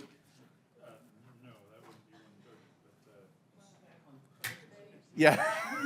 We could do half hour and start at 1 o'clock. Well, a little bit over. Yeah, we'll be back 1-ish. Okay, thank you.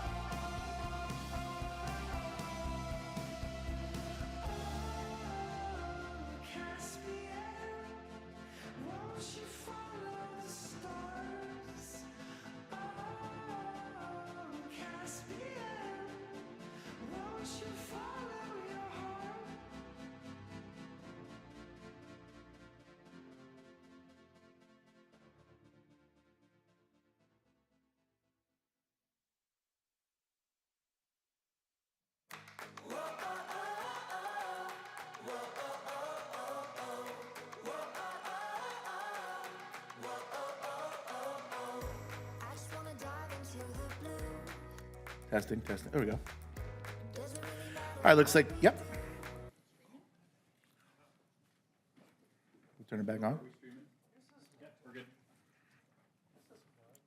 Okay, looks like we're gonna start with a ARPA update from Mr. Navarro. Mayor, I'm so sorry. We do have 2 speaker cards for this block. Oh, that's right. Excellent, thank you. Come on down, Joe.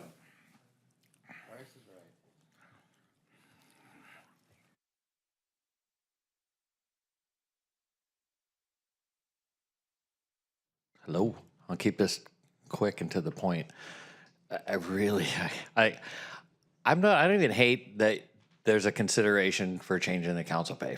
Honestly, it's been way too long, and what's being proposed or sort of being proposed, or maybe not being proposed but being thought about, is completely reasonable. But doing it at this meeting and discussing it at this meeting, I know it's we're not going to vote, but you do vote. And the fact that you're going to consider it or put it forward or give a staff recommendation or whatever, in some way legislate it at a meeting when nobody's here, on an odd day, is just, it feeds into the cynicism and feeds into the skepticism. And when a word gets out, and it's going to get out, because there's nothing that just cheeses people off more than having things that look like self-dealing, even though I know it's allowed, I know it's reasonable, if it's been 40 years since it's been changed, I get it.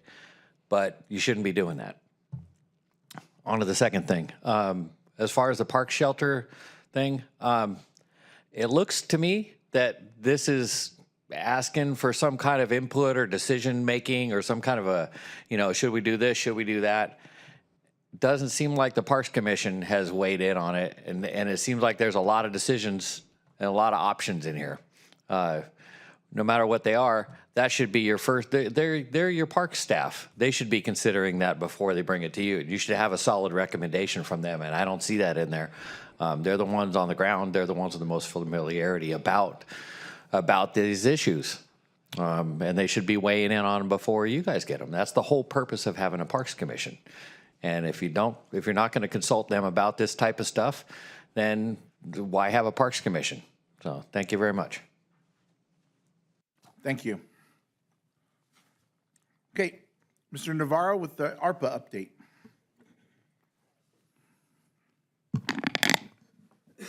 Good afternoon, Mayor and council members. As promised, here we are again to provide a ARPA funding update to make sure we're on track to spend the necessary funds.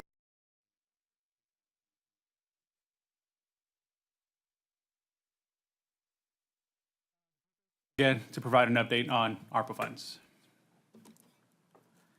As an overview, we'll discuss the status of the ARPA funds, current allocations and expenditures, and of course, what the next steps are.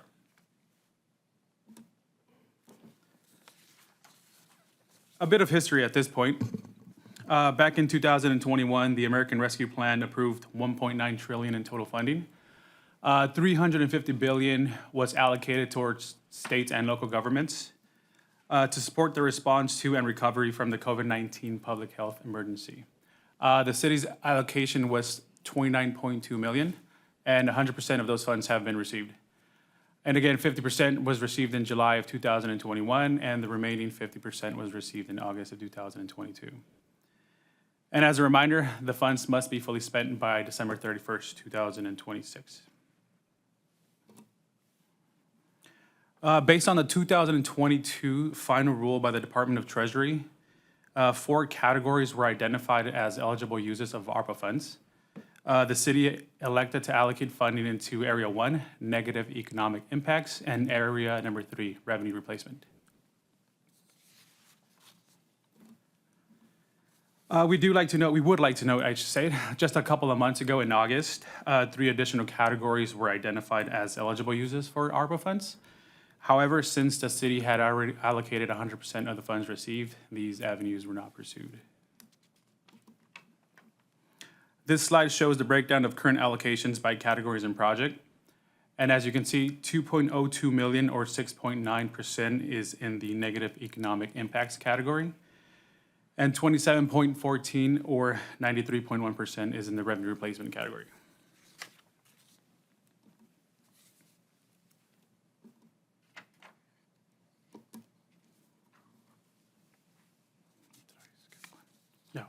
Moving on into individual project statuses.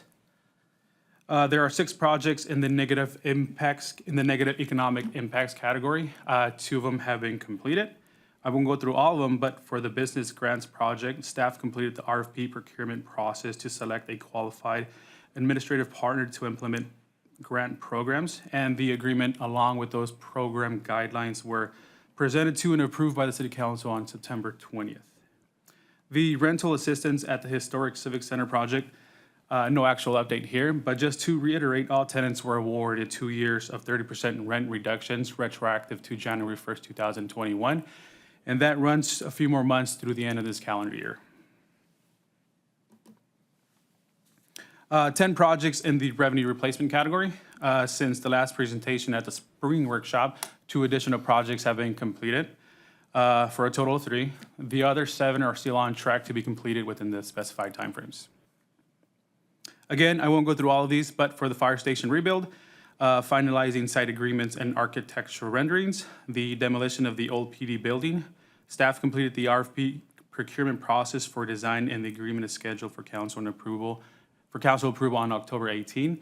And for the armored rescue vehicle, the vehicle has been received and is currently in the process of being upfitted.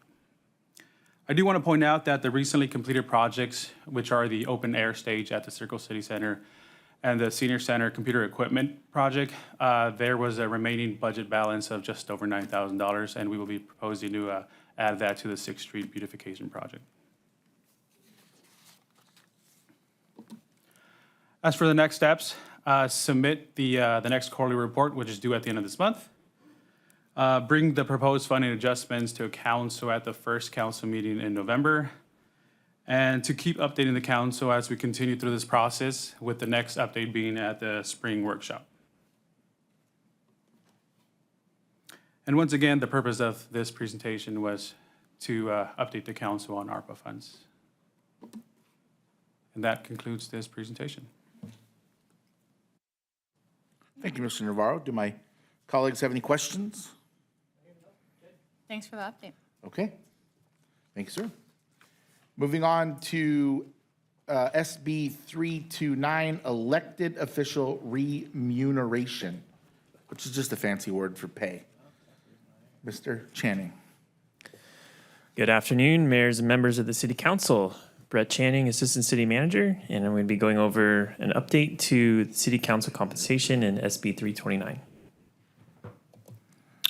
So the ask is that the City Council provide direction on a compensation schedule that would take effect in December 2024 after the next election based on recent changes to state law.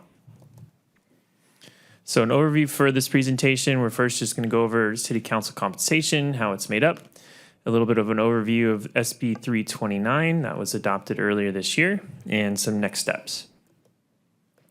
So first off, the City Council compensation.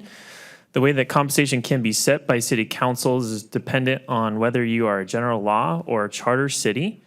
A general law city is something a city that's bound by the state's general law, in which the city Corona is a general law city. There's also charter cities, which they have their own charter document that sets a lot of its municipal affairs, such as elections, governance, and council pay.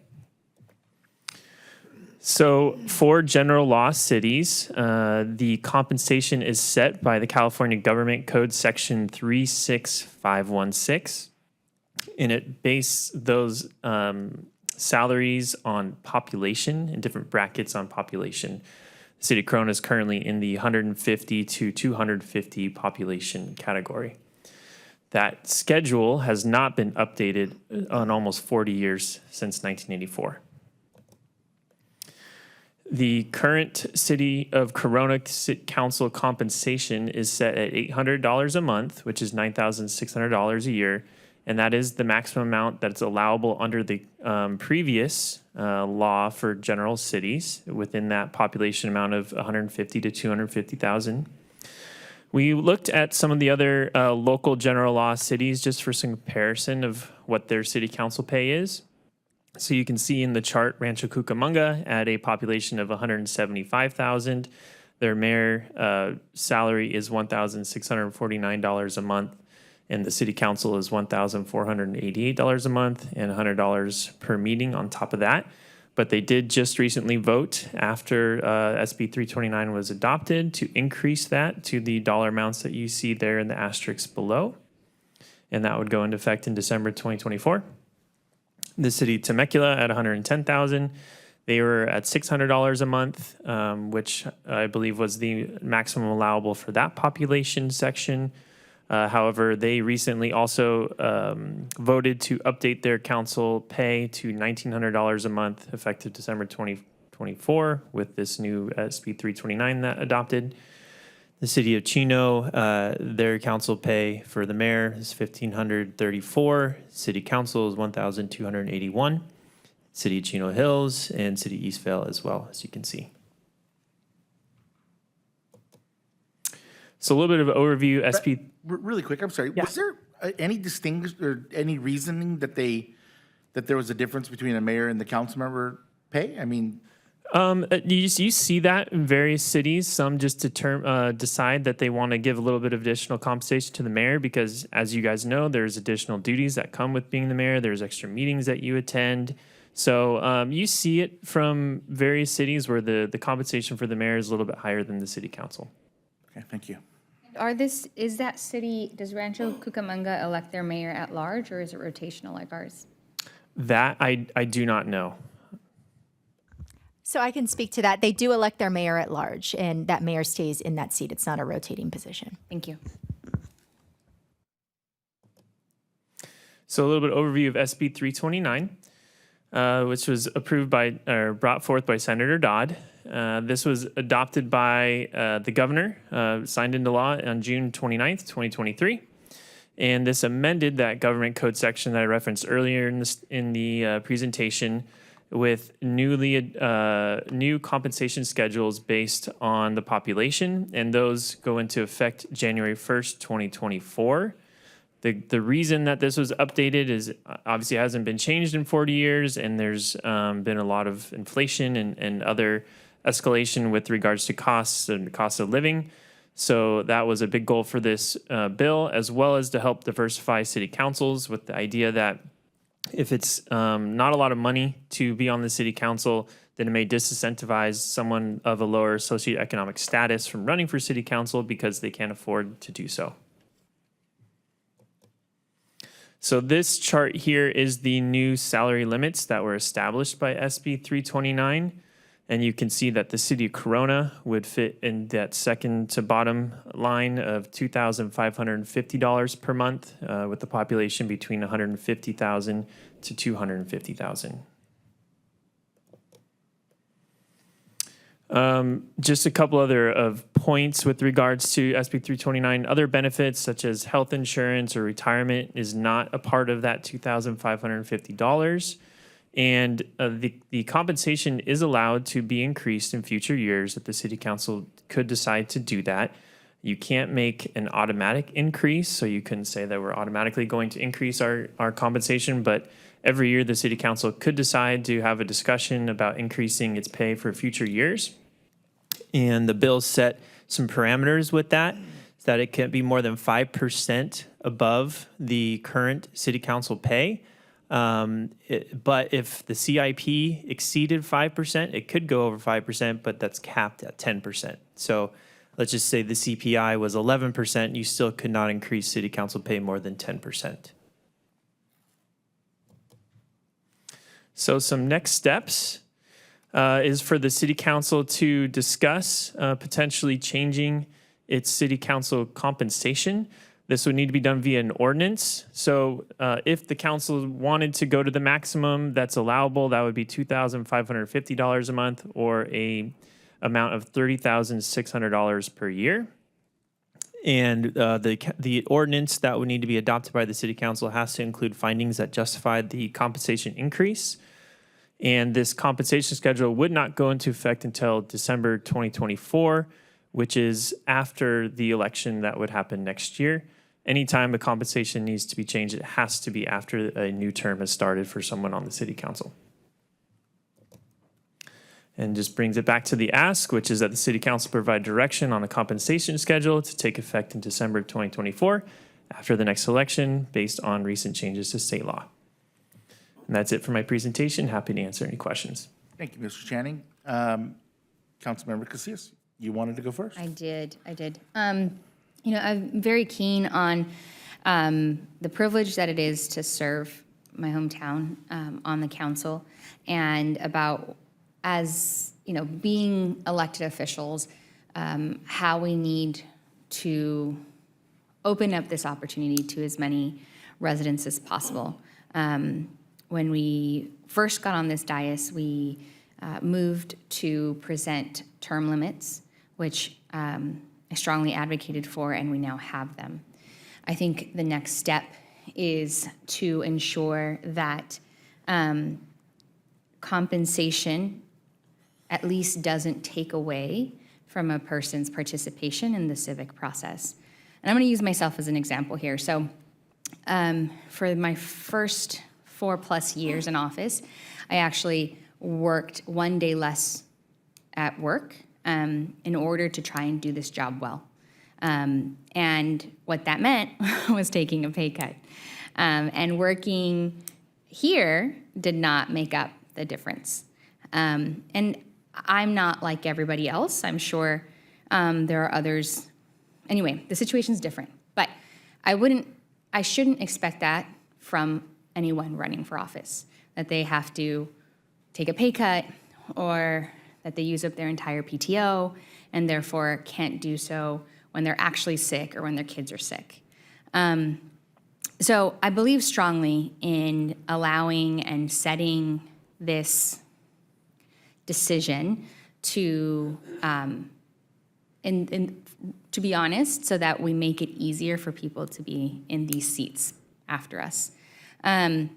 You know, I went into one of those like price adjustments of like, what is the purchasing power of, you know, these dollars in $1984 compared to today, and it's just about $2,500. Now, I understand that it can be uncomfortable to make that decision, and that's probably why previous city councils haven't touched it. But it shouldn't take being retired, independently wealthy, or you know, an entrepreneur with your own business in order to run for office and be financially secure. So I don't think that we should make the max, but I do think that $2,000 a month would be a reasonable adjustment. So thank you. Thank you, Councilmember Casillas. Councilmember Speak. Thank you. Yeah, this was an interesting one for me because I did see it kind of working through the assembly, and I had a almost equal discussion. So I sit on the Western Riverside County Wastewater, RCRA. I always forget what the other last three letters mean. That's why I can see Mr. Moody laughing, because no one knows, just say RCRA. But anyway, it's one of the boards along with the Bedford Cold Water that you don't get compensated for, because all the other boards that we sit on, whether it's RCA or you know the Habitat one or even RCTC, we get a varying amount. We get $100 for each meeting that you show up, and some of the meetings are a little different. For that, the RCRA board and for the Cold Water Board, there's folks that are paid to be there. That's part of their position, is to be at those meetings. Therefore, myself and the council member from Norco don't get compensated to be there. Now, I think the discussion, you know, was we were trying to figure out if there's a way to pay people, and we figured out it was going to cost a fortune to write a check for $100. It was going to cost something like $1,200, and whether or not there was, you know, some padding of that is up to discussion, but it just didn't make any sense. So the argument that I made was, look, I'm not, you know, and I voted to do it, saying let's explore it, let's see what the options are. Even though I think it would create some, ridicule or whatever, but in the end, I'm not doing it for me. I'm doing it for the person that's going to come after. That if they have to take off of, the meeting was at the middle of the day, they have to take off of work, they're giving up that time. And so I kind of see this the same way, and yes, I don't work for myself, but I've been with my company for a long time. I have a decent amount of PTO, but I sacrificed that PTO to be here. And I'm in a position to be able to do that. We all have different circumstances. So when I first ran, one of the items wasn't, I didn't have to worry about whether or not, I was going to be reimbursed for my time, or, because in the end, it is service, it's public service. There's a part to that. So do I think it should be a one-to-one? No. Is this a full-time job? No. I think that there are some people that take it like a full-time job, and maybe I'm one of the crazy people that I spend probably way too much time on it, as I see Mr. Ellis smiling. But I love it, and I do see it as a service. I think $2,500 is entirely too much. I do think the $800 is kind of a joke. I don't think it even paid for gas for me for the first driving to all the things that we do. Because in an argument, you could ask for reimbursement for mileage, but I don't think any of us have done that because it's kind of ticky-tacky.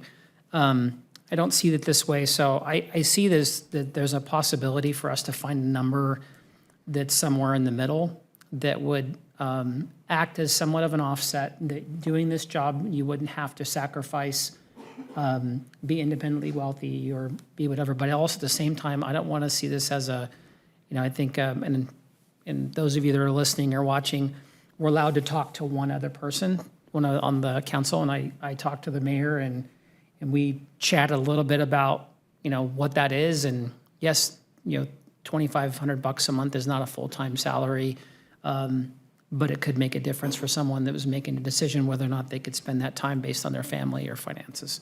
So I don't know if I'm quite at $2,000. I would like to see it increase, but I'm open to hearing more what other folks think. I do think it needs to change. I do think it needs to be, in fact, it's funny, when you talk to most people, they all think we make, $200,000 a year, $100,000 a year. I hear that all the time. Like, oh yeah, and then they're always shocked by the fact that we have other jobs. Like I was just talking to somebody last week, and they wanted to know, when my office, or, when the office was open. And I said, well, it's open, 4 days a week, this time. But I'm only there on these days, or if you let me know, I can kind of meet you somewhere. And they're like, well, you don't go to work every day? And I said, yeah, I go to work every day, but not here. So there's some public awareness that needs to happen. I do see this as going to be, something that we're going to get, some guff off of. But I think if we go down this road, I think we should also include, if we're going to cross this threshold, I think we should also include things like the cold water basin, or, other things where you're not getting reimbursed. So it should be whatever the minimum is, $100 or whatever. So if we're going to go down that road, that we should include that as well. That's kind of where I am. I don't know what that number is. I wish I could, I've kind of bounced a bunch in my head, and I think I keep, landing around $1,600, but I'm open to a discussion. Are you saying for the boards that we may sit on that aren't Do not. that aren't compensated, that, because if I remember correctly, when I subbed in for you for RCRA, two of the board members from another agency, their agency pays them Yes. a separate stipend to go to that Right. meeting. Yeah, so Western Water, their pay is 100% based on how many meetings they go to. Yeah. So they get like $250 or $300 a meeting, and so if they go to 10 meetings, they get this much money. They go to 2 meetings, they get this much money. The two members of that, and I don't know exactly how the Bedford Coldwater Basin, was it the There's same? no stipend for the Bedford. No, I'm saying, are there people that are being paid to I'm be there? not sure, actually. If they're from Western Water or from? No, they're East- not from Western or Eastern. Lake Elsinore and Temescal Valley. Correct. So their boards would have something similar. If the water districts are paid very similar to like Right. Western and others, but if they're a city which neither of the other two members of the Bedford Coldwater JPAs are cities. So they're probably handled similarly to Western. Okay. There you go. So that's, I think if we cross this, let's just go all the way and let's figure out those, at least that ones that we're assigning people to attend. Okay.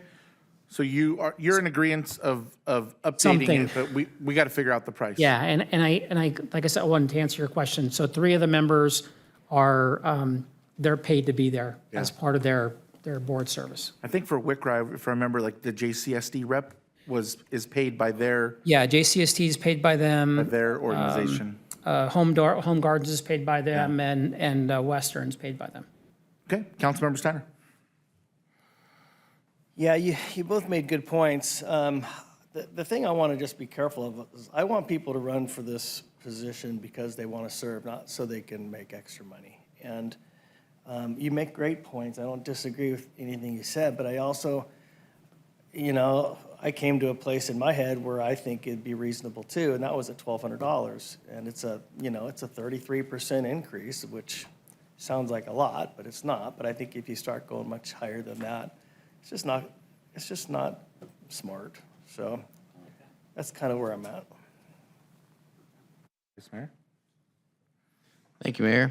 I like that Jackie talked about how she takes a day off a week, and I think most of us up here knew that, right? Or I knew that. And she does it because she has love of city. And if you go back 3 years to when I got elected, Jackie was the mayor, and before I took a seat, she called me and told me how it was going to be up here. And I thought, oh boy. And she parked me right between Jacob and the mayor, and I learned the ropes. But I also watched Jackie as she took on that first year of mayor, and she took off 2 weeks of work just to get organized. She was so overwhelmed with emails and trying to get the city the way she wanted it run and stay on top of the job of being mayor. And then a few months ago, Salt Lake Steiner and we took a trip back to the Sacramento for the policeman memorial. And when we flew back, we had Jackie with us, and we dropped Jackie off at her house. And as we're driving back, Jim voice says, I really like that girl, Jackie. She's just great, and she's so nice and organized, and she loves the city, and she's just solid. And I can't imagine for someone who puts that much work and effort in to not be compensated, especially when that person serves for love of city, as Jim's talking about. So there's a middle ground. It's definitely a time commitment to take on this job. It shouldn't be for making money. It should always be for love of city. So wherever that balance is the balance. I would say 1,500 or even 1,900. Really, I think those dollar amounts are really low as it is compared to the time you put in. But I'm wherever you guys want to go, I'll go. That's where it's at. Yeah, please. I did forget to say that I do like the idea that if you're on all these extra committees, I mean, we're all on a lot. Like, you're on probably a dozen, and I think that there is a good argument that if you're driving to LA or wherever to go to your meeting, that you're going to be there, it's going to be a 4-hour commitment, and you're doing it on your own time on behalf of the city. I think you should get a small stipend just to take the sting off a little bit. Yep. So I agree with all of my colleagues here. One of the things, and everybody's situation is different, but I think what it's important is that we give everybody a chance to be on the same level playing field. And I think I heard Councilmember Casillas say that this shouldn't cost you anything to serve. And, whether you work for somebody else and you're taking PTO, or, you run your own business and you're taking time away from your business, or you're retired and you're taking away from hanging out with your dogs and sitting on the couch, or your tortoises, I think that's important. When I ran unopposed. Everybody knows that. And there was a write-in candidate, and maybe one of the challenges or the hurdles was, can I afford to do this with everything else that I need to do? So I'm in favor of upping the council member pay. I was in the $1,500 range, and I don't know how I arrived at that number. That just seemed like a good number.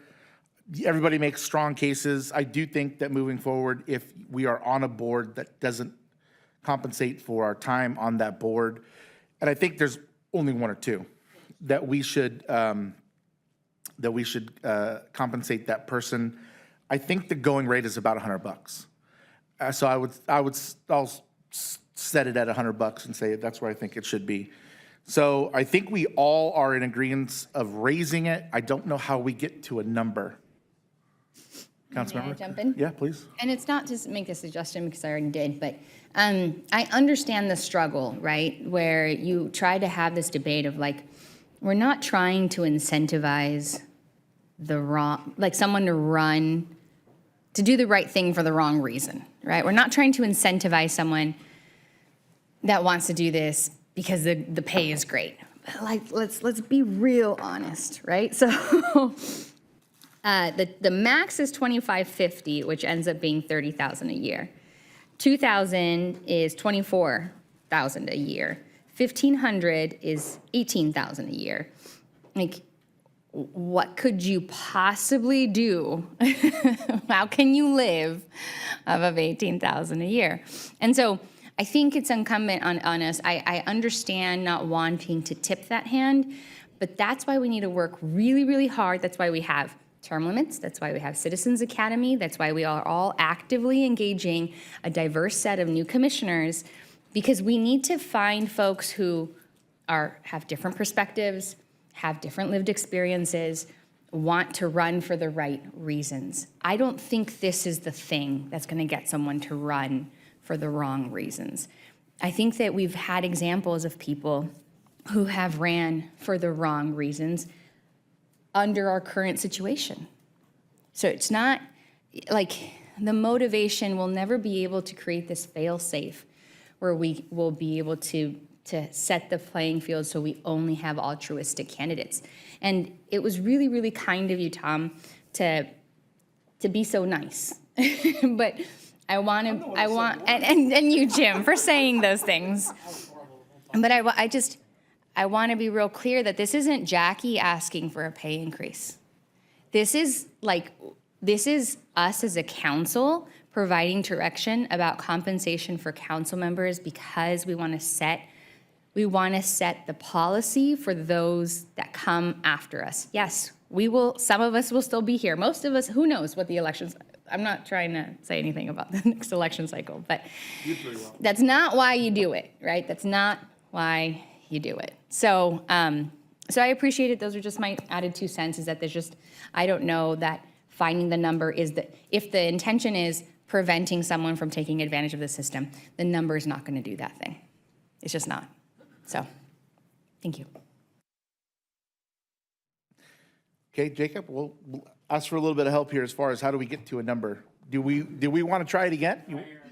Yeah, I don't want to do that, but I like I said, I didn't have a good reason to come up with $1,500. That just number kind of sounded good to me. I know that $2,500 Right. sounded way too much to me. Well, I just went, what does $800, I went to the CPI calculator. What does $800 in 1984 look like today? And that's $2,364 today. Well, a single wide trailer house was about 30,000. Well, listen, I didn't want us to make any bad choices here, but this is why I'm bringing it up. And that's why I went that route, right? There's the max, there's what the cost of that money, what the purchasing power of that is today, and that was my anchor. Vice Mayor, where were you? You're undecided, but I was between 1,500 and 1,900. If you want my true opinion, I think this is going to be a number that is going to stick for a long time. So I don't think you want to lowball it. I think you want to probably put it around 1,900 and let it sit for another 20, 30 years. Could either of you guys live with 1,900? I'm still at 12. Councilmember? All right. What about you? Could you deal with 1,900? All right, 1,900. Congratulations. Tom set that one.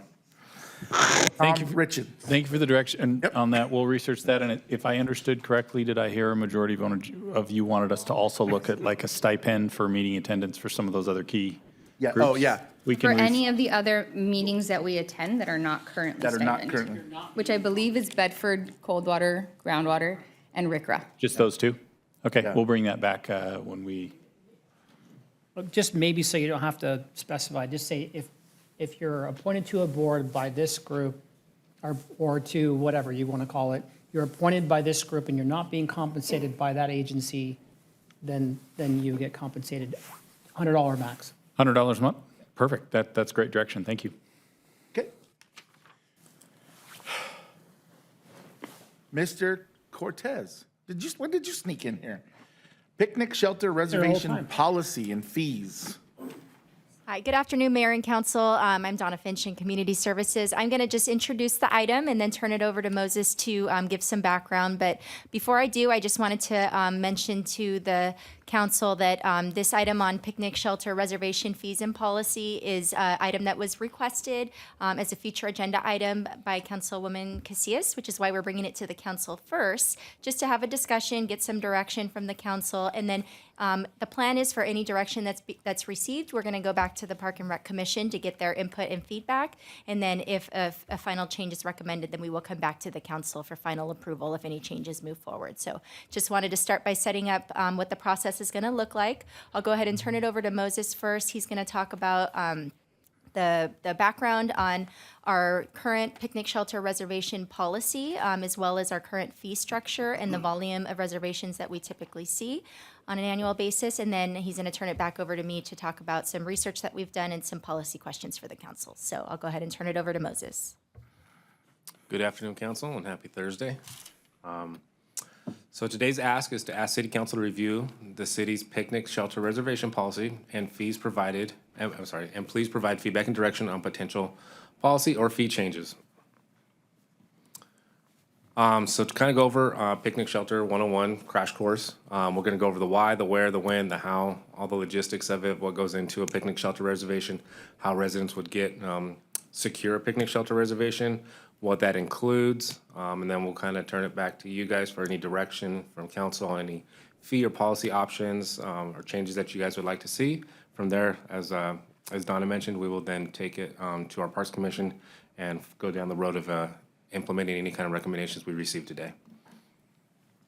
So why do we utilize picnic shelter reservations? I think the number one reason we would do that is it does secure you to have if you're gonna have a birthday party and you're planning it out, it would be kind of a bummer if you show up and there's somebody else who's already set up there and you got 50 people coming and you got the taco guy showing up and now you gotta figure out what to do. So it does secure that picnic shelter reservation. And it also ensures that it will be clean. So when we get the list and we have the reservations every week and we do go out ahead of time and power wash them, our staff does know to go out and make sure the restrooms are stocked, trash cans are emptied, and that you're gonna have a pleasant event. Our rangers also do show up prior to the event and just kind of pop in and introduce themselves and make sure that everything's going kosher. They'll give them their it's a little flip card and just kind of says how to get a hold of them. Should anything arise during the event, somebody else shows up and says, hey, I was gonna have a party here and you're not supposed to be here. And you're like, no, I am supposed to be here. They know to get a hold of somebody. Reservations are required at all of our city-owned parks. So if you're gonna reserve a picnic shelter at any of our parks, it is required. And it was also required for if you're gonna have a party over 8. So you could roll the dice and show up if you're gonna just have 4 or 5 people, grandma's gonna show up with you guys and have some cupcakes and punch. You guys are more than welcome to just have an informal event, but if you are gonna have an organized event with, decorations, tablecloths, food and all that stuff, and it's gonna be over 8, you are required to have a reservation. So how do you reserve a picnic shelter? If it's no vendors, like I said, if it's just the sandwiches and cake, you can do that up to 15 days in advance, and we'll be able to process that permit, assuming there's no conflicts with any other events. If you are going to have a vendor, so such as like a bounce house, or you're going to have a taco guy or some kind of food truck, then we do need 30 days in advance just to make sure that we process all the insurance and other required documents in time to make sure that everything goes off without a hitch. So the reservation process is select a date and a park location, make sure that there's no conflicts, and then complete and submit the outdoor facility permit application to our staff, and they'll be in touch with you throughout the process to, as you go through the entire process of turning in your application, any kind of insurances that are needed or required, and then obviously letting you know that everything's good to go and you receive your permit. So what's included in the cost of that? So it is broken into 3 categories. So you have your Corona nonprofit, Corona resident, and then non-resident. That includes a 5-hour minimum, and then there is an application fee that goes along with that, with those 5-hour minimums. And then if you wanted to add on to those hours, if your party's going to go more than 5, you can add that on. The other add-ons do include, as I had mentioned, if you're going to have any vendors there, so if you're going to have a food vendor, entertainment, petting zoo, food trucks, those are all additional fees that would be added on to your base fee. So, Mr. Cortez, could you go back really quick? Yeah. Just so I understand, where it says vendor-specific fee, the food vendor, entertainment, and other, and then it says jumpers not covered by city policy, where, these fees, these vendor-specific fees, is that some sort of insurance policy? It is. So it's the insurance that's covered, it's the insurance that's required for these vendors. And we're also moving to now what is called a ready to serve. So vendors that we've already pre-background and pre-selected, and they have an insurance policy with the city. If you don't want to go through, your own jumper guy or your own taco guy, you can go through us, and they're already, saves a bunch of hassle to have to get them to try and, get their own insurance to be covered by the city. So, but those fees are for the additional insurances and requirements to have them on site. Okay, so I just want to make sure that I understand. So let's say I live by Fairview Park and I want to rent the shelter at Fairview Park, and I'm gonna have a taco guy and I'm gonna have a DJ. So I would have to pay a $53 fee and then a $32 fee. But is there insurance on top of it, or do we just have to make sure that they have the right amount of insurance? So they have to have the insurance. And if they don't, then this fee doesn't cover that? It does not. I could clarify, Mayor. So the insurance that they're purchasing is through the city. So That's what this fee is? correct. Yes. Got So it. there's an $87 base fee for any insurance policy, and then depending on the type of service they provide, there's that add-on fee. So for your Gotcha. example that you're providing, that you would have to pay that $87 base fee plus the $53 for the taco guy, as well as the $32 for the entertainment. Okay, now, when you had said that, that you guys are working on a list of approved vendors, if I were to use that approved vendor list, do I still have to pay? So based off the way the Ready to Serve is being set up, we are, if a vendor chooses to opt into Ready to Serve, they would get the blanket policy with the city. They'd have to pay for that. And then the resident or anybody that's interested in reserving the park would have to choose from vendors that are on that list. In order to waive the base fee? Correct. Right now, we only, when I last checked, I think had 4 vendors that had opted in for that list. So if a vendor was not on that list, they would not fall under the Ready to Serve option. And then just for clarification, if there was a taco guy on our approved list, I wouldn't have to pay the base fee, and would I still have to pay the food vendor fee? No, it's my understanding that all of those fees would no longer be put onto the applicant. Oh. One more clarification. You get this taco guy, you pay the base fee, you pay the food vendor fee. Do they still have to provide proof of their own insurance? They would be purchasing that insurance. If Dean wants to clarify, it's my understanding they'd be purchasing that blanket policy through the city. Yeah, my understanding is that these fees right here are for the fees to buy insurance through us. If they have their own insurance, they don't need to get insurance through us, so. But they have to provide proof of that insurance. They have to provide proof of that it. is applicable to our levels. Yes, and it's oftentimes very difficult for them to go through all of that and get the necessary forms and get the necessary coverage. But my understanding is with the Ready to Serve vendors list, that we're going to get vendors, hopefully, that have all of that insurance in place already, and so they're already covered. Well, I think that would be beneficial to anybody that wants to be part of that Ready to Serve program, that however many shelters that we have, they're ready to go. And that's kind of a benefit that they could say to their potential customers, hey, you don't got to pay the additional fees because we've already taken care of that with the city of Corona. It's gonna be a much smoother process for the Yeah. user and a cheaper process presumably. for the Okay, user. thank you for the clarification.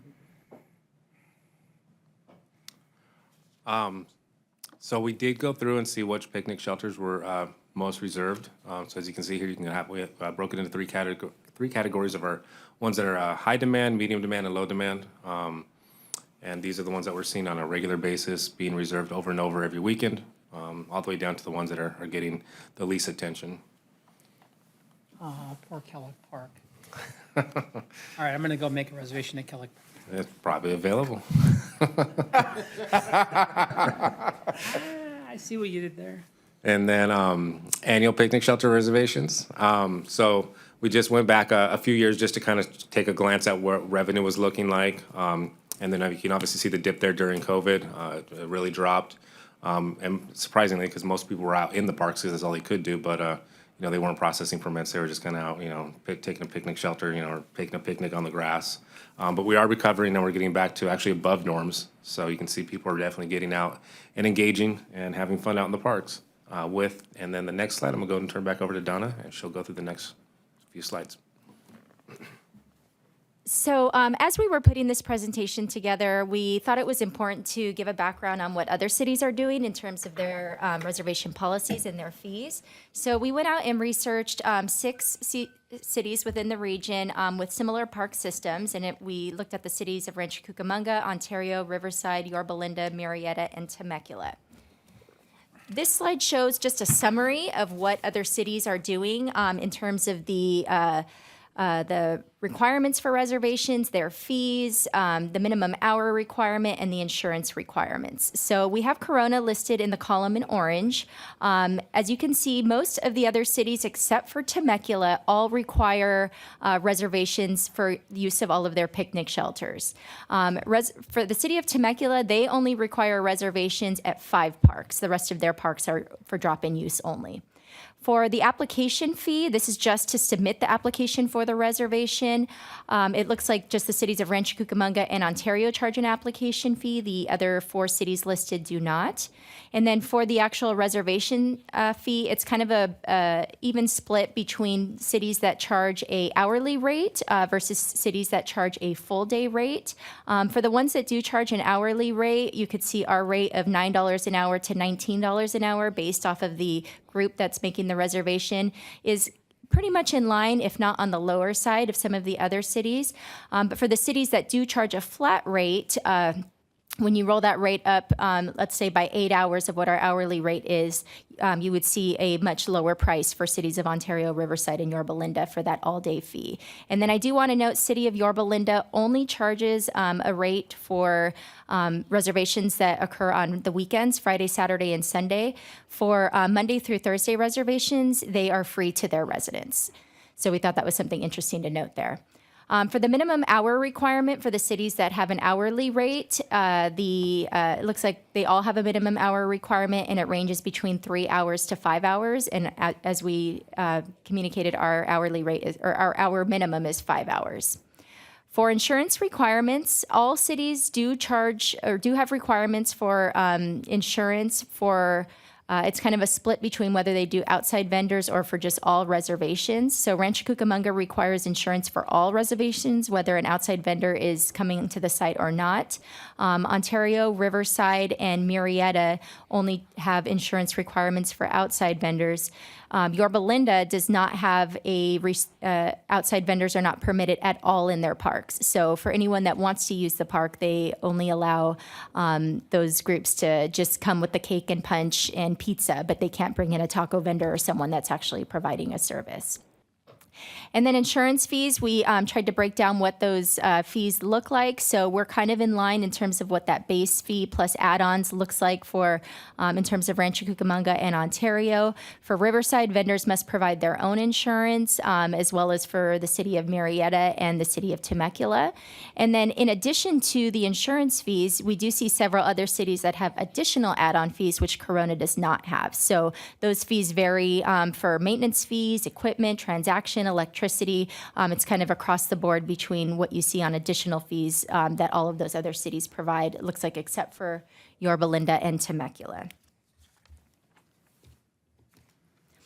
So based off of all of this information, we had a few policy questions that we wanted to bring before the council for their consideration and discussion. So the first question is should the city continue to require reservations at all picnic shelters, or do we want to look at a model kind of similar to, I believe it was Temecula, where they only had reservation requirements at a few parks? And for us, we would consider maybe the top 10 parks that are most highly used.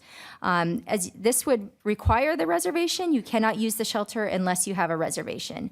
The next option would be to allow for reservations but not require them. So if somebody wanted to make sure that that site was secured for them to use, that nobody else could use it, they could go forward with reserving it. But if somebody just wanted to take the chance and show up for the day, maybe kind of an impromptu little party, they would have that option to do so as long as nobody else had reserved that site. The next couple of items are related to fees. So item number 3, a policy question we'd like the council to consider, is to charge reservation fees. And if we do this, do we do it at only the top 10 busiest locations? Do we do it at all locations, or do we not charge fees at all? If we do charge fees, do we want to continue with that variable fee? So we had the 3-tier fee structure that we presented earlier for nonprofits, residents, and non-residents, and the fee progressively grew for each of those tiers. Is that a structure that we want to keep in place, or do we want to just make it a flat fee structure if we continue to charge fees for all groups? And then the last one is the rate of fees that we charge. So if the council is interested in considering a fee reduction, what does that reduction look like? We put 50% out just as a proposal, but if the council wanted to discuss another fee reduction, we could look at that as well.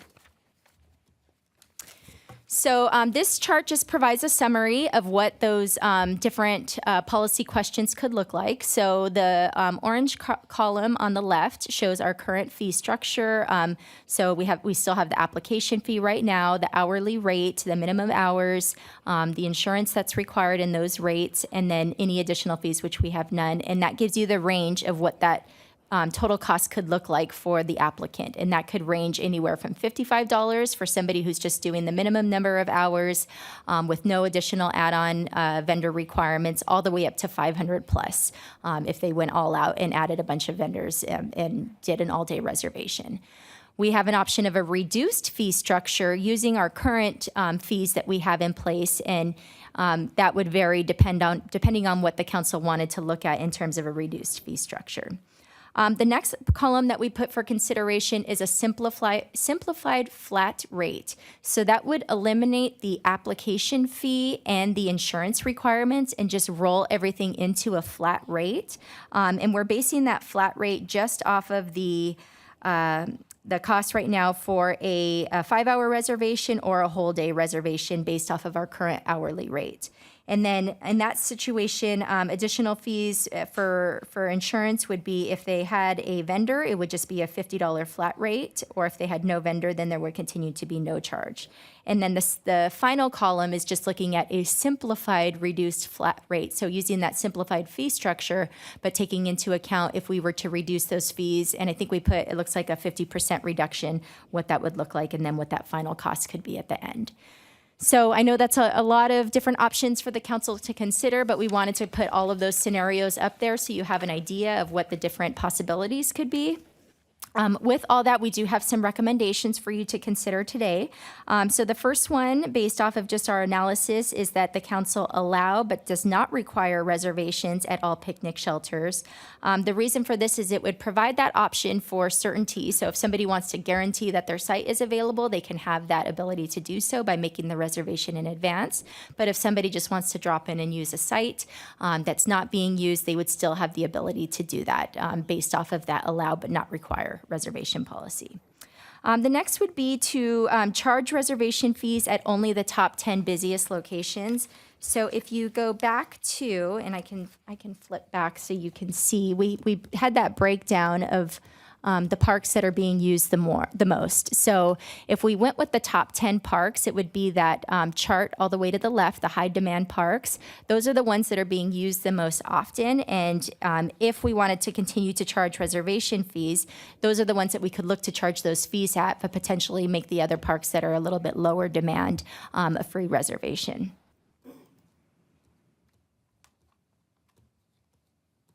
And then just to finish up the recommendations, the next would be to adopt a simplified flat rate fee structure. So rolling all of the fees up into just one flat amount, not charging an application fee, all of the other little add-on fees that can make that price start to creep up. If we went with a flat fee structure, then it would be very clear what that rate is in order to reserve a park. And then a few additional questions is we would like council to provide direction on whether to charge a variable reservation fee to continue with that variable rate based off of the tiers for nonprofits, residents, and non-residents, and then provide direction on what your overall fee schedule you would like it to be, if we want to continue with the current rate or if we wanted to do a reduced rate. So with that, we'll go back to our ask is that the City Council review the picnic shelter reservation policies and fees, and then you provide any direction that you'd like us to pursue on potential policy and fee changes. Thank you, Ms. Finch. Councilmember Casillas, this was something that you had an interest in bringing up? I did. I You do. wanna share with us And it why? came from firsthand experience. So I grew up, having most of our big family events at parks and just attending parks all the time. And it's an open space. It was a very welcoming space, and it's a nice space to have birthday parties. It's also, if you have a small home or if you live in an apartment or in a multi-generational home, is often like the only space that you have that's accessible to you to get together. And so for a lot of our residents, for many of our residents that I've heard from or that I personally see, like this is the only place where they can gather, where family and friends can join them. And it has always been an affordable option to birthday parties, to reunions, to X, Y, and Z. I tried unsuccessfully 2 times to plan events at the parks, and the second time I really learned my lesson. But it is very expensive, and look, slide number 6 with the example, a Corona resident with a 5-hour reservation, a taco vendor, and a magician would pay $262 in fees, and that is before you pay for the decorations, before you pay for the food, before you pay for the actual magician. And so quickly you see a birthday party for a kid or a family reunion creeping into the thousands of dollars. And so I see our public parks as an asset that we share, an asset that we already pay for, something that is in our community for us to use. And so I really want us to take a critical look at how much it's costing us to use the thing that we're already paying for. I don't want us to incur costs and subsidize. Sometimes there's cleanups that we have to do for sure. The staff goes out there and pressure washes these picnic shelters, gets them prepped and ready. We'll clean the restrooms. All of those things are costs above and beyond. And so I don't think that free is the way to go. But I do believe that there's a way for us to make this more affordable for our residents, and then to make the process just easier. It is so complicated. And so I really love the idea of a flat rate fee. I really, really love the on-demand. I really love the having vendors that are already part of our ready-to-serve list that we can draw from. All of that is part of creating, a sense of place in our community. All of that allows us to, have these spaces be used by our residents, and oftentimes by residents that, don't have other options for these things.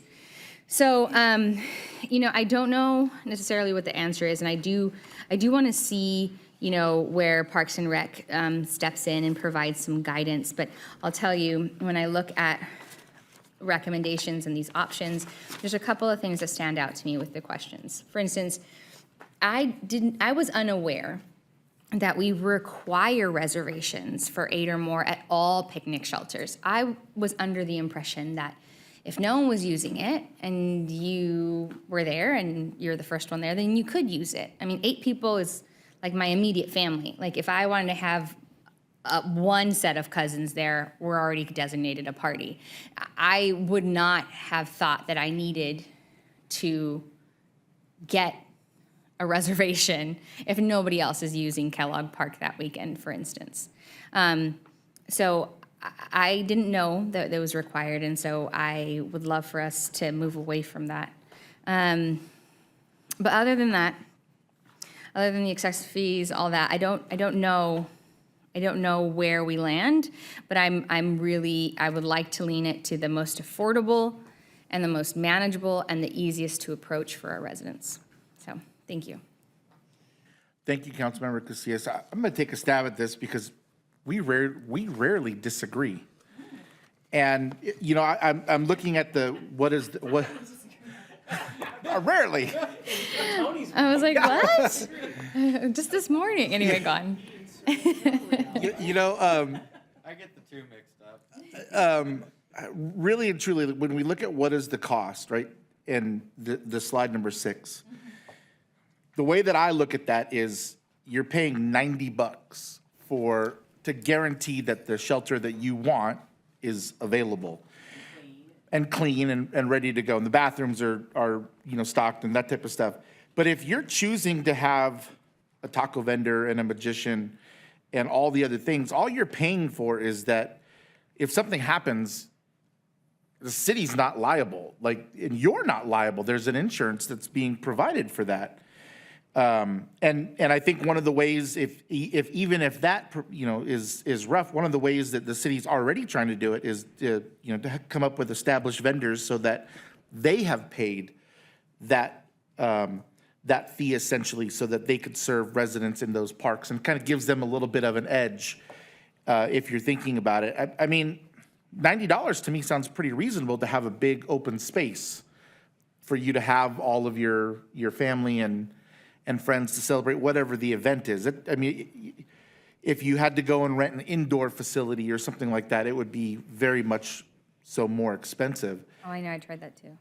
So, I mean, I don't see that as a barrier, even at $262. You're right. If you got to pay the taco guy on top of it and the magician, if it's hopefully you didn't find him on the marketplace and it's a good magician, right? I mean, you're making that choice, and the decorations, you're making that choice to throw that elaborate of a party, if you will. I just don't see that as being very expensive. So then it just depends on the cost that's incurred. Can I ask a point of a clarifying question? The difference between the $55 fee for nonprofits and the Corona resident is $90. That standard fee, are we subsidizing that nonprofit for something? Like, are we incurring a cost by giving the nonprofit the rate of $55? So there's no subsidy right now. The revenue that's generated just goes back into the general fund. It does help to kind of offset the cost of going out and making sure that the park is ready and providing that service. So the person that's running the shelter does have the contact information for the park ranger in case anything were to happen. But it's no direct subsidy that we're putting in for the nonprofit directly in order to get that reduced rate. Well, then, Mayor, I mean, then right there is a $40 difference that doesn't seem to go to anything. So like, we could just put the Corona resident or at the flat rate, you know what I'm saying? Like, treat them the same, and you could already save $40 there. Like, if it costs us no difference and we're not subsidizing the nonprofit at the lower rate, then why not do the same for a Corona resident? Well, I think that, I think it's pretty self-explanatory. You're giving the nonprofits a break, essentially, and the resident is paying a little bit more, not as much as a non-resident. But it's not a break if we're not actually subsidizing. Yeah, that's fine. I mean, that's fine. I mean, it just makes it a better deal, really, for the resident.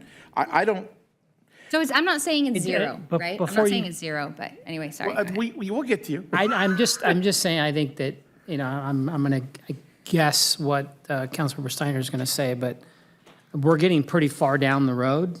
And I think we have a outstanding Park and Recreation Commission that is functioning at a really high level. They've been living and breathing the Parks Master Plan and different pieces of this for the past year. I don't want to give any recommendations. I think it's something that if this is something we want to look at, then we should give it to them as a task to, in fact, there's one of the questions I wanted to ask as part of this. Can we provide future agenda items for one of the commissions? I think the council has wide latitude to give staff direction on anything you would like to. Okay. I would like to recommend that we all can give them, except for Councilmember Speak. He's got a limit. Well, and it's because frankly, like we all have interests in different areas, and this is an area that we've selected these people to lend their voice to this, and I would hate to give them too much direction other than, hey, we want you to look at this. That's. Thank you. You read my mind. No, I think that we should look at this as Councilmember Casillas says, hey, I want to talk about this. Staff says, hey, council, just a FYI, this is what we're going to be taking to the Parks and Rec Commission. And then when they vet it, we'll give you their recommendations, and then you guys make the final decision. That's how I would have liked to have seen this go. Saying you shouldn't share what your concerns are, because then that gets pushed forward to them to consider. But I want to stay away from pigeonholing them. Just saying, hey, could you look at this overall? Well, I don't disagree. I think that's a good idea, but in fairness to Councilmember Casillas, she brought this issue up. And I think that throwing it to, I'm sorry, Tom. I think throwing it to the Parks Commission needs to be something that she's okay with, because she wanted to bring it here. Yeah, I'm comfortable with it. That's fine. I'd like to get their input. You all know why I wanted this covered, so yeah, let's see what they have to say. Okay, Vice Mayor, what would you like to add? Well, I'm fascinated by this. Tony and I almost always agree, so it's very rare when we differ.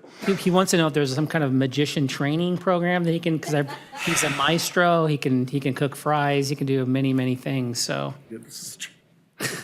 It's a man of many trades. All right, so. I understand that the direction is to then take this to the commission, get their feedback, and we'll schedule this to bring it back to council Yeah. for more consideration. Thank you.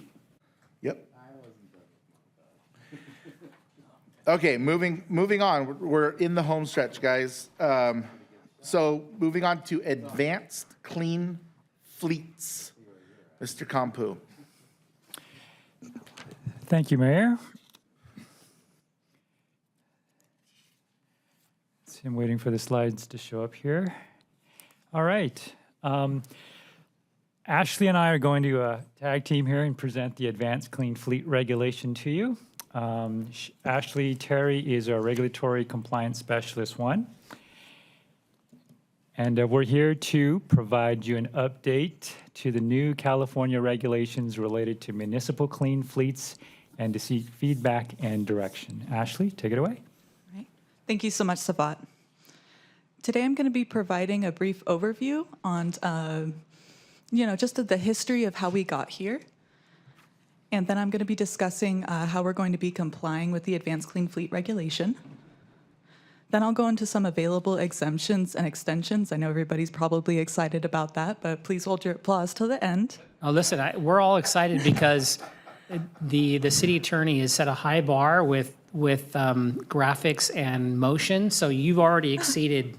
You're right up in the stratosphere there already at a moving truck. So. Do that again. Tom missed it, so we'll have to give him a play-by-play later. But definitely. And then we'll talk about the applicability of these extensions and exemptions. Finally, we'll get to talk about our next steps moving forward. So just to reiterate, the purpose today is for the City Council to receive. Oh, I'm not too sure what's happening here. Thank you, Savat. All right, let's get into the background information. I just kind of wanted to provide this because I think it'll be helpful for us moving forward as we make informed decisions. So we are part of the South Coast Air Basin. You can see us appear here on the map where that yellow star just appeared. This air basin is classified as a non-attainment zone for pollution, the pollution being smog, lead, and particulate matter 2.5, and that's kind of like dirt, soot, those kind of things. Very small, exactly. And then reducing air pollution has been the goal of the South Coast Air Quality Management District and the California Air Resources Board for decades. And here we can kind of see a timeline of their efforts to reduce air pollution. In the early 2000s, we have two rules that come out, 1191 and 1192. And those require us to transition our light duty and medium duty vehicles to dual fuel, gasoline, or alternative fuels such as CNG. Later that same year, we see Rule 1196 come about, and this is where we're seeing our medium and heavy duty vehicles be impacted by the same condition of needing dual fuel or alternative fuels. Then in 2019, we have the Innovative Clean Transit Regulation. This regulation requires all transit buses to transition their fleets to zero-emission buses. And in 2020, we have the Advanced Clean Trucks Regulation. This requires vehicle manufacturers to meet a certain threshold of zero-emission vehicles sold. And finally, we get to April of 2023, just earlier this year, where the California Air Resources Board moves to adopt the Advanced Clean Fleets Regulation. This regulation is a response to Governor Gavin Newsom's Executive Order N7920. And this is stating that the goal of California is to be zero-emission vehicles for our medium and heavy-duty vehicles by 2045. And that is how we get to the April 28th decision from the California Air Resources Board to adopt the Advanced Clean Fleets Regulation under Title 13 of the California Code of Regulations. All right, now let's talk about the regulation. So starting in January of 2024, 50% of all additions to our medium and heavy-duty fleet must be zero-emission vehicles. And this increases to 100% in 2027. An inventory of all of these vehicles must be conducted on January 1st, with this information reported in a compliance report that's due annually, no later than April 1st. And then we can see the compliance schedule. January 1st, 2024, 50% of all additions must be zero-emission vehicles or near zero-emission vehicles. We'll talk about the near zero-emission vehicle portion of it a little bit later. Later that year in 2024, our first compliance report will be due to CARB. And 100% of all additions must be zero-emission vehicles or near zero-emission vehicles in 2027. In 2035, the near zero-emission vehicle option sunsets, which means 100% must be zero-emission vehicles at that time. And then finally, in 2045, we'll submit our final compliance report to the California Air Resources Board. I'll be in my mid-40s by then. Hopefully, I'll be passing this along to somebody else. Mid-40s, sir, yes.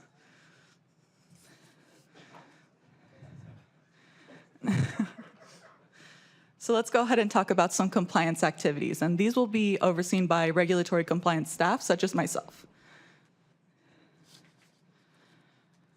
So reporting, like I mentioned before, a compliance report is due April 1st, and in addition to that, we have to report any changes to the California Air Resources Board within 30 days. So within 30 days of purchasing a vehicle or having that purchase order in our hand, we need to be reporting that to CARB. This makes reporting an ongoing activity. And then we will also have to maintain records of all of our vehicles. We have to retain those records for up to 5 years. And those records must be made available to California Air Resources Board staff within 72 hours. Finally, the CARB California Air Resources Board has the authority to enforce this regulation. We're looking at about $10,000 per day per vehicle that is out of compliance should we get to that point, but I think we're all going to try to avoid that to the best of our ability. All right, and that's kind of it for me, so I'm just going to go ahead and pass it along to Savat. All right, thank you, Ashley. Did a great job. Thank you. All right, exemptions and extension. Just turn myself out there.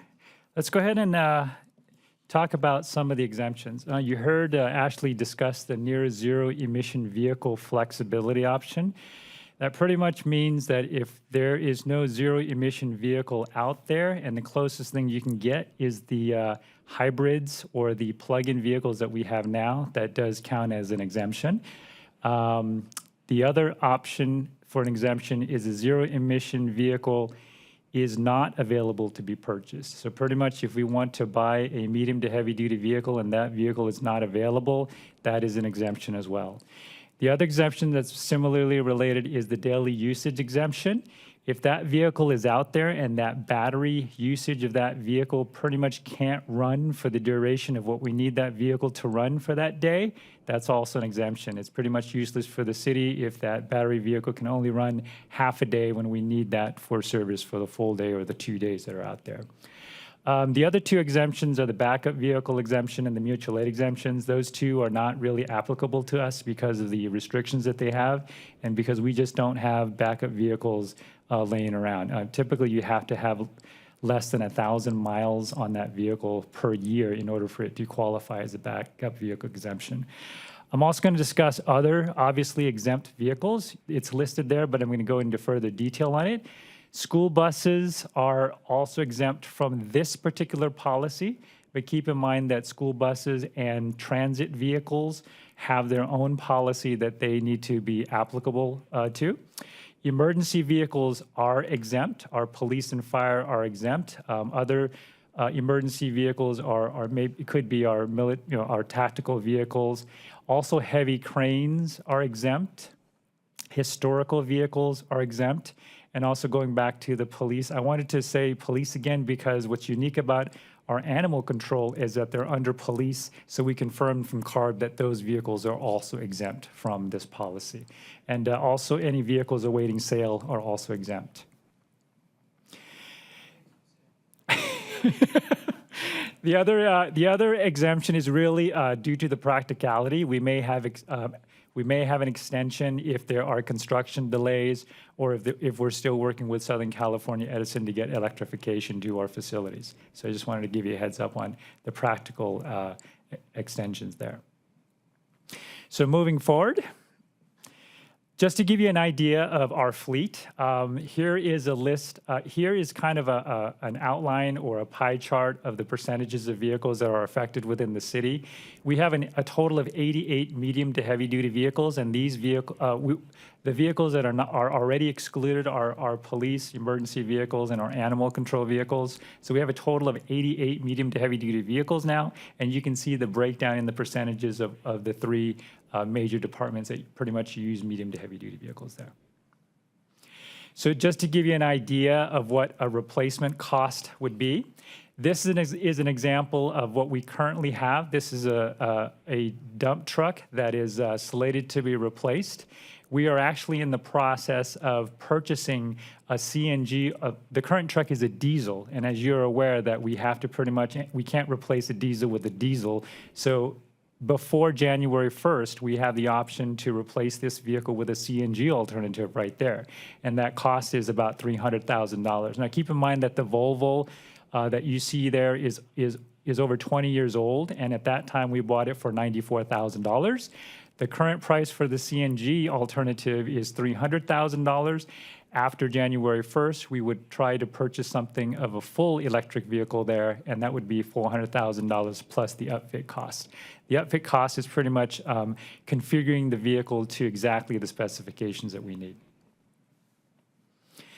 So where are we now? We're working with CARB to obtain the necessary waivers and extensions. We're working with them beforehand, before our January 1st deadline comes up.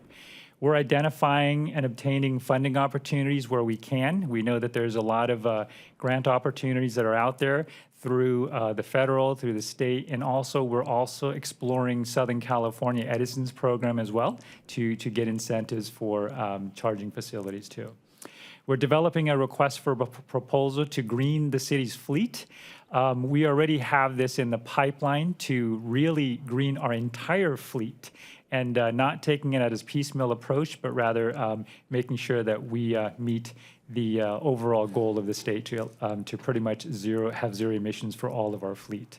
We're also going to be updating the city's vehicle replacement policy. As you may be aware, we have been in a pilot program with our enterprise rent-a-car program. And we're going to bring that back to you shortly because that agreement is expiring. But we also wanted to make sure that we incorporated the CARB rules and regulations into the leasing program. We're also going to be analyzing cost impacts on future vehicle replacements and motor pool. As you saw before there, we have 88 vehicles that we're going to anticipate replacing those. And so we want to make sure that we budget accordingly for our motor pool and vehicle replacement budgets from the various departments. We also are supportive of a letter. The mayor had signed a letter of support early on for AB 1594 on the flexibility of ZEV or zero emission vehicle regulations as it relates to water and wastewater utilities. And because of the mayor's signature, that actually passed this last weekend. So I wanted to thank the mayor for supporting that as well for that. So he had quite an influence. And so just wanted to kind of remind you, this is really just an update on the city councils, just for the new California regulations that's related to the municipal clean fleets. And we're here to seek feedback and direction. And so therefore myself, Terry, and I also want to introduce our newly promoted fleet manager back there, Michael Gresslinger. And we're here to answer any questions. And he is very, very familiar with our fleet. So thank you very much for your time. Thank you, Director Campu. Does anybody have any questions? I don't have a question other than just, not a question, just kind of more of a statement. Just, I get the idea, but the costs are so much more that it's just, I really hope that these grants all become real. And I mean, frankly, it's shifting more money around, but it would be nice to be able to, operate some of these vehicles that aren't necessarily putting out massive amounts of, and we're not putting hundreds of thousands of miles on these trucks. And the cost involved is just, insane. And I remember when the state, or when CARB, before it was CARB, was at PM5, which is, and that number is microns. So 5 microns, which is, a micron is 1/1,000,000th of a meter. It's insane. So this is 2.5, so this is like even smaller, which is good. You want clean air and all those things, but this just seems to be, there's real cost to this, and this is going to have to come from somewhere, which makes me sad. We'll have to get a bunch of for sale signs with really That's high, I'm telling you, really we can high solve price this. tags. I'll buy them all. Yeah. I'll buy all the for sale signs. Councilmember Steiner. Councilmember Casillas.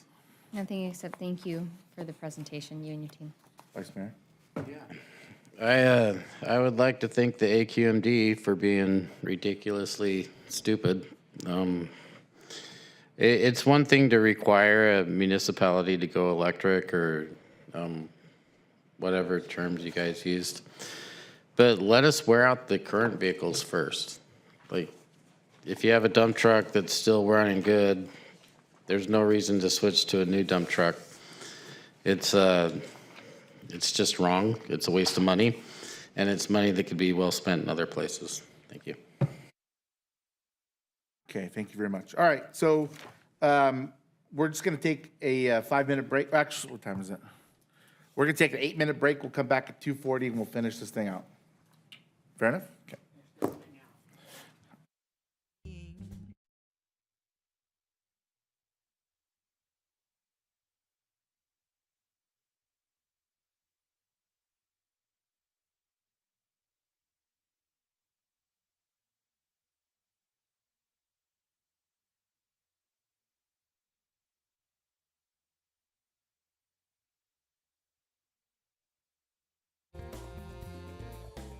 So get out of your head and get swept away.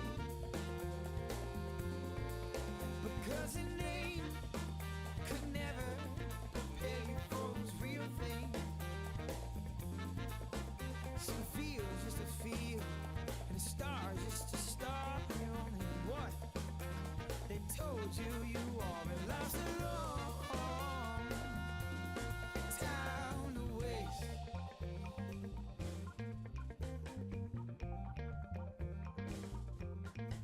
So I spend most of my mornings on my daily commute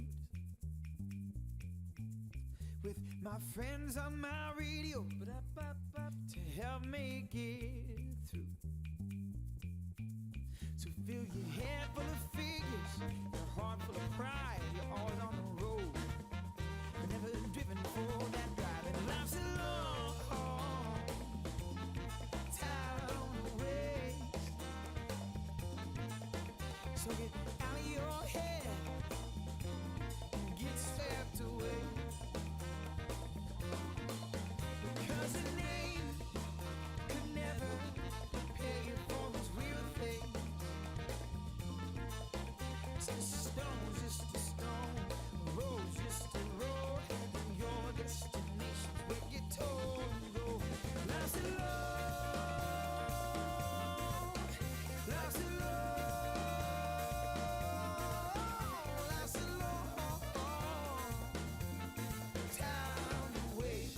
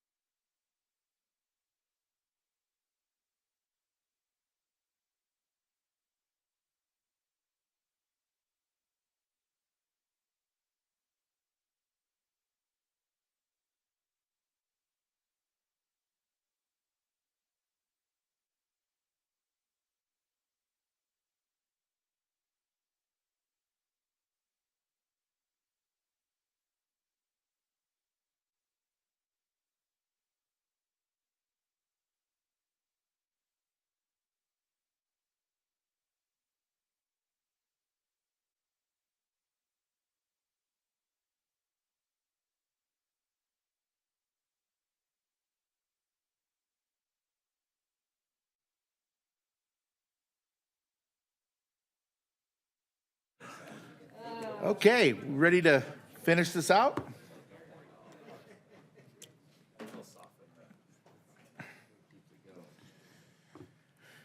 All right. I mean, no pressure, Mr. Edgeworth and Captain Ralston, but it's you guys and then we go home. So This is the best, this is going to be the best presentation of the entire day. I'm so excited for it. And if Raider needs to come up here, then he's more than welcome to come on up and hang out. Doesn't Raider also, like, isn't he also like an emotional support? Yeah. We could use one of those right now. I think Tony We says all he need needs it. some emotional support right now. You need emotional support? All right, Mr. Edgeworth, take it away. Well, thank you for having us. So we're going to be talking about the camera master plan and where we're at on that. So the idea of the camera master plan was initially for a force multiplier for the city, as well as a cost recovery tool, and also for a community partnership and security measure so our community feels safe as they're out in throughout the city. So our current environment, we have a system called Leverage, which is a proprietary system. But it was developed back or was purchased back in 2014.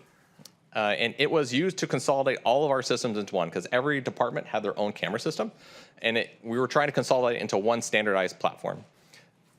The current system, I hate to say this out loud and in public, but it is forensic in nature. There is no one watching the cameras, and it is not proactive in any manner. That is due to funding. There is no one that actually watches the cameras. So for now, it is just used after the fact. If there is an incident or someone requests the footage, we go back and pull that. We are currently migrating from this proprietary system to a new system called Genetec, which is a leading industry leader and is an open system that allows us to integrate with a whole bunch of different partners. And we'll talk about that a little bit later with a special guest speaker, but we're going to talk a little bit about that, and that it ties into AI and integrations for public safety and traffic. And about 2 years ago, we did actually receive funding for a maintenance cycle, so we are replacing the cameras. Before that, they were not replaced as they died, and when IT took over the system in 2019, I would say about 40% of the cameras were not functional. So we're still in the process of replacing those as we go through and trying to get it back to a system that actually is working for our citizens and for our employees. But phase one, I kind of alluded to this. It was back in February of 2014. The initial, from my understanding, it was a grant that was awarded to the city, and the city used it to help fund this initial adventure.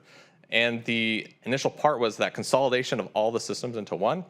And then it was also the addition of cameras, as you see here, to animal control, our community, our Circle City Center, and some of the various parks. So that was about for $1.5 million in 2014. Phase two, after that came out, phase two was kind of an addition of that. We expanded to additional parks, including some of the intersections of egress and ingress into the city, and then some of the major transportation thoroughbreds or thoroughfares throughout the city.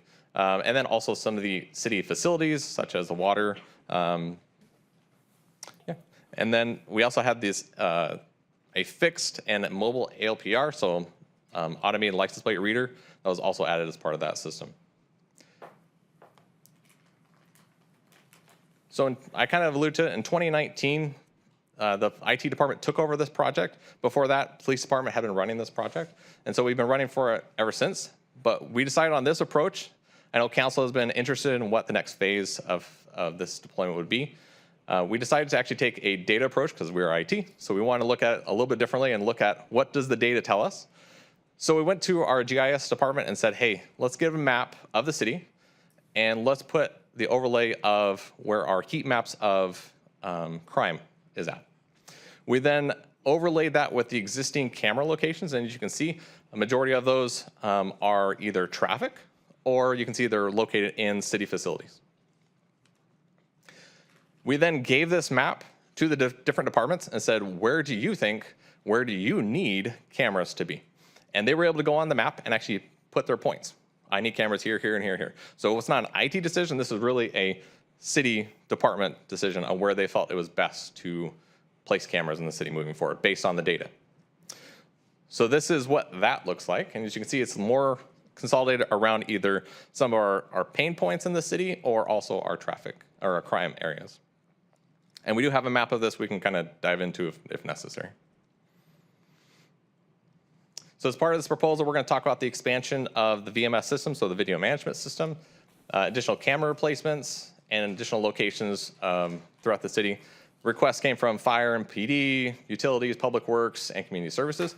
You can see in the red there is a list of all the parks that do not have cameras currently. And then we're going to talk about Brief Cam Respond and a real-time information center. So from our communications service or community services team, we came with this list of locations that they were requesting. From parks, there was Promenade, Brentwood, and I know Promenade was a request from council as well. Brentwood, Buena Vista, Eagle Glen, Lincoln, Auburndale, and El Cerrito Sports Park. And you can see some of the facilities there, HCC, the City Hall parking lot, the airport. The homeless shelter is on there as well. I know we just brought that up. There is cameras currently there, but we're trying to consolidate that into the new system because right now it's its own thing as well. The library does have cameras as well. The library has asked to expand that. They actually were awarded a grant for infrastructure changes and camera replacement, and that's what that $216,000 is there. All these are for crime deterrent and facility utilization. We can actually use the cameras to understand how well our facilities are being utilized. And the cost of that is $379,000 roughly. And that does not include the grant from the library. Wait, that does not include the grant from It the? does So not. then you would just subtract 216,992 from that total? No. That 379 does not include the grant. And the reason the cost on this one, the majority of the cost is the airport. I didn't get it either. The airport is a expensive adventure just because of the logistics of it and the type of cameras that would be necessary to actually facilitate monitoring that location. The fire department has requested cameras at their fire stations. Currently, there is none at any of the fire stations. They're requesting on their front and rear of the facilities, and again, for security and situational awareness. And that's roughly about $52,000 for that one. Our utilities department has requested 9 different sites for additional cameras. Really quick, can you go back to the fire station one? Sure. So would they be able to see, I mean, because I see this as kind of this is where they're living, so this would be kind of like a ring, I'm in my head, a ring camera would be really beneficial to them. Correct. So would it be something they could see as well? Yes, the idea is to have them be able to see it as well. Perfect, And that okay. was the chief's request, so that as they're in their station, they are able to see what is going on around them. Okay, great. Absolutely. So utilities department is asking for 9 additional sites between their water and sewer treatment sites, some of their radio towers, and then the RV dump station, because we have had issues at that station, and we do not have cameras that are able to support what has occurred there. And again, that's for security and situational awareness at those sites. And that's going to be about $67,000. Our Public Works and Traffic has requested 30 additional intersections. Again, these are for hotspots throughout the city, for additional camera angles in different locations, as well as we have cameras that are existing, but they're analog cameras and cannot do PTZ or are very not able to be functioned very well easily. And so we're looking to replace those. And all that is about $225,000 for that. And I'll turn it over to Captain Ralston to discuss the priority ones for PD. Good afternoon, Mayor and Council. Thanks for having us.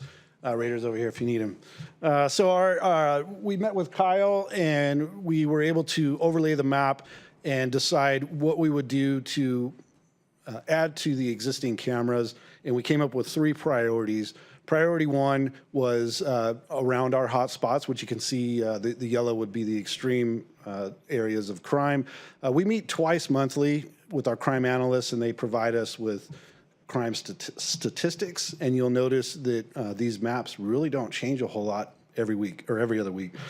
So we looked at that data in our maps, and these priority 1 cameras would be in some similar locations as the existing cameras, which is near our hotspots. I think that's it for that slide. Oh, do I have it here? Very good. How do I go back? That's priority 3. Sorry. You gave me this. That's the wrong thing to do. Got it. I'm good. Priority 2 locations would be to expand a little bit outside. So you can see the crime map there. It's on the areas that are a little bit more red, where it's not as concentrated. And these are in areas where some existing cameras do not or are not placed. And we were looking at school locations, some park locations, and traffic in mind as well for us. And then priority 3 expands even further. You can see that a lot of these cameras are in areas where there are no hot spots. There are still crime incidents that occur in these areas. However, we didn't see that as a high priority for us.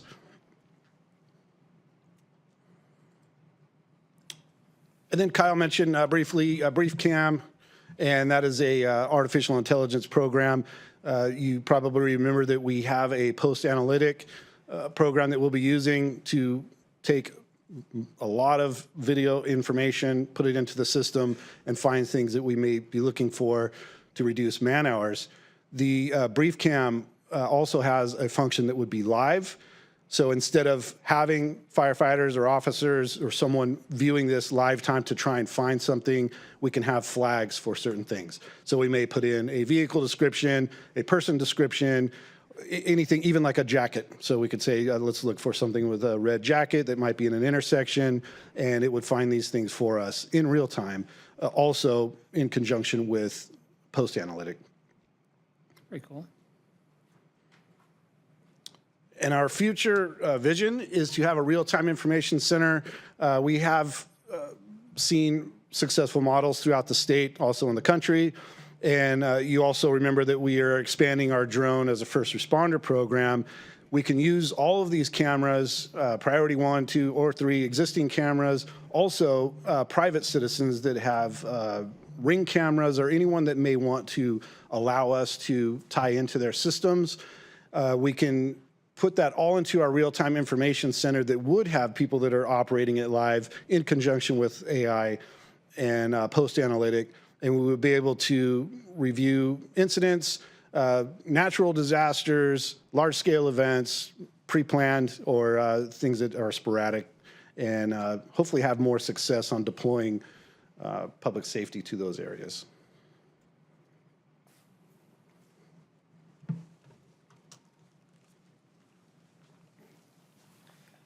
Okay, so the ask. So we could do with option 1, which is just to maintain our current environment and replace legacy cameras or cameras as they die or end of life. Don't add additional cameras and don't proactively use the cameras.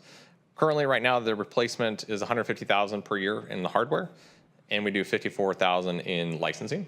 Option 2 is to add the additional locations that we discussed, minus the priority locations that PD had discussed. So adding those additional cameras would come out to be about $1,055,000 and $65,000 in licensing.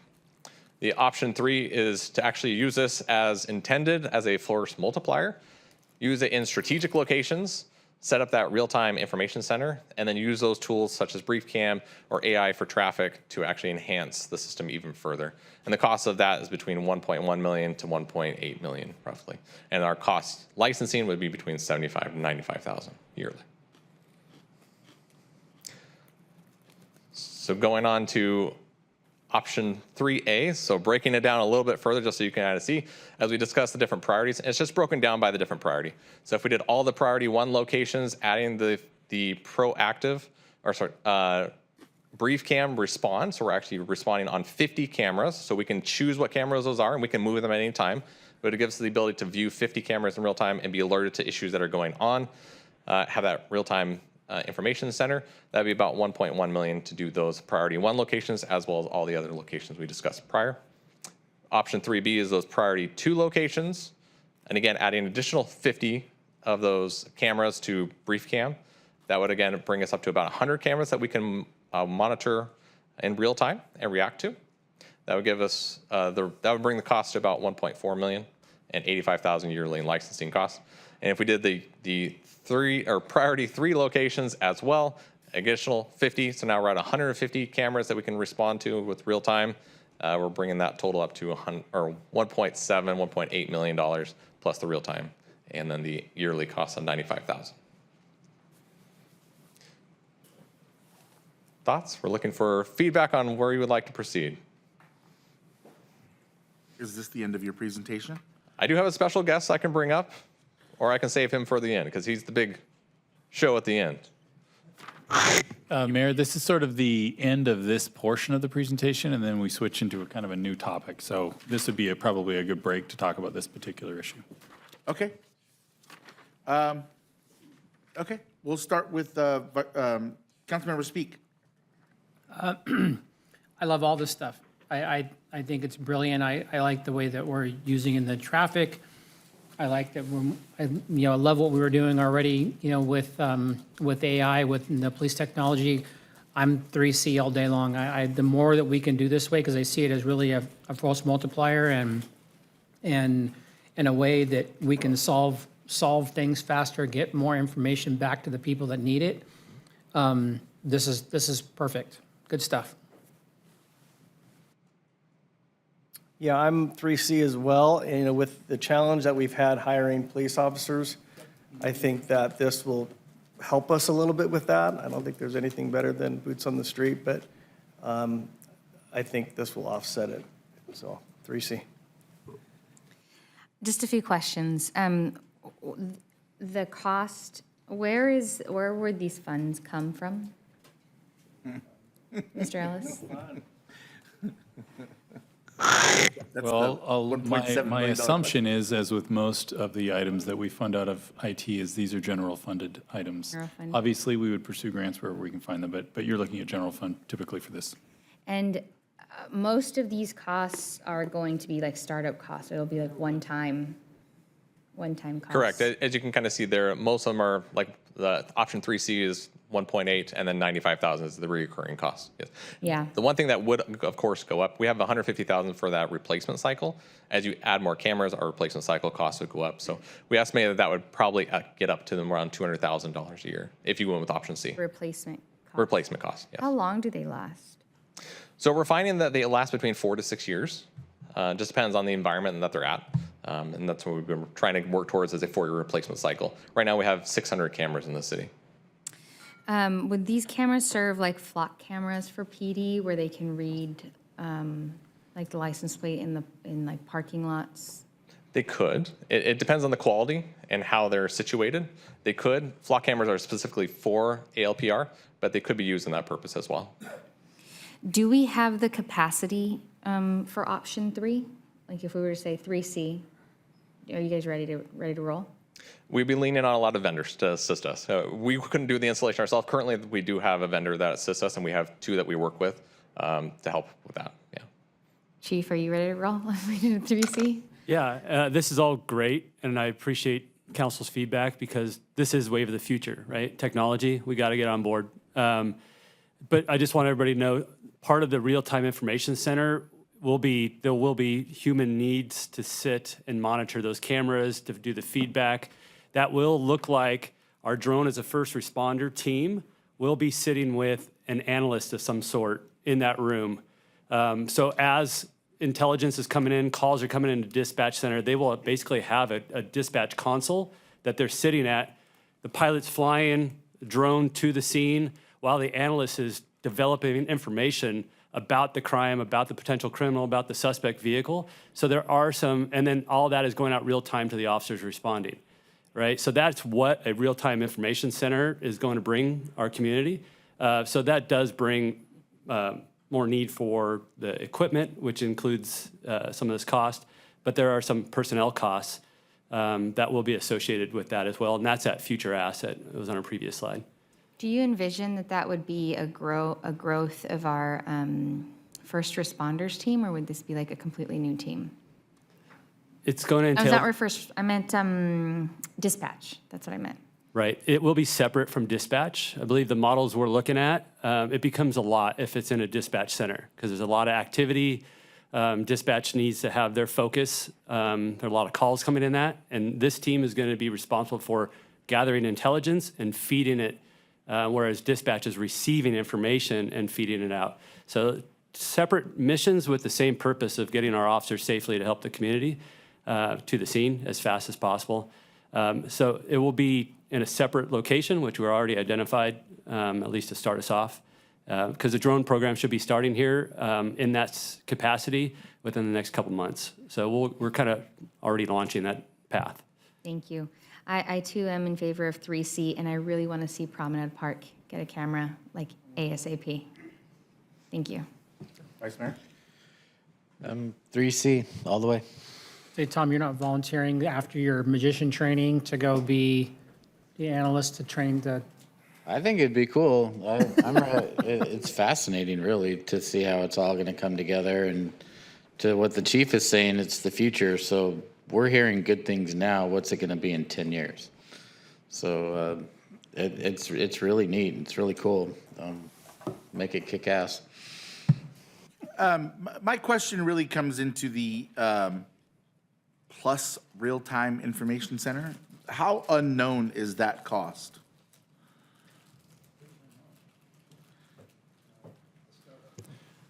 Chief, is it fair to say it's pretty unknown at this point? We still have a lot of analysis to do before we have any kind of hard numbers for that. Yes, we're at the early stages of assessing that. We've attended some in-person trainings. There's a class we're going to this next week that will help us. But we have ballparks, but I don't, every real-time information center has been launched so far, and it has cost different, because you can start at a very small level, or you can grow it to be what we're thinking about, which is including our drone as a first responder. Is it fair to say that with option 3C and adding these cameras and all that good kind of stuff, can you do it without the real-time information center, or do you need the real-time information center in order to properly utilize these cameras in option 3C? You need it. If you don't have a real-time information center in there, then it's just cameras populating whatever your triggers are, right? There's no human interaction with those camera systems.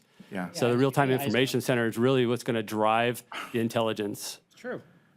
Well, listen, I think 3C is the way to go. It's just being somewhat responsible here. We could be another $2, $3, $4 million on a real-time information center. So we're 1.7 plus a lot, a big unknown right now. Yeah, I think 2 million, probably on the high end, if I was going, based on the knowledge we know. And if you don't choose that, then we're kind of in the position we are now with better technology, right?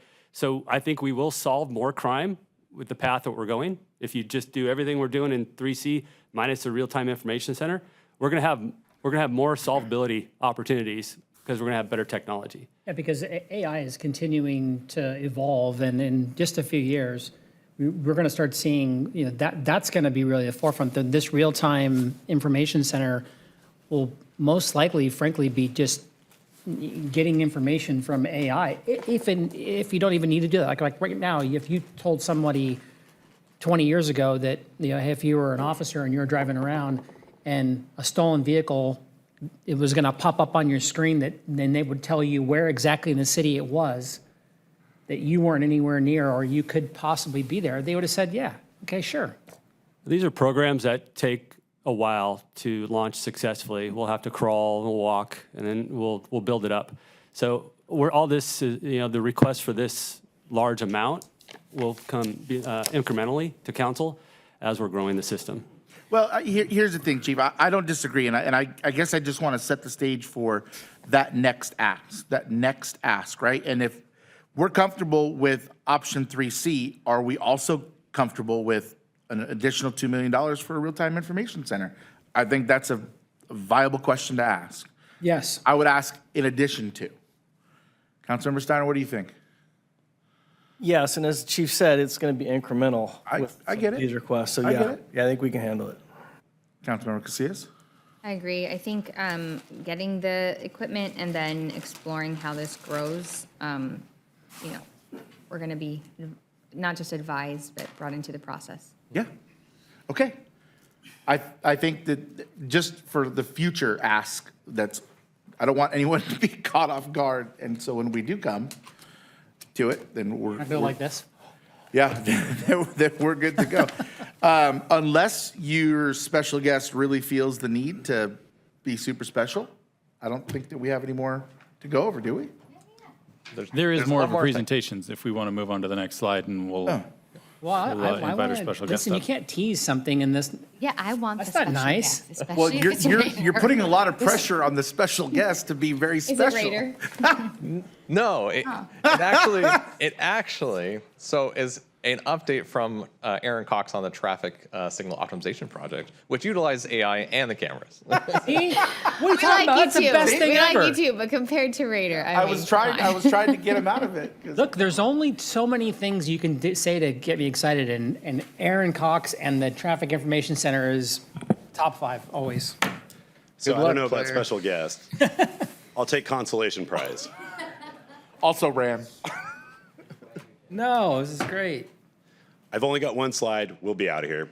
Kyle asked me to join him to present this one slide to talk about how our traffic signal optimization project integrates with what IT is working on this project. So as part of my project, the traffic signal optimization, we're going to be deploying 100 4-camera systems on all these corridors that you see here. These are all high-definition cameras that can be used for other purposes. Their primary job is to help me solve traffic problems, but we can also feed these into the Genetec system, the BriefCam system. We can use these to also be a force multiplier. So, as I mentioned, 4 cameras per location. These HD streams we can view and integrate into the VMS. These cameras use AI to help solve pedestrian and vehicle timing issues, and we can calculate bicycles in their report analytics. And these are probably the most important piece of our traffic signal optimization using AI. These are the major detection aspect and really cool cutting edge technology. And this project is currently in design and it should be out for bid, I'm thinking June of next year, right, Savat?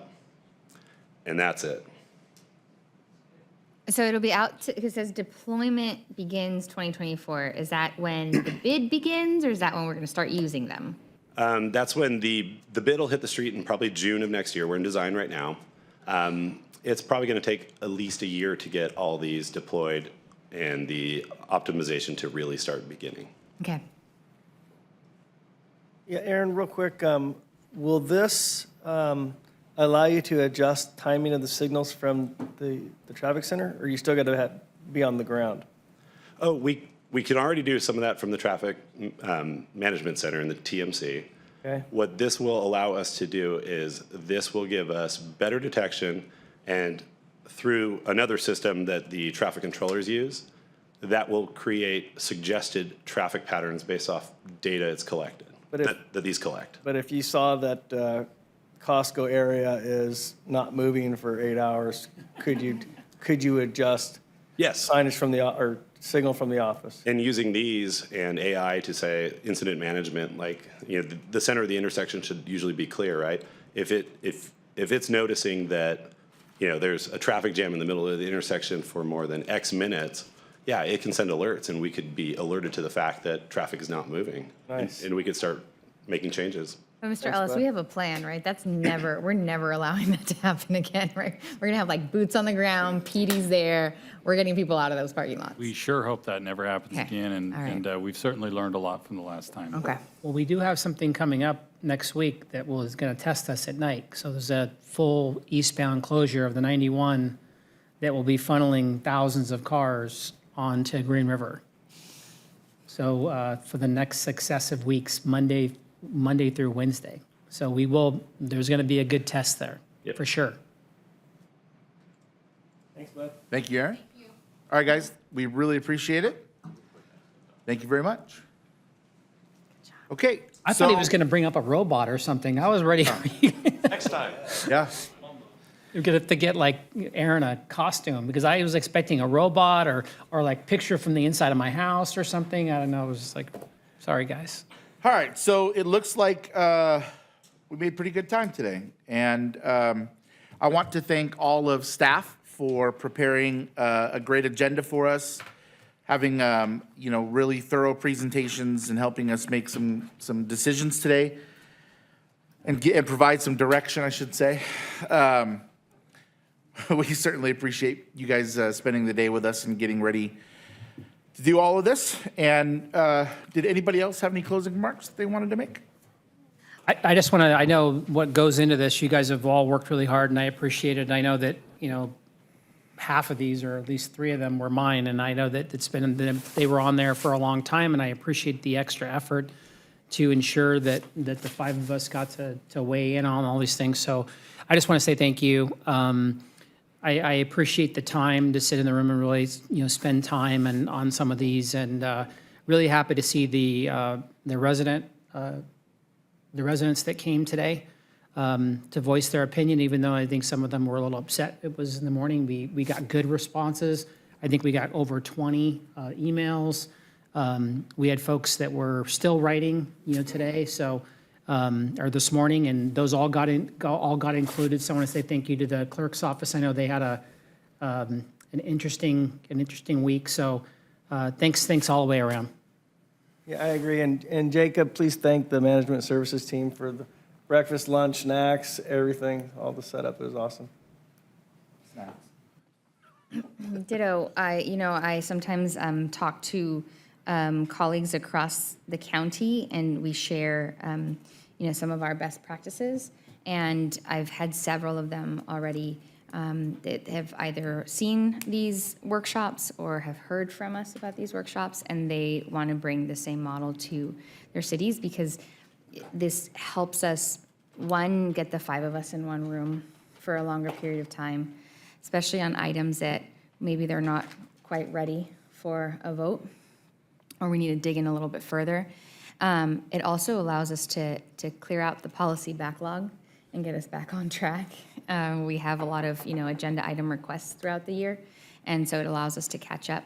And it's just, I know that for staff, it's a lot of prep time, it's a lot of work, but this does allow for just getting the 5 of us in one room to talk about issues that, we may not have the space for or capacity in other spaces. So just thanks for all the preparation. Vice Mayor? Well, I was really worried about the policy backlog, for sure. But I'm just impressed with how exceptionally done these presentations were, and how very well organized. And the information was fluid, and everything that was talked about today are all great steps forward for our city. So thank you, Jacob, and everyone involved. Thank you. Okay, that's going to do it for the day. We will see you next week. Same place, different time.